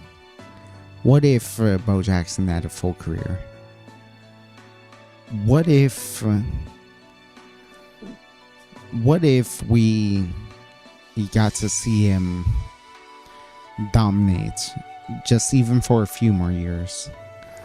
Would anyone really have caught him? Because even as more legendary running backs come by, we still think about the dominance of Bo Jackson.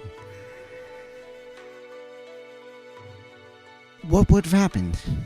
What would have happened? That's how I feel about Agnes Tachyon, is like, what would have happened? Because Agnes Tachyon is, and now that I know her story, I can watch the YouTube videos about the real story, about the real Agnes Tachyon. Like, what would have happened? Was the real Agnes Tachyon that dominant truly? And like, how is it possible that that they were that dominant and had to end their career that quickly? Because it's unfathomable. It's really unfathomable that it felt so easy for them, and then they just hung it up.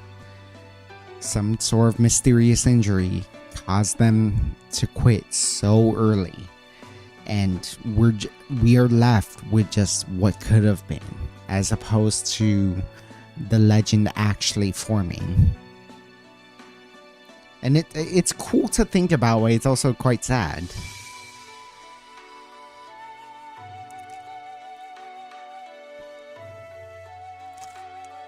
Record of 44000, won a G1, G2, G3 in an ungraded race. Yeah. And they mentioned that even in the game too, and it's because it's like, yeah, I know it was due to weak legs, and it was like she mentions it in the movie about, like, I don't think I can continue with plan A. And then in game, it's like, oh, she's leaning towards plan B. She doesn't tell you what plan A and plan B is, but she's leaning towards plan B. Oh, yeah. Time to make preparations for plan B. You know what, trainer? I think I'm going to go to plan B. But then at some point, she's like, you know what? If something good happens, we'll go back to plan A. You know what? I'm all in. We're on plan A now. And then she eventually tells you plan A was to continue racing. Plan B was to give her research to the future, to let someone else live for of her legend, because of the fact that she wouldn't be able to race because of her weak legs. If I recall correctly, that's why Daiwa Scarlet's career was so short too, right? Like, Daiwa Scarlet only got to run 12 races. Daiwa Scarlet was my first favorite Uma before I discovered Tokai Teo.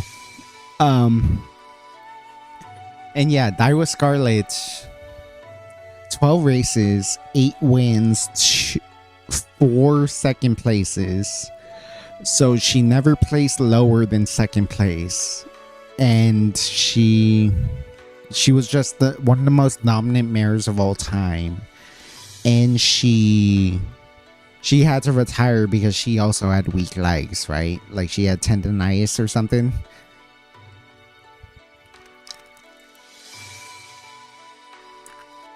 Which is, I think, what plagued Agnes Tachyon as well. Even in game, if you do the Satsuki show with a mood of normal or worse, she'll change her goals to race the NHK Mile Cup, effectively going the destruction route. Whoa, I didn't realize that. Wow. So she just assumes she's gonna destroy your body. And does that break the run, or can you still finish like that?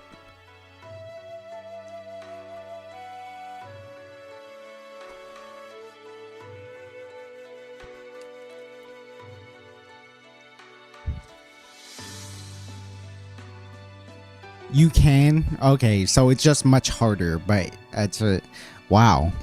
That's amazing. Because I know, like, I haven't gotten that secret route, but I know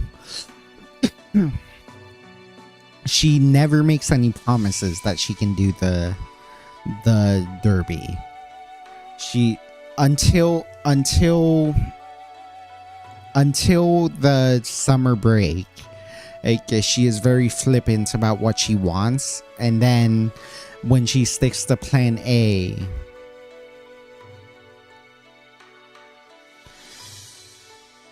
when she sticks to plan A, then everything else goes along. Because you then don't run in the Japanese Derby, you do the NHK Mile Cup. Oh, interesting. But the NHK is a week before the Derby, right? So does she just not allow you to run the race somehow? Like, the game doesn't allow you to run the Derby? In that case? Does it, like, automatically skip that week or something?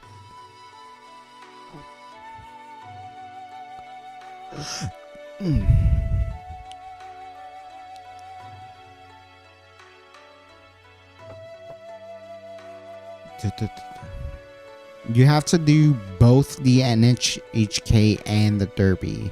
2 vastly different races. Oh, okay, I see what you're saying. So it's not impossible, it's just near impossible. As for the NHK Mile, you have to place 5th or higher to progress. Ah, okay.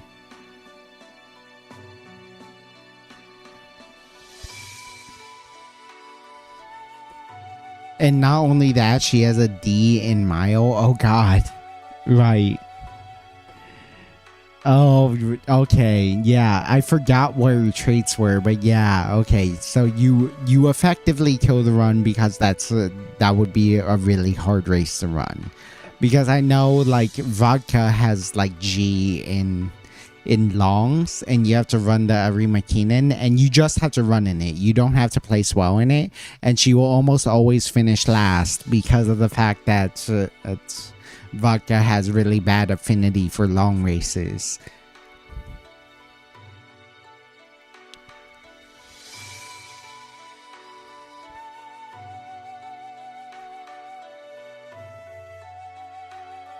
But yeah, the issue is, so the tachyon part of the movie, the first like third of the movie is pretty good. There's two issues I have with the movie. One is something you mentioned before. I don't think they do a good enough impact from here on of like really emphasizing the important, like, so they do this well in season 2 of like the hopelessness of the other racers. It's like, oh, now we, and season 3 as well with Duramente, of like, oh, they only now feel hope because Tachyon isn't running. And then so like Poke, despite winning the derby, is like, but I couldn't catch up to Tachyon's pace. I will never be able to beat Tachyon anymore, not just because she's retired, but I can never push myself to self-destruction the way she did. And then like so like Kita-san has that issue, and she has to consult Nice Nature, or like other characters have this issue, but I don't feel like it's well documented. It's hard to describe. It's hard. I don't think they do a good enough job of like emphasizing that point. And they do try, is like, okay, you have that, you have the Phantom Poke being like, oh, you were never the strongest, you can't catch up to Tachyon, etc. But like, it doesn't have that emotional anguish, as you said, of like me sobbing in the middle of the gym for Teo, me sobbing in the middle of the gym for, or the Mijiro McQueen. As you say with Manhattan Cafe and the Sunday Silence thing that I forgot to read, my bad. Let me back up a little bit, in fact, for that. Fun fact, many theorize the friend Manhattan Cafe is Sunday Silence, and many think the ghost they were chasing was Sunday Silence. The reason why Sunday Silence is kept on such a high pedestal is because he is the father to many Uma, notably Agnes Tachyon, who's shown chasing the mirror down. Yeah, Manhattan Cafe says that in the Yayoi show that Agnes Tachyon got close to the ghost.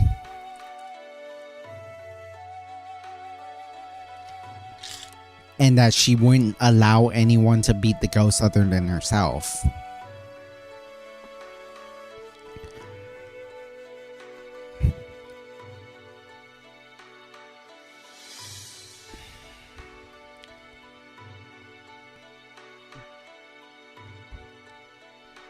Yeah, so, oh man, I was excited about Fuji Kiseki just because, you know, she's sexy, as that her wouldn't be so shallow, but god, Fuji Kiseki is so sexy.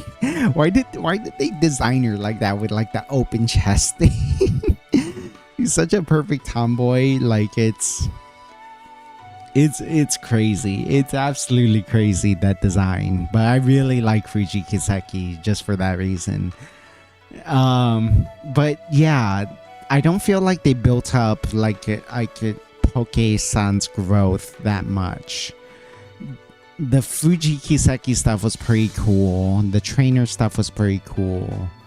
Building up to like the Japan Cup was pretty cool. But I don't, as you say, there wasn't that like big impact. There wasn't that big emotional moment. And while Cinderella Grey didn't have that on the sad side, they had that on like the cheers side, like, oh fuck yeah, or like, no, they didn't learn to the Japanese derby after all, fuck the URA, all that kind of stuff. And it's like, yeah, it's I don't think it was a particularly well executed story. I think it was a good story, but it was not a well executed story. He was 2 ungraded, 1 G2 and 1 G1.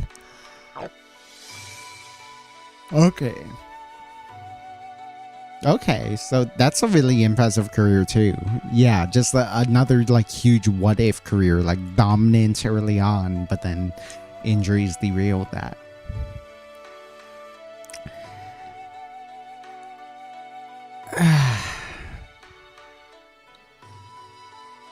Is there much else to say about beginning of a new era? There was something I wanted to say to try to like contextualize my feelings on it, but yeah, I didn't feel like it was a super great story. He has 349 kids. Yeah, the numbers are insane. Isn't it? It's true that didn't Tachyon have like literally 2,000, like well over 2,000? Like, hey, you know what? You couldn't get to run that much as a racehorse, but you sure as hell could fuck your way to some many legendary racehorses like Daiwa Scarlet. The reason they put him as a mirror to Tachyon is because he was essentially another Tachyon but on Poke side. Sure, yeah, that makes sense. Yeah. The Tachyon of an age long past.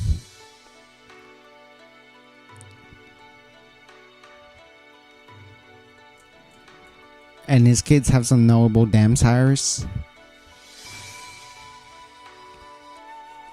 There's something I wanted to talk about with beginning of a new era, but I forget. Oh, that's what it was. The animation was weird. The animation was very, very weird. I like the silliness in the normal in like the non-racing scenes where it's like, oh, Tachyon being a Tachyon Ling, just like the super or silly faces she's making as she's studying Mapoke, as she's studying, as she's making a concoction for our Manhattan Cafe, like all that stuff. Like, I loved all the silliness in between races. When it gets all jello like and weird and like exaggerated facial expressions to the point that they're super jelly like in the actual races, it was just too weird for me. It was too like unnatural to me. I didn't really like that, to be honest. I don't think I really liked the way that they did that. I think it was just for comedic. No, like it would be like a Poke is yelling like as she's charging to the front, trying to get to the front in a super serious scene. It's not that's played up for a joke. And she's like, and like it's like it turning, her limbs are turning to jelly, and like her face is contorting in a weird way. And I just didn't get it. I didn't really think that was a really cool thing to do. It just looked weird. It looked kind of gross, to be frank. I don't know. I didn't like that, if I gotta be 100% honest. Like, that's my version of my friend's problem with season 2, but at least with season 2 there was a reason for it. Like, they were probably saving budget for the good scenes, so that's why they got lazy with some of the scenes. Whereas like, this isn't them being lazy, they're like over animating it. I feel like they had the budget left over, and so they decided to go too hard on the animation, I guess. Straight Girls Damn Cyrus Taiki Shadow. Ooh, I do like Taiki Shadow. Once again, just for like visual effect, like Taiki Shadow is a sexy Uma. Ultima Thule, I don't know, that one is Tony Bin. Dream Passport. Grace Tiara, Tamamo Hot Play, Tamamo Best Play, Golden Dahlia, and Damn Sire to Northern Taste. Fuji silences them sires Maruzensky. Oh hell yeah. I know someone who's like a huge Maruzensky simp because they're a big F1 fan. And so the fact that Maruzensky is super into supercars is like he's such a simp for Maruzensky, not just because he finds her sexy, but also because like he's such a car nut. He just loves like classic, like legendary cars that he makes that like she's the ideal character for him. Tosho Andres Damsire's Tosho Boy. And I assume they're related to Sweep Tosho in some way. These Tamamo Hot Play, Tamamo Best Play, I assume they're related to Tamamo Cross in some way. Can't wait to learn more about Tamamo Cross, because we had that funny duel between Tamamo Cross and Ogre Cap in season 1, 9 a race, by in the donut eating competition, if you remember that one. I love that scene so much.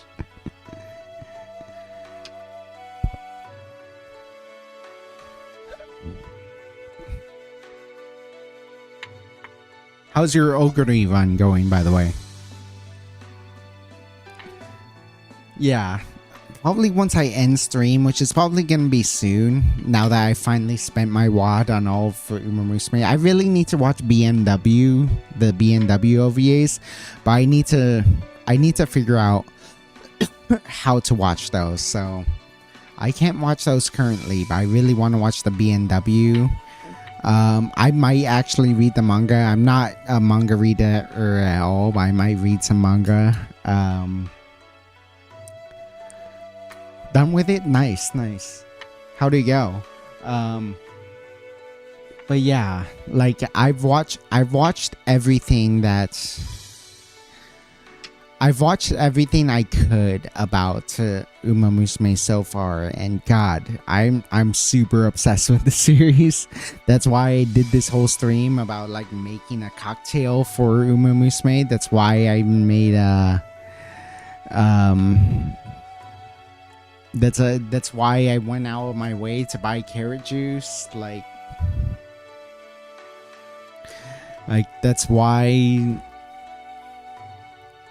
I wanted to make this drink special. That's why I just wanted to talk about Umamusume so badly. Is just because like I have been obsessed with the series for weeks now, and it has become my main gacha game. It has become like my obsession. It's such a, the anime itself is such a good series, even if it has its hiccups. Like I love Umamusume so much, and I needed a stream to just yap about it, and it's been 5 hours. This stream has almost been 5 hours. Yeah, like I love Umamusume so much. I've grown super attached to this series already, so I'm happy about it. I'm happy I can finally yap about it for so long. To quote Marvelous Sunday, marvelous. God, I hope Marvelous Sunday comes soon, because she's absolutely hilarious. Her theme song, by the way, is hella good. By the way, I can't sing it like Sunday, Monday, Tuesday, yes, Marvelous Sunday time, or something like that. It's so good. It genuinely is so good. I thought it would be Mimi. No, it's unironically incredible.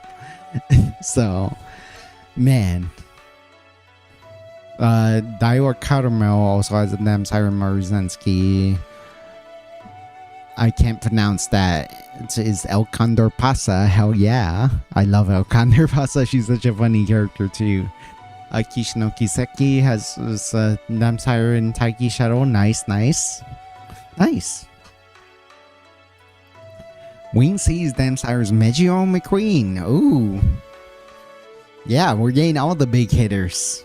Yeah, the family tree is crazy. There's that hilarious meme about how like Duramente got to screw Sweep Tosho before Kita-san.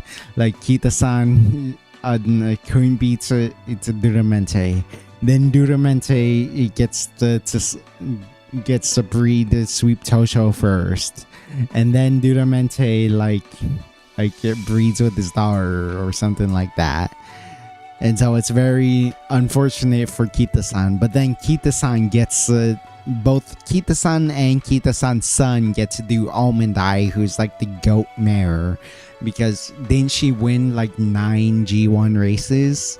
And it's like that's like a Kita-san's final revenge against Duramente. It's like, okay, you might have cucked me out of everything else, but you didn't get to sleep with the Almond Eye. Almond Eye is very pretty too, the Umamusume. Oh boy, I can't wait for her as well.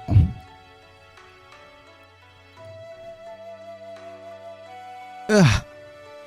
Okay, I think I've yapped enough. I'm super tired. I'm super kind of like the hangover's starting because it's been a while since I've drank some alcohol. So I'm a little out of it. So I think I really need to stop now. It was really fun being able to just talk Umamusume for so long. Thank you, whoever was listening. Thank you, Daniel, in particular, for sticking around and letting me know all this stuff. But thank you to everyone else who might be around lurking, and everyone who was here earlier but went to sleep earlier. I really should have started earlier. I'm sorry about that. I know it's in the middle of the night and it's tough for people to watch, but I appreciate you all regardless. It's super fun to stream, and I'm glad that anyone listens to me, let alone clicks on. So appreciate you guys. I really need to lie down. Not least of which because I need to clean a lot, and so I'm gonna have to get caught up on cleaning at some point after lying down. So thank you all for watching. I'm not sure what I'm gonna do next week. I think I want to try the Everything with Coke episode next week, so that should be fun. I'm not super excited about that, not gonna lie, but it's something I've been curious about, so I wanna do that. But it's awesome to finally get like all this Umamusume knowledge off my chest, and I'm sure we will talk a lot more Umamusume. We will play a lot more Umamusume in the future, so don't you worry if you want to hear more about Umamusume from me. But for now, I am very drunk. I need to lie down. So yeah, thank you. I'll see you next week.